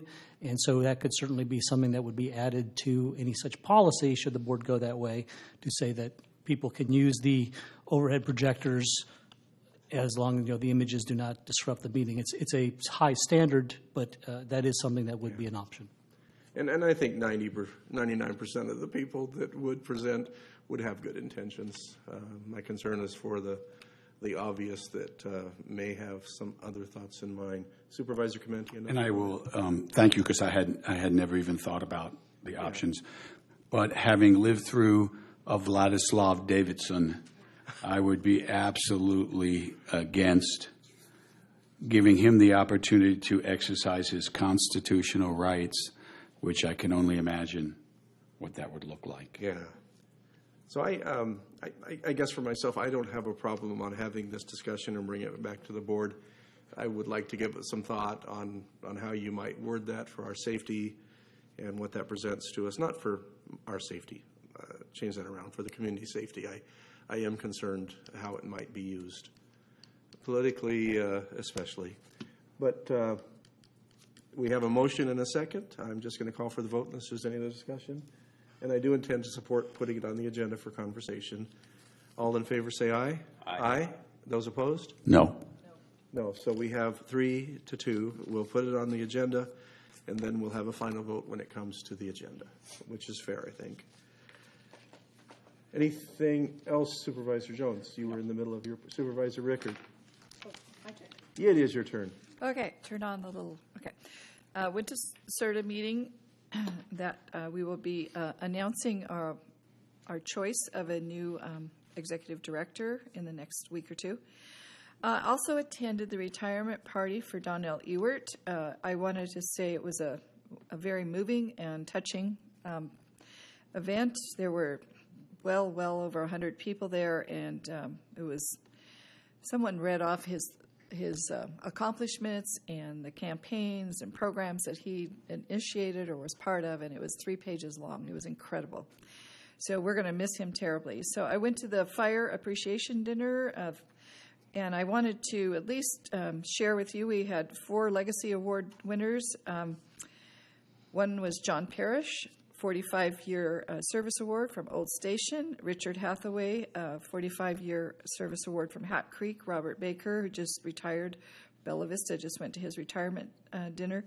And there's a gentleman by the name of Norval Hankey, and he's from the West Side. I do not know him, but... and then I also attended the next night the Farm Bureau Social, and Wendy Johnston and her husband, Art Stackhouse, they were awarded the Achievement Award, and it was really nice because Wendy was the lady that helped us when we worked on the approval for our local kids, our 4-H and FFA kids, to be able to exhibit and sell their livestock animals at the June 2020 fair. And she gave credit. She thanked me, and she thanked Dr. Ramstrom for all her incredible efforts, and reminded everyone in the audience and how important that event was. Of course, when you're talking to a bunch of other fellow Aggies, they were very, very appreciative that night. Then, let's see, I attended the Junction School Education Foundation social at the Ross Ranch, where McConnell owns that. It was got a warm welcome there. A lot of the young moms had me go over, and we did photo pictures and do all the fun things there. But they were having a great time. There was a great band, and everybody seemed to have a good time. They raised quite a bit of money. I do want to announce, as Richard Cialana mentioned earlier, there's workshops, and Day Bench is going to be held June 3rd and 4th. It's a 2-day workshop, and that's going to be put on by the Lassen Fire Safe Council. The Shasta County Fire Safe Council, they're going to have April 30th, and that's from 9 to 5. It's called a Home Ignition Zone workshop, and May 1st it'll be in Bernie. May 2nd will be in Lakehead. And like I say, all these events for 9 to 5. And contact me for the information on how to register. I think it's really important that people attend those workshops. I also, of course, this morning attended the Air Pollution Control Board meeting. And then last but not least, I'm going to bring up the drought again. I think this is a serious, serious problem. And I was wondering if this board would support me in having Pat Minturn perhaps come forward with a presentation on some of the issues that we're experiencing. I know ACID is a horrible situation. I was at the Farm Bureau event, and I was approached by someone from District 5, really upset about what's going on with no water in the canal this year. And so I do think that we need to educate ourselves better as supervisors so we can assist our constituents as much as we possibly can during this horrific drought. So is that possible, Mr. Pontus? Oh, yeah, I think it is. Absolutely possible. We'll have him on here on 419. Okay, Yeah. Thank you. I appreciate that. A lot of the information that he returned to Dan with his questions is the exact same thing that needs to be shared with the public so they know I think where they're at. we need to have it. Yeah. So we're in all in agreement there. Okay. So I think I have shared enough words to last for about 4 or 5 meetings. I will pass and we'll go on to our next item, which is R9. Chairman Baugh, we have one other item under that particular R8. Oh, my goodness. We are considering approving a letter. Oh, the opposing healthcare, yes. The healthcare letter, and we've got Donnell Ewert here to talk about that letter today. Thank you. Good catch. Mr. Ewert, please. Good evening, members of the board. It is good evening. Donnell Ewert, Director of Health and Human Services. This item before you today is in regard to Partnership Health Plan and something the state's contemplating doing that affects them. And a representative from Partnership Health Plan was supposed to join me today, but was indisposed due to some crisis management. Wendy West is going to join me from the office here in Reading. But nevertheless, I'm on the commission, and I think I can communicate what's happening. Currently, Kaiser is obviously Kaiser is a big provider of healthcare in California, and they do serve Medi-Cal clients. And a Partnership Health Plan is our managed care plan for Shasta County and 13 other counties in Northern California. And Kaiser is one of their providers, and they're in their network. And they're also in the network of many other health plans in California. Well, the state decided to enter into negotiations with Kaiser about doing a direct agreement with them to kind of carve them out of the health plans and just do a direct deal with them. And the Newsom administration initiated that with Kaiser, and it wasn't public knowledge. And they came to an agreement, and now that agreement is before the legislature for approval. And that's what this is, the Alternative Healthcare Service Plan proposal. And part of that agreement is to allow Kaiser to expand the population of Medi-Cal clients it serves. And the way they tend to do that is people who are part of Kaiser due to their employment and then leave their employment and end up on Medi-Cal, they'll invite them to continue to participate in Kaiser. The result of that is that Kaiser is able to cherry pick some of the healthiest members in the health plan, and they get paid by capitation. So it isn't a fee-for-service arrangement in managed care. They're paid a per member per month fee. So if you have a relatively healthy population and you receive a fee, per member per month, and you don't render much health care to them, you can see that you take some profit there. If you have a very high acuity and ill population and you're getting that same payment, you may lose money. So Kaiser, and since Partnership Health Plan's been paying claims or paying the fees, and they see what kind of patients through their data that Kaiser has, they know that Kaiser has the healthiest patients. They tend to be younger. They tend to be more families. They don't tend to be older. Another part of the agreement is they can serve Medi-Cal patients who also have Medicare. So Medicare is a better payer, and what one doesn't pay, the other pays. So you can see that's also a pretty good deal for Kaiser. So the concern is if the state goes ahead with this agreement with Kaiser, it's going to take the healthiest patients and the best paying patients away from the plan. The plan is left with the sicker patients, the more high acuity patients, that they must serve with the revenue the state's giving them. And that is going to be damaging to the entire plan because there'll be less funds available to serve the population. Now, we don't have Kaiser here in Shasta County, but Kaiser does operate in the southern region of the health plan, and it's one for all and all for one as far as the resources that are available for us in the 14 counties. So for that reason, Partnership Health Plan is opposed to this agreement, and mainly would like to just participate in a stakeholder process because that was skipped. The state entered into this private negotiation with Kaiser. No stakeholders had a chance for input. And only now is this being considered, is there a chance to weigh in? So Partnership is requesting that the board send this letter of opposition, which I'm sure you've read in your packets, which just states the opposition of the county to this agreement with Kaiser. Any questions for Mr. Ewert? No, other than I heard a lot about this on our Shark meeting. So, yes, our medical community is very opposed. Very good. Is there... I would like to make a motion for approval. We have a motion and a second. Any other discussion? All in favor say aye. Aye. Passes unanimously. Thank you for the clear presentation. Thank you. Very much appreciated. Okay. Did I get every item on that one now? Yes, sir. I can move forward to R9. And R9 is, we'll just let you take that one, Mr. Pontes. There's a lot on here, and I'd prefer that you present it. Yes, sir. R9, let me start out with a little bit of background. Our current HHSA director has announced his last day in the office as April 9th, 2022. To ensure continuous operations during the transition, it is recommended that an acting HHSA director be appointed until otherwise directed by the Board of Supervisors. Pursuant to Shasta County Code Section 2.28.020, the HSA Director occupies the following statutory county offices: 1, Public Guardian; 2, Director of Social Services; 3, Director of Mental Health Services.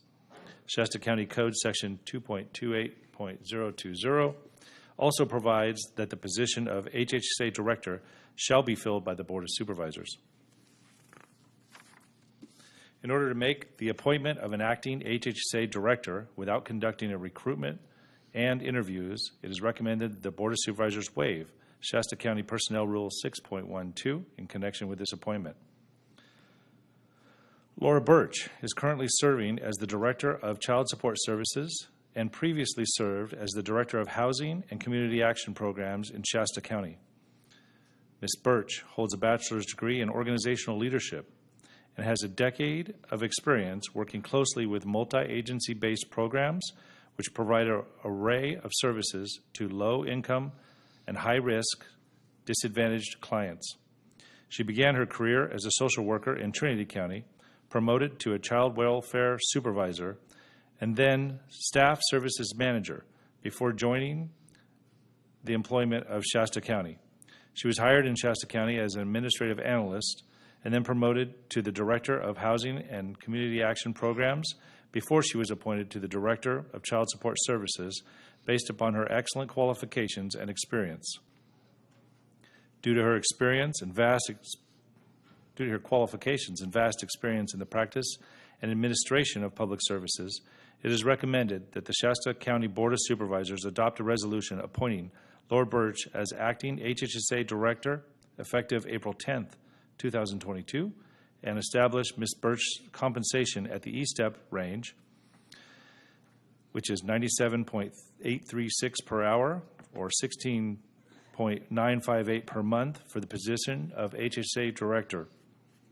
Ms. Birch intends to take a temporary leave of absence from her current position as Director of Child Support Services. It is recommended, pursuant to Section 4.4, work out of classification of the county personnel rules, that the Board of Supervisors approves the Assistant Director of Child Support Services to work out of class as the Director of Child Support Services for the duration of Ms. Birch's leave. And with that, we're asking that the Board take the following actions.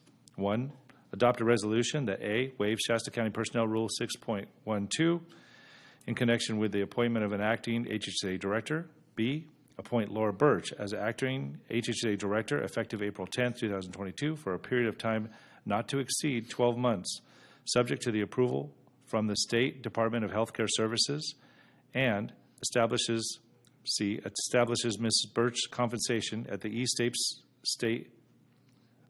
E-step salary range for the position of acting HHSA Director, and effective April 10, 2022, upon Ms. Birch's leave of absence from her current position as Director of Child Support Services, approve the Assistant Director of Child Support Services to work out of class as the Director of Child Support Services. And with that, I've got Ms. Forbes from our Support Services area here today, and I am here to answer any questions the Board may have. Board, what kind of questions do you have? If you don't have questions at this point, I'll open this up for public.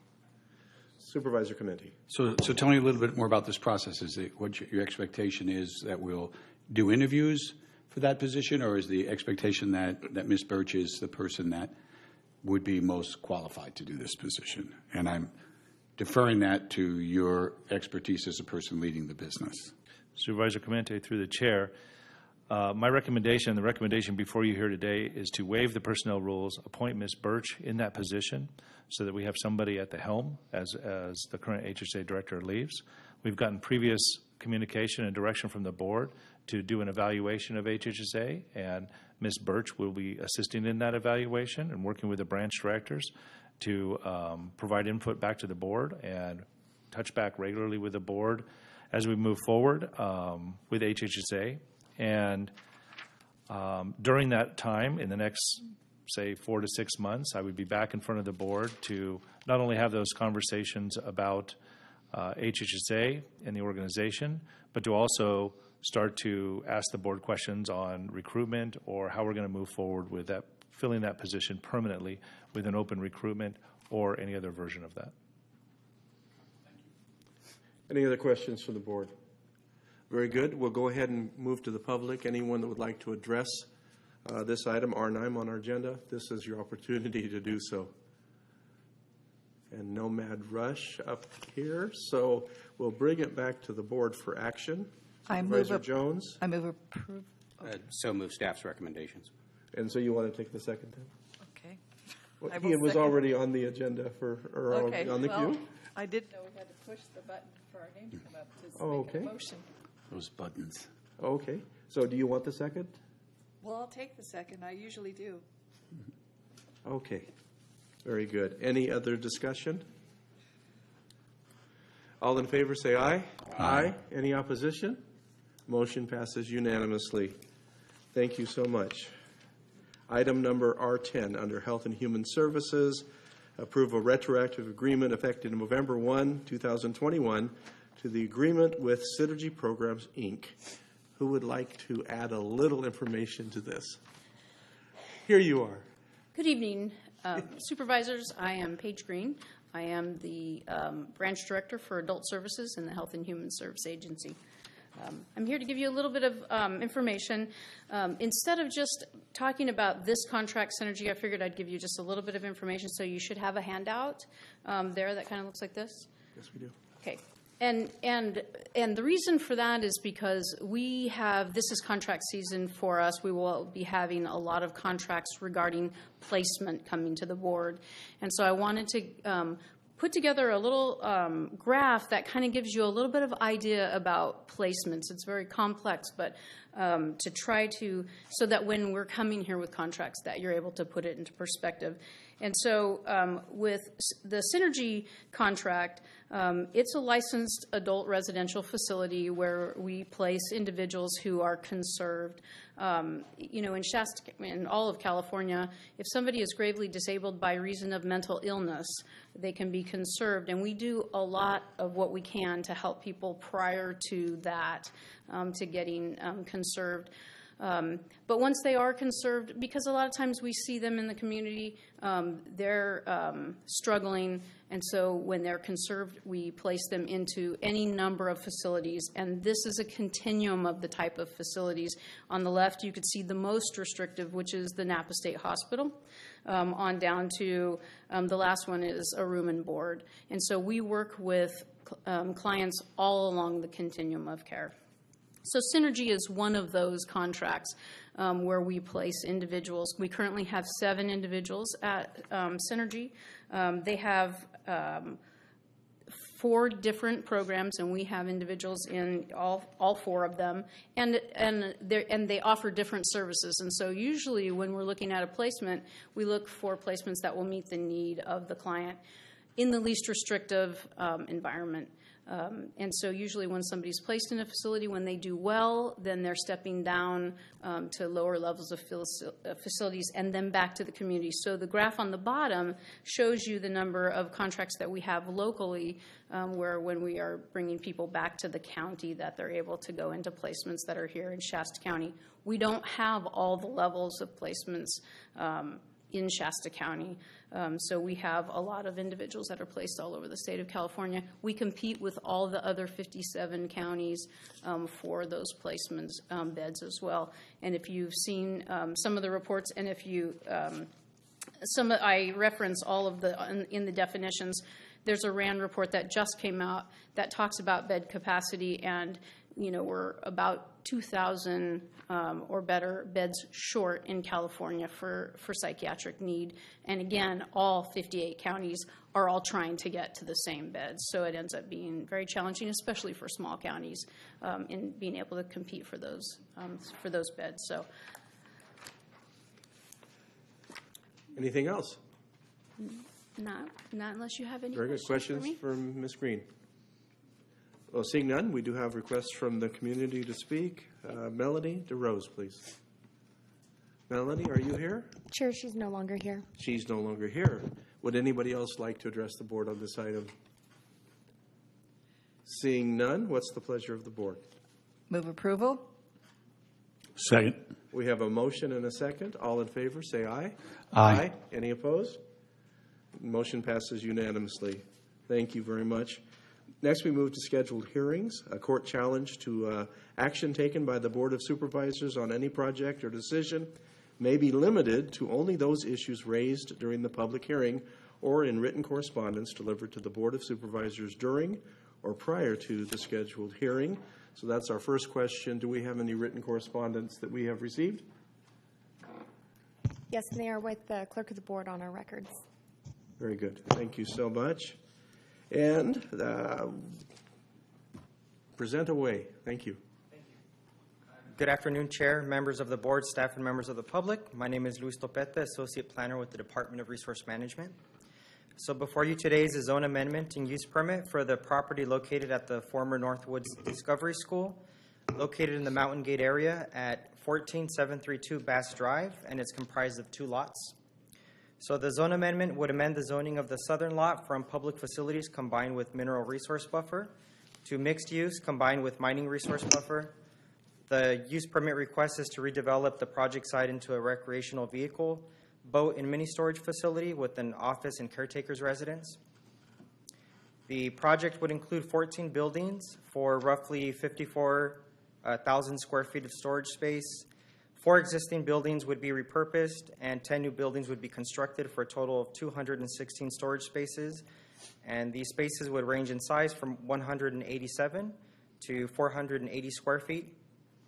The applicant has also requested an exception from the fire safety standards, requiring a minimum 30-foot setback for buildings from property lines, which may be approved by a 4/5 vote. 7 of the buildings are proposed within this minimum required setback, ranging in from 15 to 22 feet. A mitigated negative declaration is recommended for this project, and the applicant has reviewed and agrees to the recommended conditions that are being proposed. And the Planning Commission reviewed this application on February 10th, 2022, and by unanimous vote, the Commission recommended that the Board of Supervisors approve the zone amendment, the use permit, and the exception to the fire safety standards. And staff is also recommending approval of this project. And staff is available if you have any questions. So one question for me, does the exception to fire safety standards also give an exemption to sprinklers, or are sprinklers not required on this type of? It's only for the setback requirements. Okay, so sprinklers are not required? I don't have that in front of me. If they aren't required for that. I thought they were, but I just didn't see a mention of it, so. Good afternoon. Correct me. Good please. evening. Thank you. Chairman Baugh, Adam Fiesler, Assistant Director of Resource Management. Sprinklers are only required after you meet a specific threshold. Those will all be developed once we see the building plans. Although we know the square footages, those will be developed based upon the input from the local fire district, which is Mountain Gate Fire. Okay. So the fire marshal doesn't have any input on this? Unfortunately, no. No. Okay. We can help. We usually lean on the fire marshal in regards to any of the fire code because some of the smaller jurisdictions aren't as savvy. That's not to bash any of them. They do a wonderful job. However, we do lean on him when it's necessary. So just for curiosity, what is the threshold? I'm asking this because we've had past interest from folks right outside the county, adjacent to the city of Reading limits on Airport Road that are right across that dividing line that we're going to require tremendous expense under fire safety for the fire sprinklers for storage. So I'm wondering what the difference is. So I would absolutely defer to the fire marshal if he were here. Unfortunately, I do know that typically commercial buildings, 10,000 square feet or larger, do require fire sprinklers. Typically, it can also be in mass, so multiple buildings on site as well. That square footage, I do not know. Okay. So at this point, it meets all safety standards unless the local fire district says it wants to impose additional ones. That is correct. And they can do so after our approval? For the building permits, yes. Yes. During the building permit process. We just want to make sure we haven't taken somebody else's ability to weigh in. Okay. Absolutely not. Very good. Any other questions from the board? We'll open this up to the public for comment. So the public hearing is now open. If anyone would like to address the board on item number R11, this is the time to do so. Again, no mad rush to the podium. Thank you so much. We'll go ahead and close the public hearing, and we'd say, what is the pleasure of the board? Move approval. We have a motion and a second. Any more conversation? All in favor, say aye. Aye. Anyone opposed? Very good. Motion passes unanimously.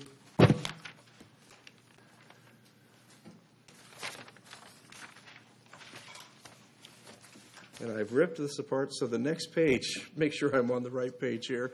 It says other agencies, is that correct? Correct. Okay, because I managed to separate the page there. So the Shasta County Housing Authority, the Shasta County Board of Supervisors will recess and reconvene as the Shasta County Housing Authority. The Shasta County Board of Supervisors does not receive any additional compensation or stipend for acting as the Shasta County Housing Authority. And we have an agenda that calls for first public comments on this agenda. Would anybody like to address us as the Shasta County Housing Authority? Seeing none, we'll move on to the consent calendar. What's the pleasure of the board regarding consent calendar? Motion to approve. Second. We have a motion and a second to approve regarding consent. All in favor say aye. Aye. Any opposed? Motion passes unanimously. And then we have onto the regular calendar one scheduled hearing from the Housing Authority. Who's going to make our presentation today? Oh, you are there. See, you were over there to begin with. She's in the shadows. Yes. Welcome again. Hello, it's nice to be back. It's nice to have you I realized that back. if I sat in the corner, my staff was harassing me that I was in the top right corner of the screen and they could see everything I was doing with my face. Uh-oh, So I decided that was a better location for my second visit. I think those are words of wisdom.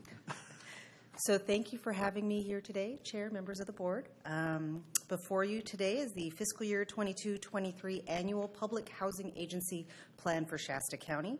So each year, the U.S. Department of Housing and Urban Development, also known as HUD, requires housing authorities around the country to submit their annual plan in order to maintain the Housing Choice Voucher Rental Assistance Program.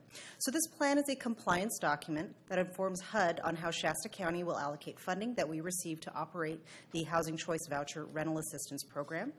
This year, we are working on revising the administrative plan, which is a companion document that details the implementation for the changes for the two PHA plan element sections that are included in our PHA plan update that you have today. And that's in section B of the streamlined plan that I believe is in your pile of attachments. So the first section, or first element section that will be changed or updated is the Statement of Housing Needs and Strategy for Addressing Housing Needs. And the second section is called the Deconcentration and Other Policies that Govern Eligibility, Selection, and Admissions. I didn't make those titles up myself. They came with the document. So this PHA plan has been updated based on the changes that have been made as of the date that it went out for public notice. So we expect to be amending the PHA plan as more changes are made to keep pace with the needs of our community and also as staff capacity is able to address and implement those changes. So the first section I mentioned is the Statement of Housing Needs and Strategies for Addressing Housing Needs. So in this section, we've updated the Landlord Incentive Program, which uses our administrative reserves to continue recruiting landlords and increase the affordable housing stock for HCV households. We also established a partnership with our local continuum of care to help house homeless individuals and families by utilizing the coordinated entry system for our emergency housing vouchers, mainstream vouchers, and housing deficiency referrals. So that's the first section. The second section I mentioned is called the Deconcentration and Other Policies that Govern Eligibility, Selection, and Admissions. So this section is where we've updated our preferences for the selection off of our wait list. HUD authorizes PHAs to establish local preferences that are for those who are on the program wait list. And this gives priority to families that meet those criteria. Any local preferences that we establish must be consistent with the PHA plan, the consolidated plan, and must be based on local housing needs and priorities that can be documented by generally accepted data sources. So the PHA plan has 6 items that we have on the wait list for local preferences that we've updated. The first is due to funding constraints, there are situations in which families may be terminated from the HCV program. And while that hasn't happened, to my knowledge, in our program here in Shasta County, if it should happen, then what we would do with those families is they would have their name automatically added to the wait list with priority, and it would be according to their original wait list application date. So it advances them up higher on that wait list if they were terminated because of a budget reduction. Secondly, families who've been involuntarily displaced by governmental action or whose dwelling has been extensively damaged by a state or federally declared disaster occurring in our county jurisdiction, which again serves our 4 counties, will receive greater preference on our list. For number 3, we have families in which any member is a victim of domestic violence, dating violence, sexual assault, or stalking will also be a higher preference. Families whose head of household, spouse, or co-head of household is elderly, disabled, or families with dependents also have preference. Families who are referred from an eligible organization as being housing deficient, or housing deficient families that are those that meet the HUD definition of homelessness also receive some priority. And then finally, families who reside in our jurisdiction, whose head of household, spouse, or co-head of household is employed within our jurisdiction, will also receive some preference. So those are some of the changes. A lot of this is administrative, but we've been working with a consultant to improve utilization and improve accessibility for our program. So this is just creating further definition in our program requirements here. So in addition to those local preferences, we've updated this PHA plan element section to include selection from the wait list that will be updated to indicate that the PHA system of preferences may select families based on those local preferences according to the date and time of their application. And again, subsidy standards will be updated to also include when we are determining eligibility for subsidy towards lease units based on 1 bedroom for each 2 persons within the household, except in circumstances where persons of the opposite sex will be allocated separate bedrooms. Live-in aides will also be allocated separate bedrooms, and single-person families will be allocated 1 bedroom. So this is just, again, just clarifying terminology inside of our PHA plan, and that's one of the subsidy areas that we are technical assistance through HUD believe that we need to create a little bit more clarification. So that concludes my presentation and the updates to the plan, and I'd be happy to answer any questions. Questions from the board? I move approval.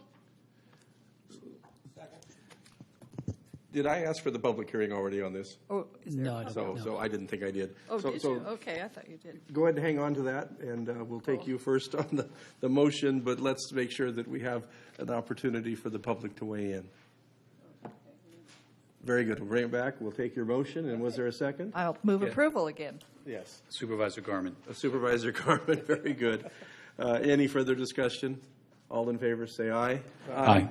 Any opposition? It looks like it's a unanimous decision. I just wanted to take the opportunity, I think I'm speaking on the behalf of the board, to thank you. Your presentations are knowledgeable.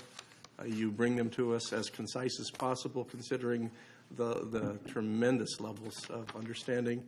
Really appreciate what you're doing. Thank you. I have some great staff that supports me with a lot of good documentation. We'll pass that on to everyone on your staff as well. Thank you. So, folks, that adjourns the Public Housing Authority, and that brings us back to the Shasta County Board of Supervisors with the following closed session announcement. Now, just so you're aware, the only items that we considered in our lengthy closed session prior to this was item number R14 and R15. So now we're going to address item number R12, which is a conference with our labor negotiator. You can see the negotiators that are listed here on the agenda, as well as the employee organizations that are represented. Item number R13 is a conference with legal counsel and existing litigation, and the name of the cases are also listed for the record. We will take if anybody wants to address the board on either of these closed session items, this is the time to do so. Seeing none, we'll go ahead and we will adjourn to closed session. As always, the doors remain open and unlocked, and we will announce any potential action after we have had our closed session. Thank you very much for the long meeting, folks. We greatly appreciate it.